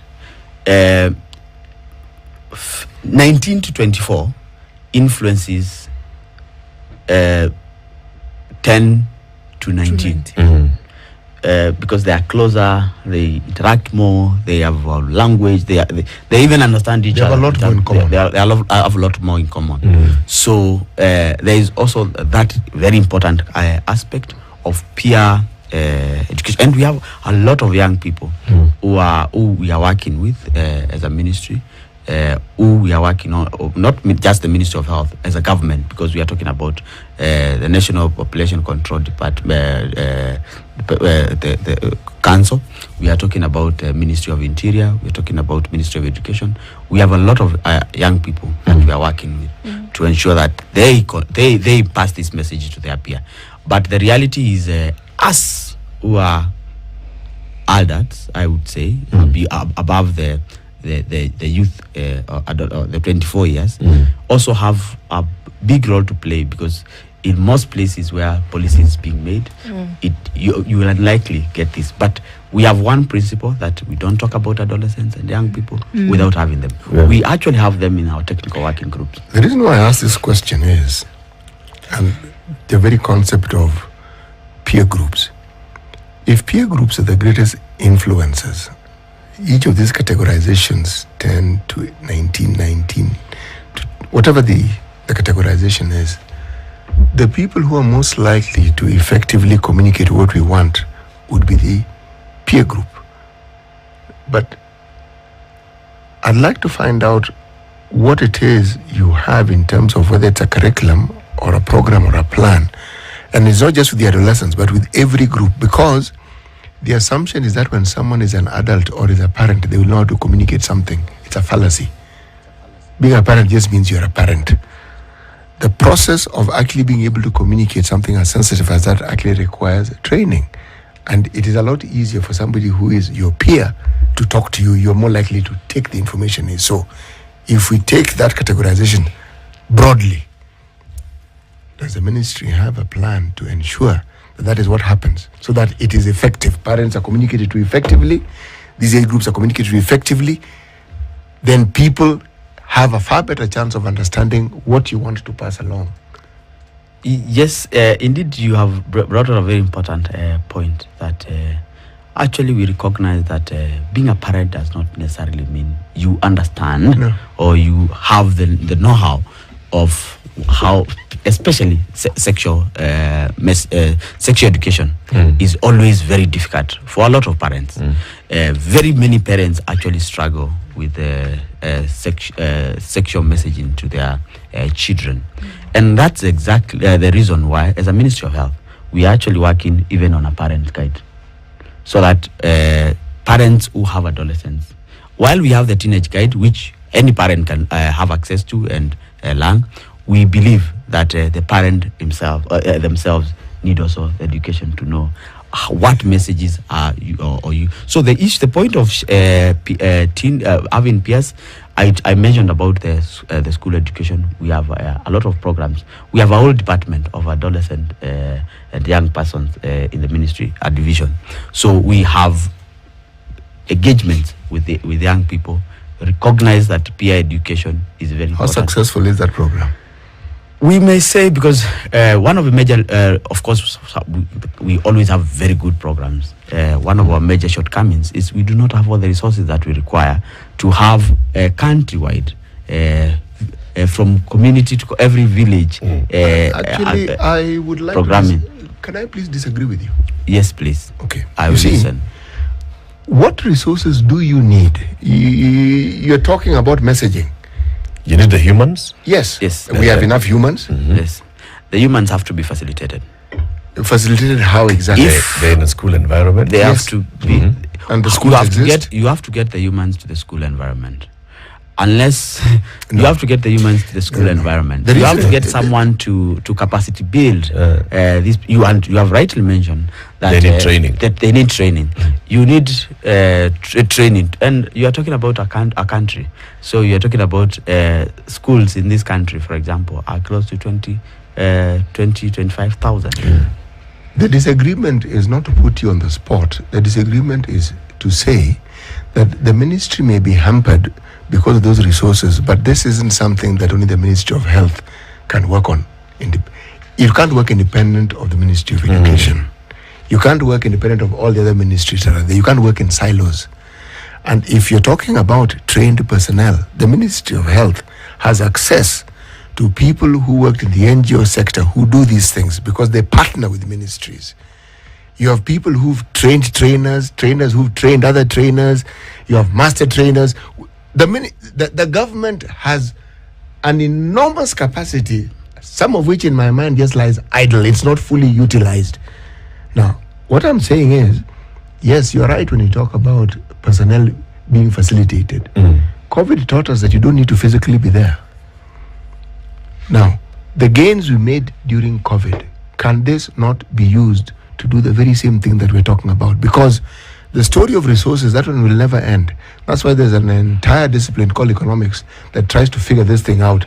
Scarcity of resources and how do you manage it? I am saying this. I'm saying that if the will is there, and clearly by your being here, it's symptomatic of the fact that the will is there, that this is something that can be done. But certain realities must be faced. Number one, we're talking about parents being educated. Many parents don't even discuss sexual issues with their own partners. So how are they going to discuss it with their children? Interesting. And when they talk about it in parables. There's a lot of work that needs to be done. Let's take a break. It's 27 minutes after 7. This is the Situation Room on Spice FM on KTN Home Online. Our guest this morning is Dr. Andrew Muller. He's the Director of Medical Services in charge of preventive and promotive health at the Ministry of Health. Today is World Contraceptive Day, and we are talking about access to this information and how best the government is actually rolling out the issues of contraceptive across the country for all age groups. From the young ones, information, to the old ones. Across all the counties, the 47 of them, and then the 49th as well. 49th county is Boatella. The information is right there on showmax.com. If you don't know it, go and interact with it. You'll find the people of Boatella County, and they're very, very active. They want to know this information. They want to engage with the information. They have, in fact, taken the governor somewhere to engage with her one-on-one, so that then they can also ask the government to facilitate her release from their hands. So this is a very interesting story. County 49 on Showmax. Let's take a break. We'll be back shortly with the conversation.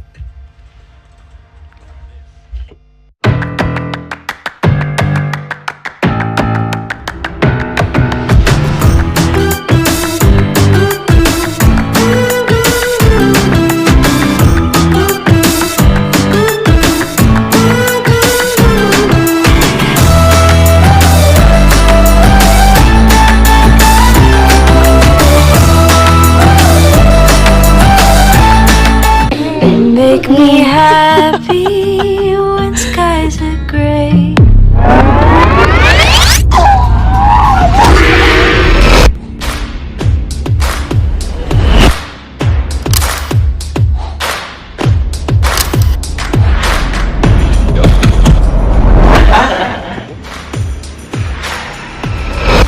Please don't take my sunshine away.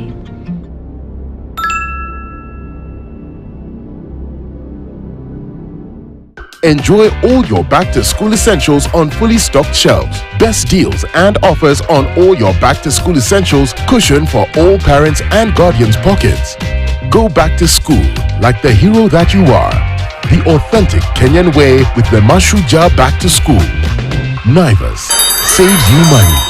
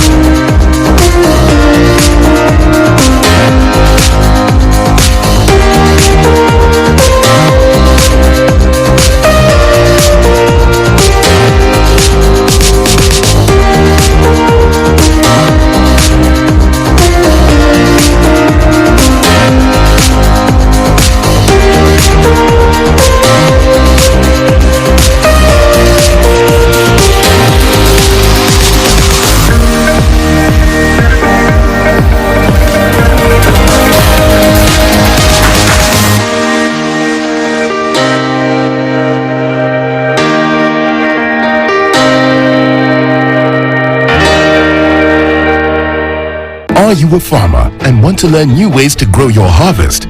Learn the best farming practices every time you make a call courtesy of MySkiza. Dial star 811 star 799 hash for daily farming tips courtesy of Farm Kenya for only 1 shilling and 50 cents for greater yield. Set the tone with Skiza.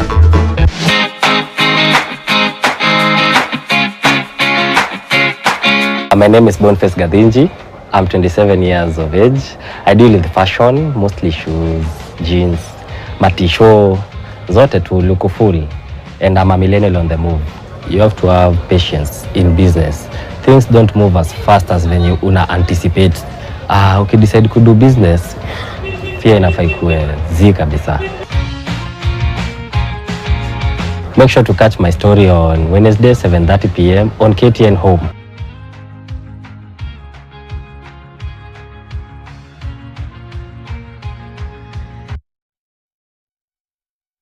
Welcome to Sako Yako. KTN Home will be airing a fresh and exciting show for the SACCOs, Chama sector, and other financial institutions. Sote tunajua how much SACCOs zimetusaidia. Sako Yako is meant to educate the public on the policy and regulations around the SACCO sector, inform and educate the public on best practices for SACCOs and benefits of joining the sector, and share the success stories of SACCOs and SACCO members. Digital SACCO ilikuja to bridge the gap. Currently, we only don't admit police officers. We also admit other people who are in business, others, corporates. What needs to be understood is that a SACCO is a cooperative. We therefore call upon you to be a part of this informative journey through participation or partnership opportunities. SACCOs are very, very important to our day-to-day life. Get in touch with Frederick on 0739 472 600 or email sakoyako@standardmedia.co.ke. To launch the nationwide campaign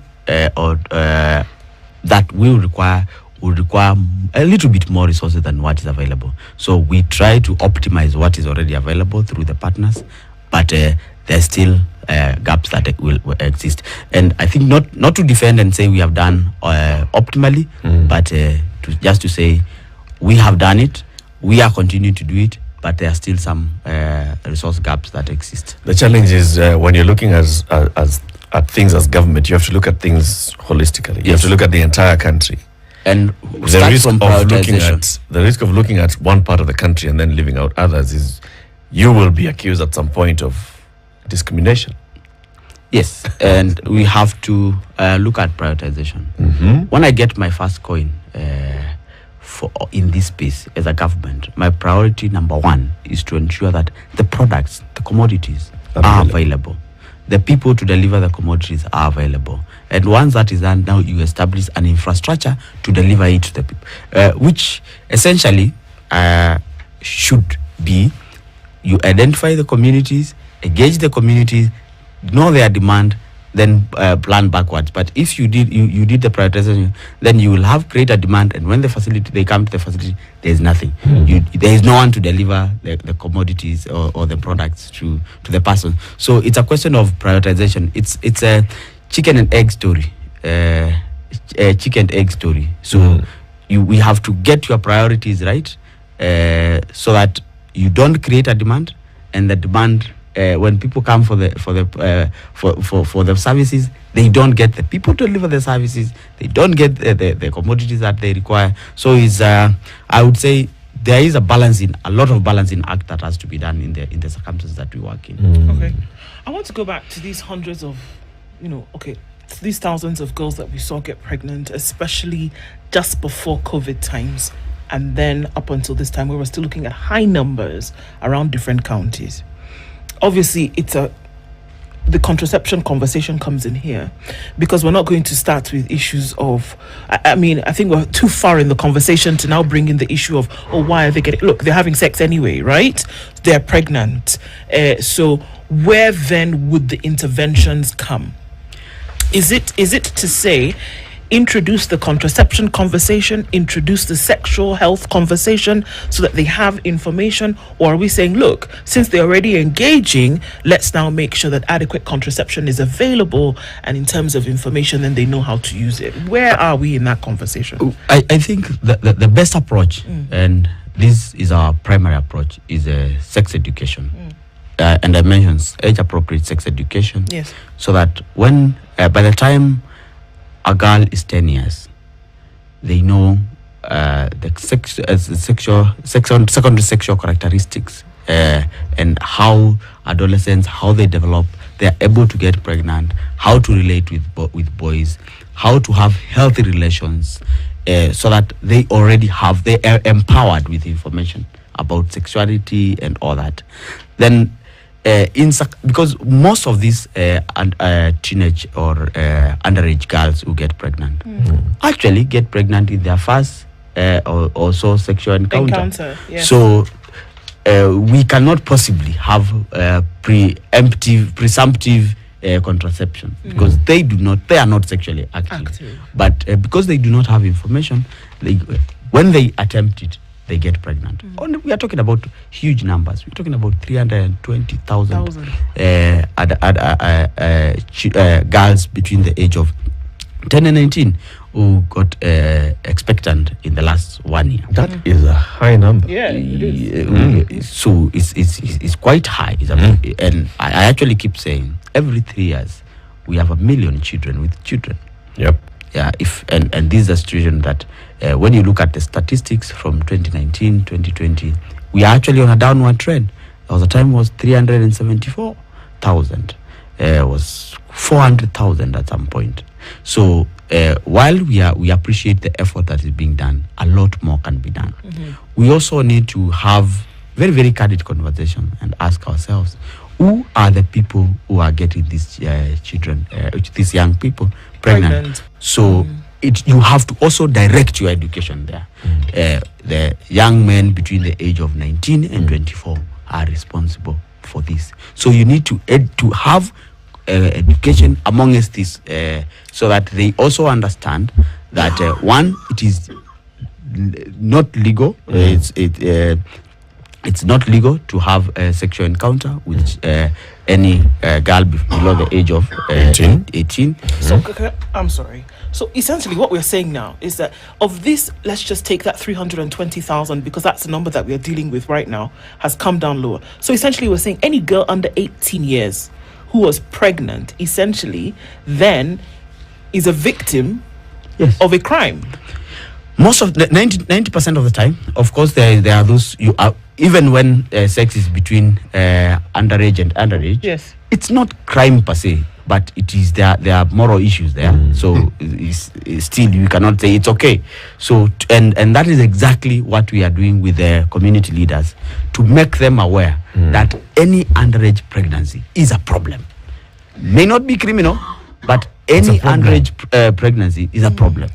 And therefore needs to be approached from that point, so that everyone in the society, everyone in the community, be it the young boy who is 14 years, who is implicating a fellow 14-year-old, or 19 with a 16. And with all due respect to our border sector, or the border guy who is dating a 16-year-old, they need to know that it's not appropriate, it's not right, and that's exactly why we are working with all the players, the religious leaders, the community leaders, including the border leader, the borders, including all the community leaders, bring them to a platform, having this conversation, and say any teenage pregnancy, any underage pregnancy is a problem. You know, on paper, Daktari, it's a problem.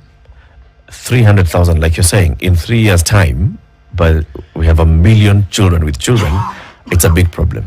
Do you feel this problem coming to you as feedback from the community? From where the government sits, do you actually feel the community feeling, no, this is becoming an issue? This is an issue that needs to be addressed. I think sometimes I want to have this, and now this is now my personal individual view of this. What is happening is we are transitioning a community that routinely our grandmothers, our mothers were probably married off while they were 14. Yep. Before the Children's Act, girls would marry. In fact, I remember by the time I did my KCSE, of the 10 girls that I went to primary school with, maybe 7 had been married off, and it was okay. So we are doing what is happening? It's a cultural shift. It's a cultural shift. Okay. It's a cultural shift which needs us to have very deeper conversation or deeper look at the issues, so that you recognize that my mother was married before 18 and it was okay. It was okay. And therefore, to move the society from that and recognize that there is now a legal age of 18 where sexuality and all that secure. So we have to move, ensure that we have the elder generation, the middle age, and the younger generation. Because otherwise, not many years ago, before the Children's Act, which was 2006, it used to be commonplace that girls after class 8 would go and get married. But you see, Daktari, the age you speak of and the generation you speak of, pregnancy equaled marriage. Yeah. So that was deterrent. Men did not want to marry at that age. We are now in an era where pregnancy just means pregnancy.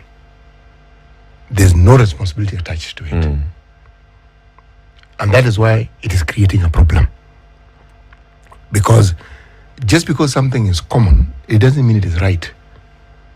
And just because we have seen certain things often enough, doesn't mean, again, it is right. Remember, the time in which we speak of, from the times of my parents' time and even my time, the norms were appropriate for the time because it made sense then. And you're right, the mind doesn't quite change as fast as some of these things does. We are still stuck in those times, whereas we're in a modern time. But this messaging, beyond the Ministry of Health actually being the overseer, getting the communities to actually own these processes so that they are the ones who are championing it and not waiting for someone else to champion it for them, because the things we're saying happen within communities. Indeed. I'm not saying I have a solution. I'm simply thinking, how do we get to the point where the ownership that we spoke of in the time gone by, where a girl was pregnant, a conversation takes place. Yes, between the parents. Yes, it does. And now the conversation should be, any pregnancy that is underage is a problem, and therefore, if the society just picks that, so that whatever mechanism is established to stop it is established, and it will differ from one community to another. The approaches will differ. Of course, there is the legal judicial system that any underage sex between underage girl and boy and someone above that 18 is defilement, and therefore is liable for prosecution and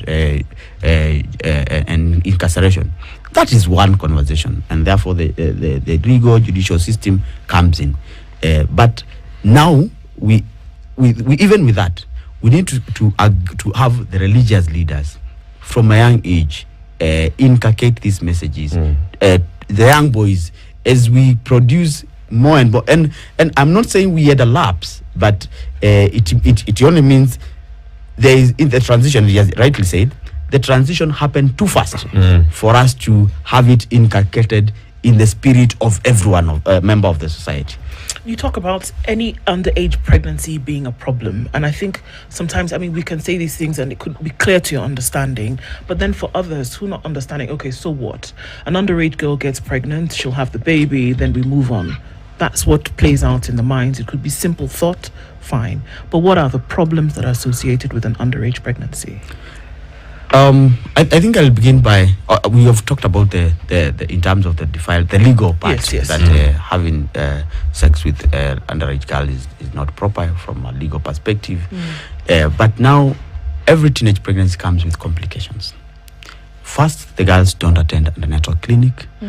They do not do antenatal screening and prenatal screening, so they sometimes carry the pregnancy gets complications. They are at risk of getting pregnancy complications. They are not attending clinics and they are getting complications. So risk of maternal mortality is very, very high amongst this group. There is the other risk, which is now the illegal abortion, that sometimes when they discover they are pregnant, they attempt, and we are talking quite a number. I think 500,000. 500,000. That's the number. Yeah. Illegal abortions that are attempted. They come with their complications, leading to mortality, leading to infections leading to all sorts of issues. Then we're talking about difficult deliveries. That no antenatal clinic. So when you want to deliver, you have complicated delivery, obstructed labor, developing fistulas. You get a child who is not healthy. There's risk of HIV, and we have seen 42% of new HIV infections happen in that age group between 14 and 24.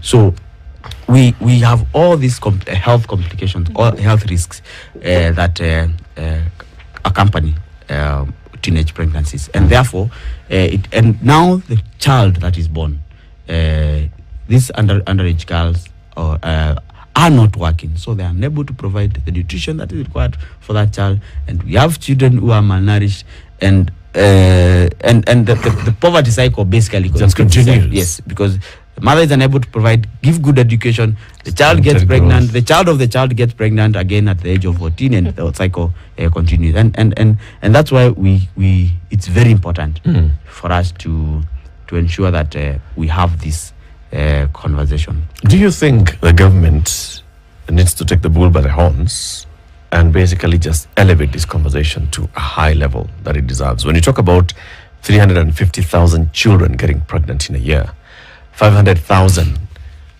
illegal abortions taking place, this is a serious problem. Now, we are talking about World Contraceptive Day, where we talk about, the need for awareness and access to contraceptives.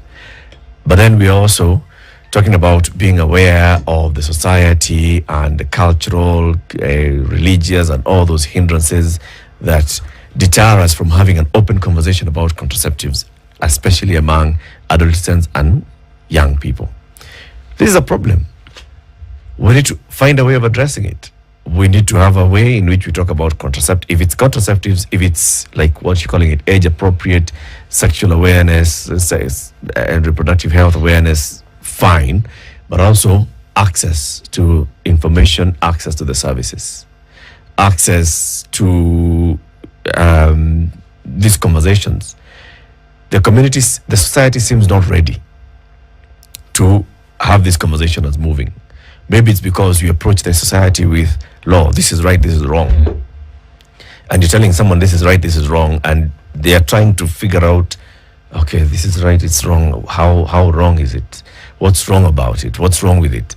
Maybe we need to just change the way they approach here, Dr. Ari. I don't know how, but that is exactly, and I think the Ministry of Health, Ministry of Interior, Ministry of Education, and Planning, Department of the National Treasury, under the National Population Control Council. I think that is what we are actually working on. We recognize that as early as last year, and recognize the approaches that we have been working on. No, you don't. I'll tell you why. I've not created enough trust in the communities themselves, and that's why we changed our approach from the straight Ministry of Health is doing. We said, let's go to the communities. I have been to over 18 counties myself, now launching this program at the county level, but launching so that now they even move lower, so that there is this conversation that we're having here is done at the village level, so that we sit in our village, the pastor is there. That will be enough to stop this, to enhance this conversation and to stop this menace that we are talking about. I think the approach that we have developed between the ministry, what we call the triple threat campaign, is going to change things in a big way in terms of now the teenage pregnancies, understanding the sexual education issues about girls and all that, because we are talking about moving this to the community level. Goes all the way to the grassroots. Yes. Are there timelines for this campaign? Like, do we know this is when the campaign launches? It is being anchored, of course, by the new policy that you launched. This is when the campaign is starting, and this is when the campaign should end. And this is how we shall measure the impact of the campaign. Do we have? Yes, we have an implementation framework, with, timelines, and how we have. By the end of 2 years, what should we expect to see and feel? By the end of 2 years, I will not mention the numbers because I do not have them on our fingertips. But we expect to reduce teenage pregnancies by over 50%. In 2 years. Yes. So in 2 years' time, which then the government can also go to the National Assembly, and they can easily bring the Sexual and Reproductive Health Rights Bill, and there'll be broad acceptance. We hope so. We are hopeful. We will work to ensure that that happens. Okay. Let's end the conversation on a note of a story that appeared in the Standard last week. And this was regards to access to contraceptives. Ndu. So, I mean, the story came out, the details were quite scary in terms of the different testimonials that women who use this have been giving. But it pointed to a herbal contraceptive that's widely used in the market in Kenya today, that's said to be a one-time take in terms of per month. So this contraception is taken once monthly. It's said to be herbal, so according to them, there are no side effects, and also it's quite affordable, and it's different from your normal pill, which we all know that the pill is a daily take, or if you're not taking the pill, you're taking a shot, which is a 3-month take, or if you have the implant, which is 4 to 5 years. This was a one-time per month.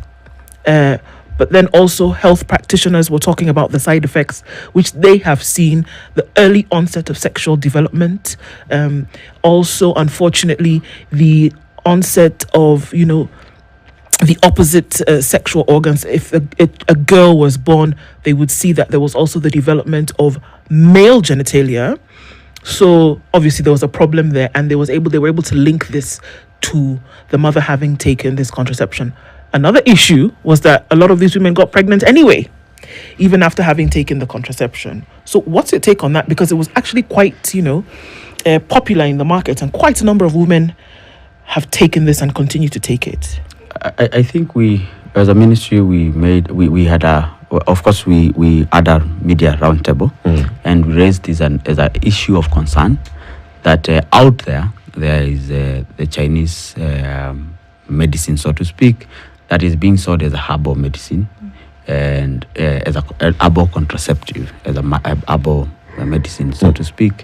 And an analysis has been done of the product, and it has shown that it is actually not herbal. It contains very high levels of estrogen, progesterone, and therefore, while it's being sold disguised as herbal, it is actually not herbal. And this is in the purview of the Pharmacy and Poisons Board, which did the analysis and posted a warning, including in their website. And these are we are not talking about yesterday or last week. This has been ongoing for many years. I think from 2008.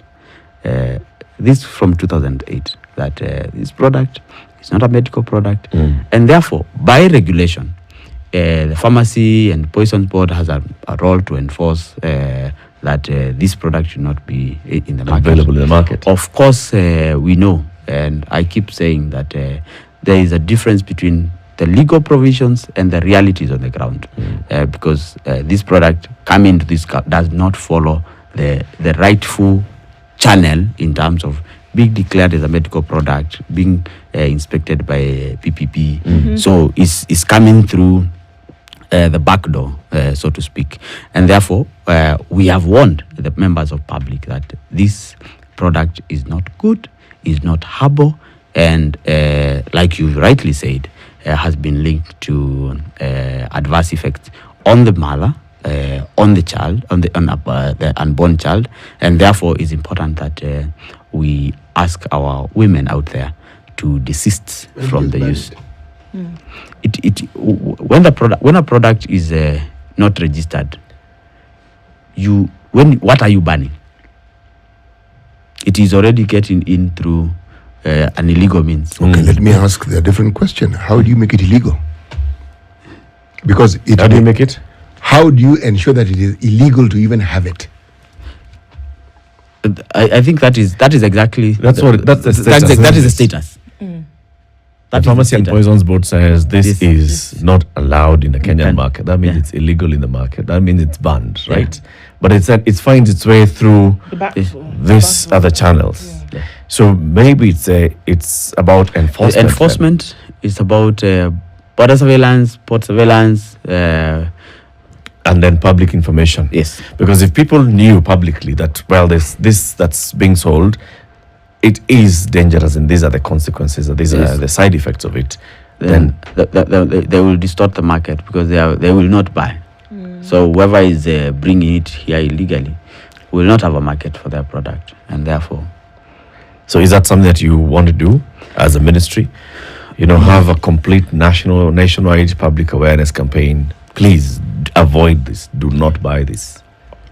From where I sit as a ministry, and I said this is the law established the Pharmacy and Poisons Act. Pharmacy and Poison Act established the PPB, which is of course an organ of the Ministry of Health, but they have the mandate to do that. And I am sure they have been doing it, and I already said they have published it in their website. And I think a bit more tightening of the port of entry port of entry to ensure that we are able to stop this, and of course continuous messaging, because beyond the public warning in the website and in newspapers, the message needs to be continuous so that the unsuspecting members of public are made aware. They get to know about it. Dr. Hari, thank you very much for joining us today. We look forward to having you again and again and again. Thank you. Welcome to the World Contraceptive Day celebration. Where? At Radisson Blue. So what's happening on the day today? We coming together communities in the reproductive health space, in the contraceptive space, having conversation and celebrating the day. More of advocacy. Okay. And awareness. See you. Asante sana. Dr. Andrew Mulwa, Director of Medical Services for Promotive and Preventive Health at the Ministry of Health, has been our guest this morning. And as we bid him good afternoon, good morning, we tell him to make sure that you keep practicing, because the Standard Chartered Marathon is coming up at the end of October. Yeah, and you look healthy enough to run with us, behaving like an athlete. Thank you. The Standard Chartered Nairobi Marathon taking place on the 30th of October. Of course, there is a physical run between the 23rd and the 30th. The virtual run is the 23rd and the 30th, and the physical run on the 30th itself. NairobiMarathon.com. Register. Good morning, 8 a.m.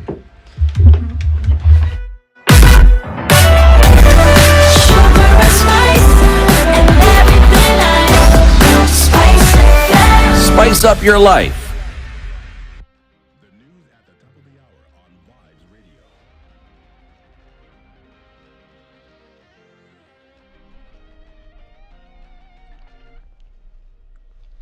Good morning. This is Newswire. I am Stephanie.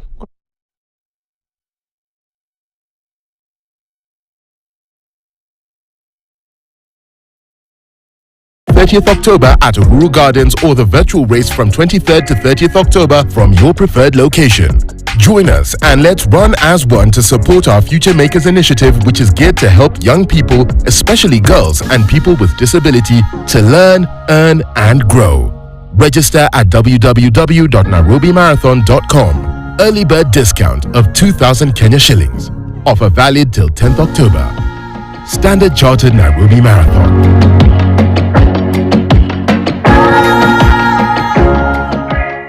Spice up your entertainment with Star Times. Enjoy playtime and special surprises on our kids' channels. The thrill of Hollywood, Nollywood and Bollywood movies. The rivalry, sensational goals from Europe's Supreme League, the Bundesliga.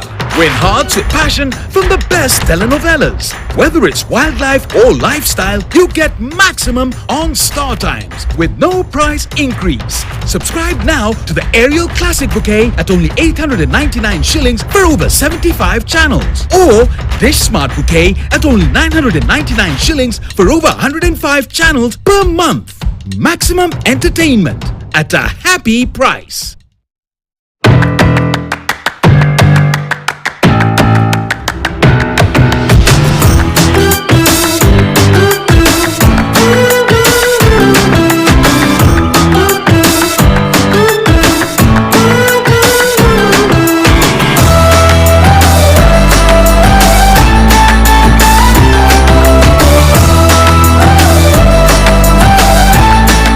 Ndio ananyima musician wetu sigiza. It's no secret that KTN is home to the best of local content. We bring the best of music, kids entertainment, lifestyle, Don't miss. reality, Time out! Monkey! sports, business, We do not do a design twice. We do unique pieces. You have to be 100% disciplined. Not every time things go right. and gospel shows.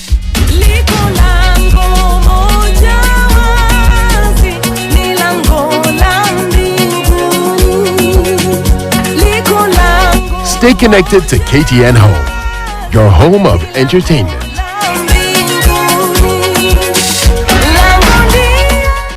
Oh, it's brilliant from Mo Salah.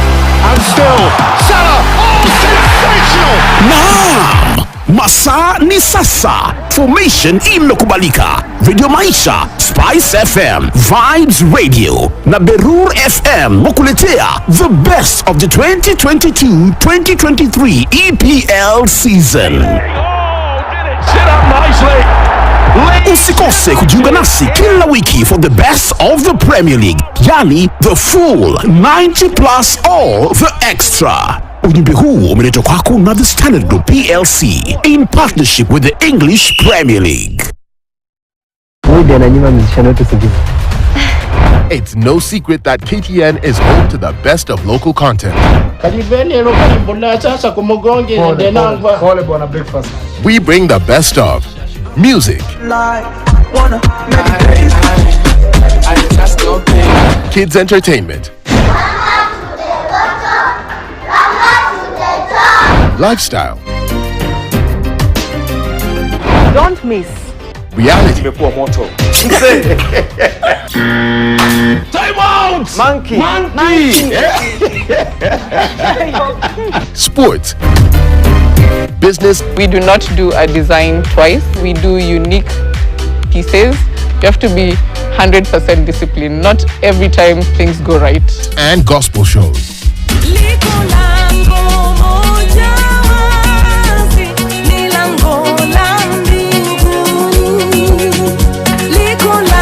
Stay connected to KTN Home, your home of entertainment.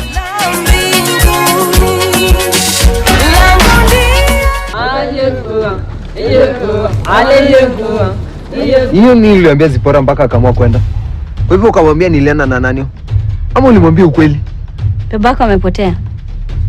Oi, amepotelea wapi? Yeye tena tukamtafute yeye. Tena tukamtafute. Wewe wacha wasiwasi. Wacha tumongoje tuone kama atarudi. Amepotelea huko town. Wewe na utakaa hapo ndani. Matumbo shikane mpaka ukufe. Ni kama kuna shida. Kwa nini? Achukui simu. Itabidi niende kumwangalia huku nje, pengine alitoka kaenda kutafuta kinywaji yake. Kasa una njia ya kurudi. Yaani uliamua sitawaishi na amani kwa hii nyumba. Sasa unani umeniletea hapa? Yawangane ngolonga I roll dolo lightning Kiredi losses and lie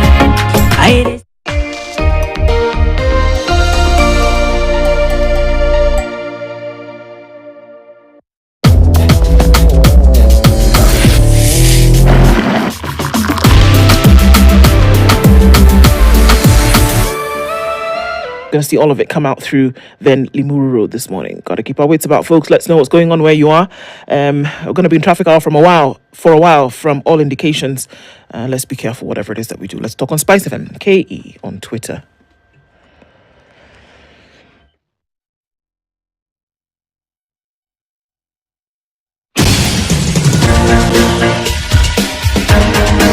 This is The Situation Room, the home of hard-hitting political commentary and penetrating insights about the state of the nation. This is a talk radio experience like no other. The Situation Room, a place for hard truths, debates, and elevated conversations. The Situation Room, witty, political, engaging, deep, controversial. In the room, we have C.T. Muga, researcher, academic, seasoned political observer, a fountain of wisdom in these politically uncertain times. Ndu Oko, Nigerian by birth, Kenyan by choice, communications expert, Pan-Africanist, a truth seeker and believer in people power, and Eric Latin, agent provocateur, the man in the chair, seasoned journalist, news hound, a man who believes in punching up, not Coming down. up to 8 minutes after 8. This How is you the doing? Situation Welcome Room, to the the third only hour of way to Kenya's start biggest your conversation. This is the Situation Room on Spice FM, on KTN Home, online on YouTube and Facebook, and www.spicefm.co.ke. For the next 1 hour, we talk about the role of deputy governors in the country, what they do, what we expect of them, and what they expect of themselves, and what their governors expect of them. We'll be joined by somebody. Hey, my people of Tok Tok, Amukeni, our deputy governor, is in the show. But before we welcome him, let us hear the day's proverb. CT? Yes. Ashes fly back into the face of those who throw them. This is a proverb from the country of Niger. Yes. Niger. Not Niger. Niger is a Niger. river in Nigeria. Okay. So do they call it Niger, or is it the French that came and called them Niger? It's interesting because it was the French. But it's, the river Niger is in Nigeria. And it doesn't travel up to... There's nowhere where River Niger enters Niger. Nope. Are you sure? Okay. Yes. And the Niger Delta is in Nigeria. It is. And Nigeria is called Nigeria. Yes. Okay. And what do the French call Nigeria? Nigeria. Okay. The French really get these things wrong sometimes. They don't really do. Sometimes get things bottoms up.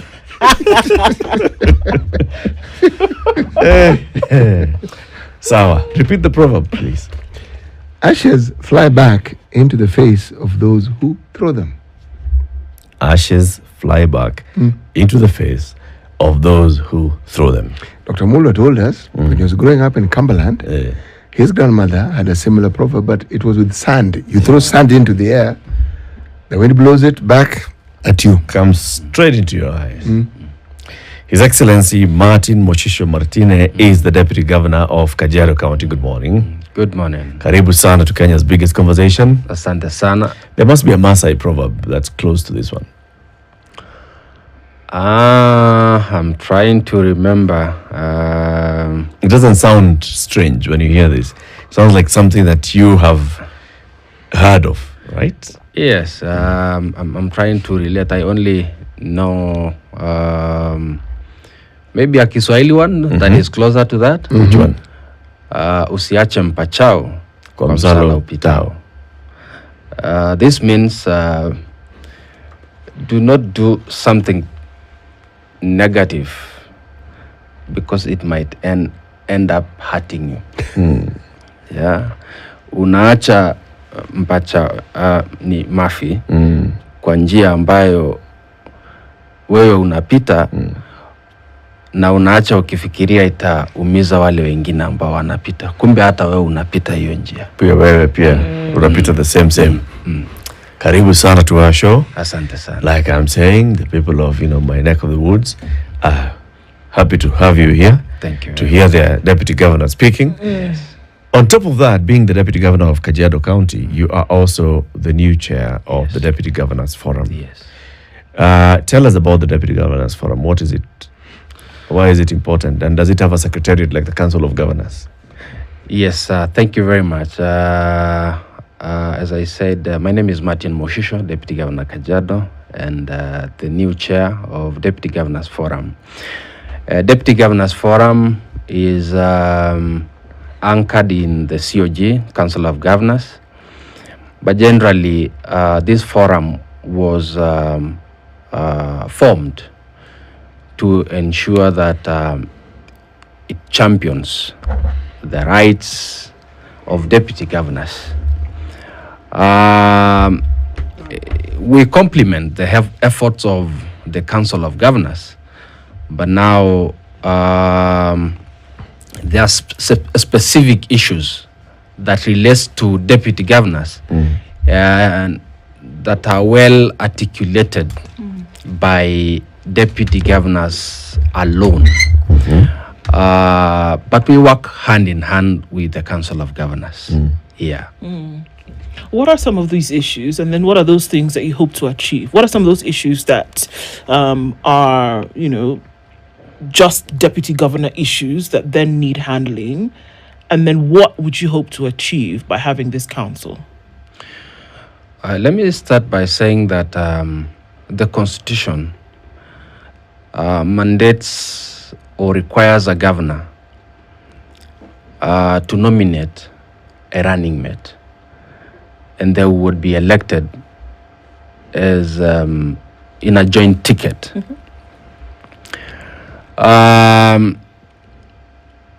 The Constitution has, explained the roles of a deputy governor. Though we feel as a council, and that is one of the things that we always push, and we will continue pushing, that the role of a deputy governor has not really been defined well, because in Article 1, in Section 179, 4, says that the deputy governor, the governor is the CEO of a county, and the deputy governor is the deputy CEO. Then 5 says, in the absence of a governor, the deputy governor acts. Yep. It is only in the county act that says that a governor may appoint a deputy governor as a CC. So the roles of the deputy governor are so few. And that brings about the issue of salaries. We have been complaining to SRC that, look, deputy governors are remunerated so low compared to the salary that a governor is receiving. And also, when you look at salaries in the public service, you look at principal and the deputy, the gap is so slim. But when it comes to a governor and the deputy governor, the difference is so wide. How wide? It's so wide. Governor receiving 924, while the deputy governor is receiving 621.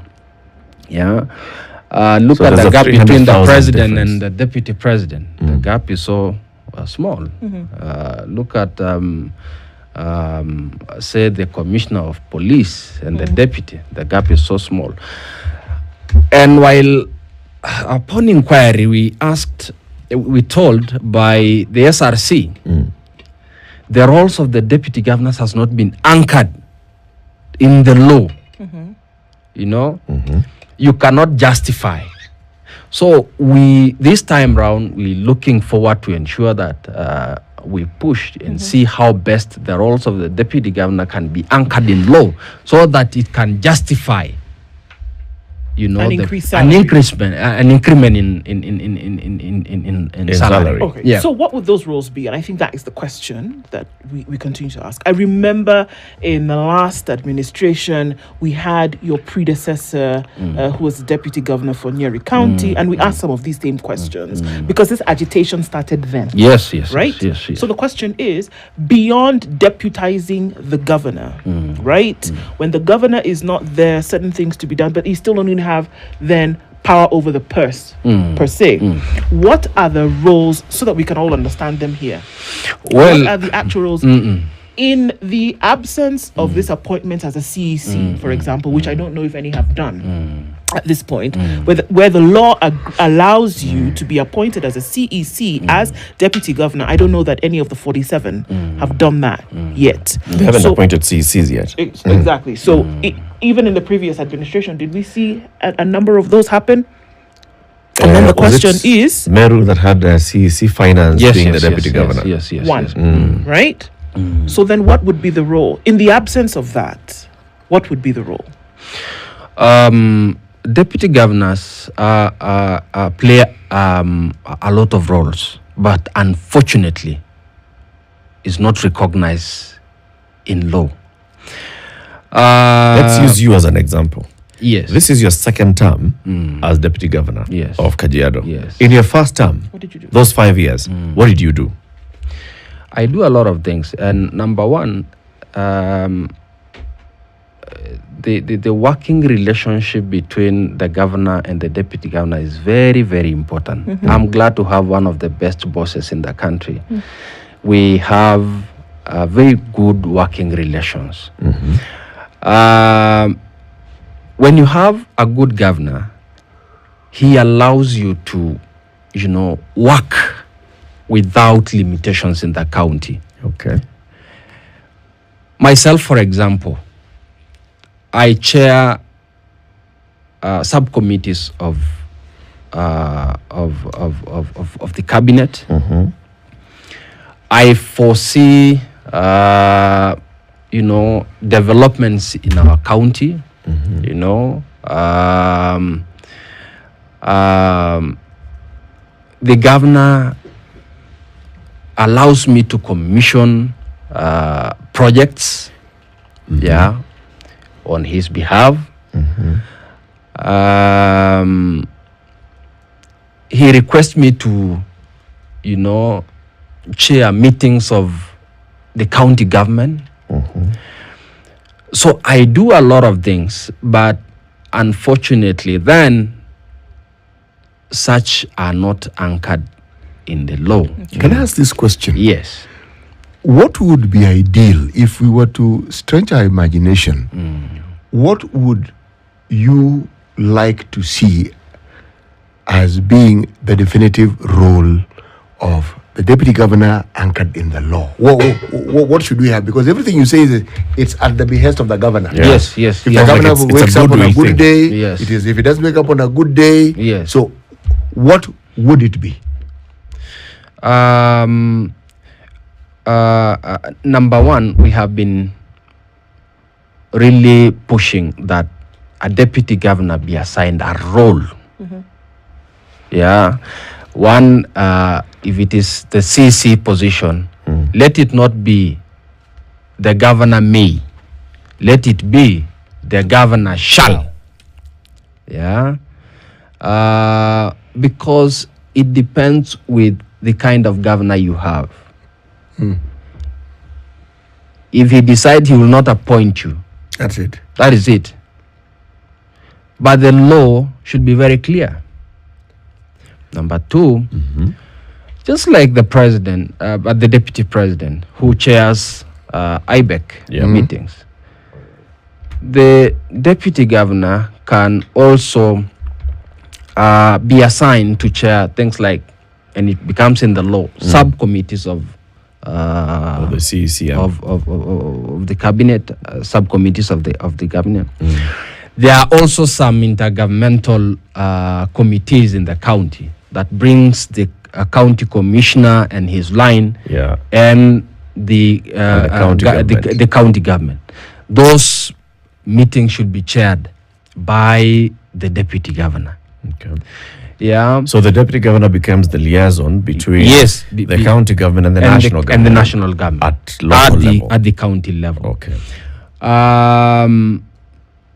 There are many roles that can be given to the county deputy governor, like monetary and evaluation role. He can be able to oversee how things run in the county, whether we really meeting the expectation of the county government. Then it is stipulated in law. Okay. That will Which be law would this be? Number one, we don't have to amend the constitution, do we? We can. This can be possible even through an act of parliament. Okay. And that is what we're pushing.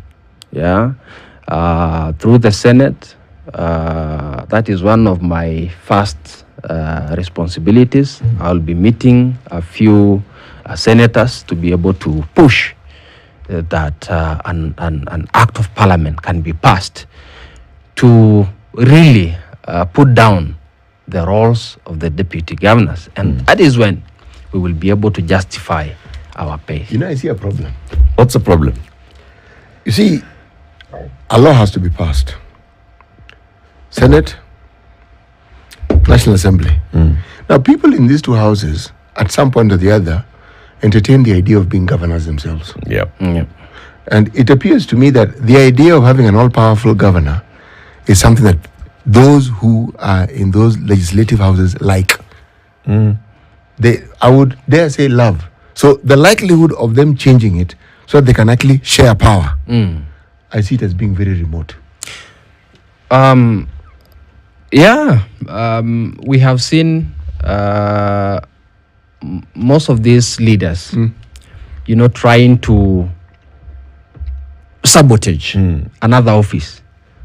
Little did they know that things change.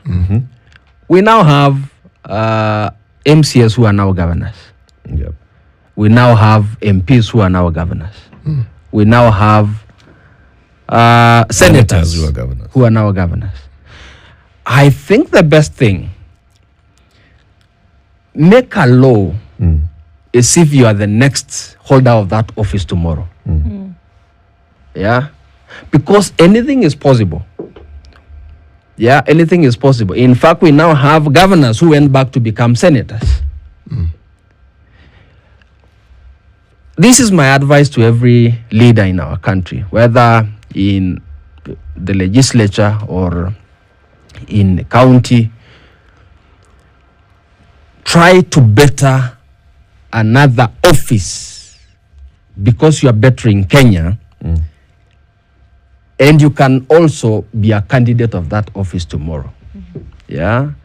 At some point, Senator Sang told us, I wish I knew that one day I would be the governor, because sometimes some laws that I was not really for it to be passed in the Senate, Would have benefited me. I'll be the beneficiary of that law today when I'm the governor. So anything can happen. I think it became a lesson, and his mind is open. He can now sit as a Kenyan. He can be able to see that this will help Kenya and will help me even when I become the holder of that office tomorrow. Okay. Yeah.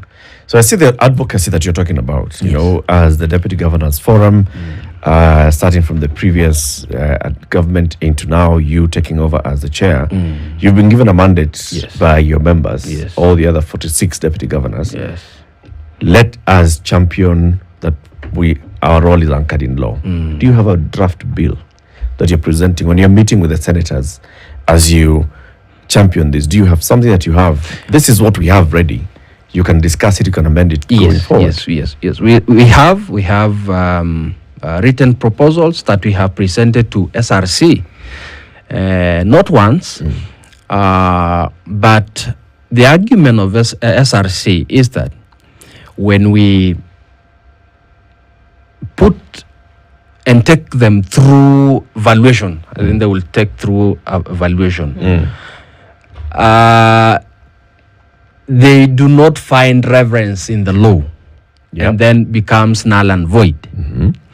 So we're pushing to see it how best it can be anchored in law, because we already have them in paper. Okay, we already so that's have what I'm asking. Yes. Have you drafted a bill? Yes. This is a bill, a draft bill. No. And then the senators will just be looking at it and seeing whichever senator champions on your cause would look at it and actually just take and subject it through the Senate drafters to see what needs to be amended. I think we have not put it in a draft kind of a bill, though there are some senators who have made some attempts towards that, like Senator Murkomen. I will be looking to meet him anytime soon, because the channel we have been using SRC and the Council of Governors, only to find that however much we try to push through that, SRC became very open to us that it is not about us. We it is operate about on the law. Yeah. So we need to take another route. Approach. Yeah. Yeah. So looking just at what you said, for example, what you were doing in the previous term, you Governor Lelenku appointed you to chair some subcommittees of the county executive committee. You were oversighting some development projects. You were commissioning some projects on behalf of the governor. You were chairing meetings on behalf of the governor. But this one's, like you said, it's because of the goodwill of the person of Joseph Olelenku.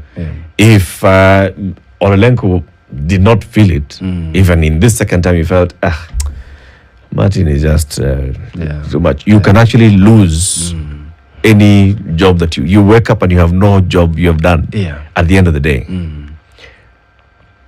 And you'll still be earning 500,000 shillings. 621,000 shillings from the people of Kenya. Okay.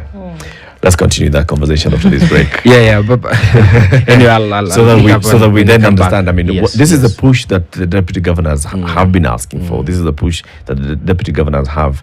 28 minutes after 8, His Excellency Martin Moshisho is the deputy governor of Kajiado County and the chair of the National Deputy Governors Forum. He's here with us in the studio talking about the role of deputy governors. None anchored in law, apart from just being the principal assistant to the governor and taking over office if we impeach the governor or when the governor is away, then takes over office. That and more coming up after this. Kajiado is county number what? 034. There's county 49. No. Yes, it's fictional. That is not national government. we say 47 and 47 counties, 48 governments, one nation. Okay. Now, Showmax would want you to think differently because Showmax has dropped their most recent production called County 49. It's a fictional county. It's called Boatele County. And the very interesting things that are happening between a governor and the deputy, interestingly enough, and the people have a say in how the county will be ruled. You need to watch it. County 49 on Showmax, 760 shillings at least per month to have an opportunity to see this and other great programming by great Kenyan actors. Interesting to see the intrigues following through. Well, DJ, if you watch that one, you'll have a way of... This problem will not be there. Oh, really? You will see. People have thought about it and have come up with a solution. 8:30, let's take a break. We'll be back shortly. Good morning.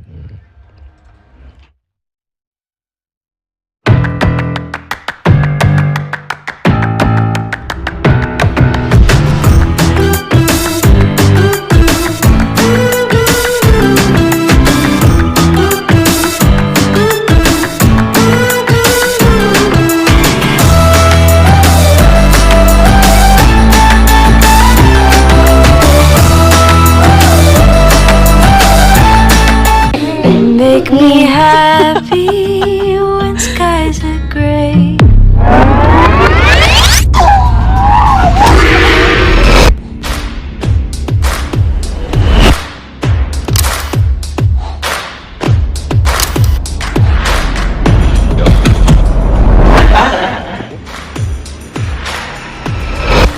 Please don't take my sunshine away.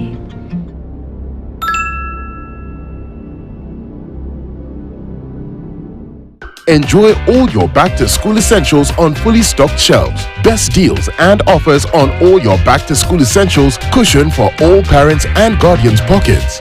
Go back to school like the hero that you are. The authentic Kenyan way with the Mashuja Back to School. Naivas saves you money. No hala, how you dey? We go not deny you happiness, so now let me tell you something because you don't know nothing. We gonna take you from AKT to Enugu. I just show my concern. Then to Lagos. Waiting. I need to buy a Jeep. Ah, they come back. They might not come any thieves. Yes. Abuja, Delta State, we have them. We are big on African movies and we know you love them. This Afri-Screen movie sweet well.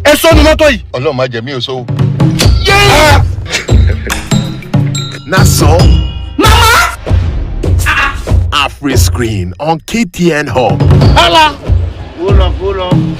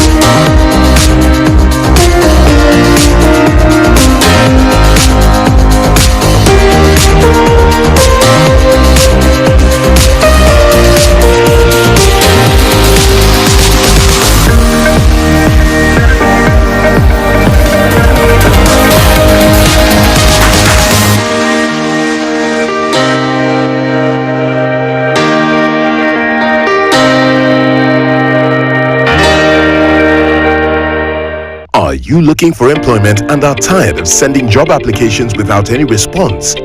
Gone with no response? Tarmacking is now a thing of the past thanks to Skiza. Dial star 811 star 1 star 21 hash and subscribe to a ringback tune that reflects your qualifications only for 1.5 bob a day. And your callers will know your credentials and send you opportunities they come across. Set the tone with Skiza.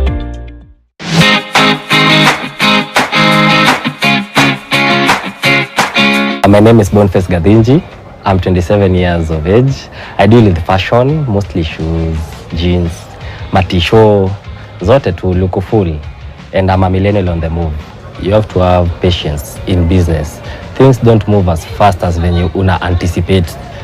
Decide to do business, fear inafaa ikuwe zi kabisa. Make sure to catch my story on Wednesday 7:30 p.m. on KTN Home.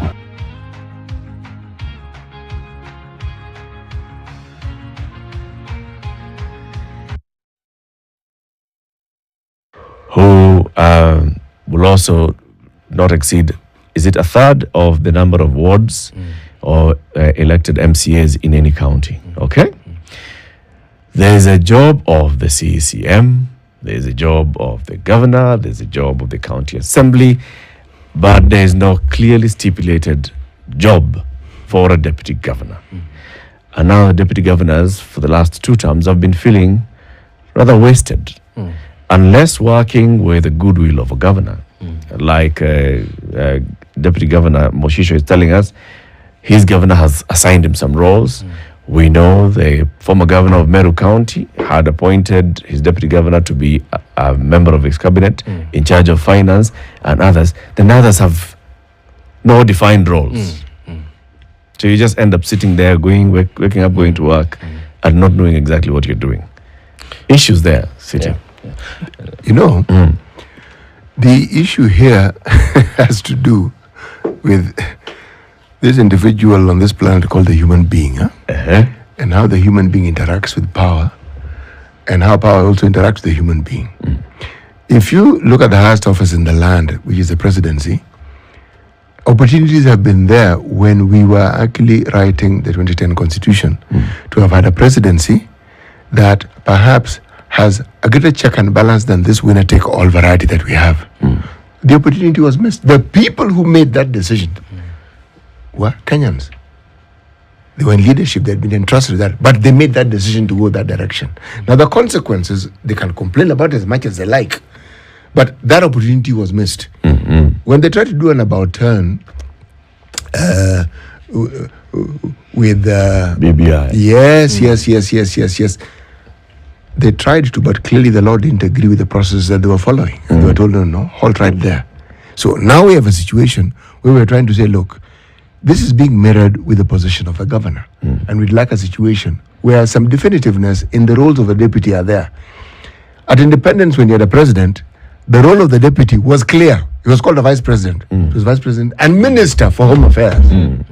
There was always an and. Later on, it was vice president and minister for finance, whatever it was. But you had a ministerial role. We clawed back on that.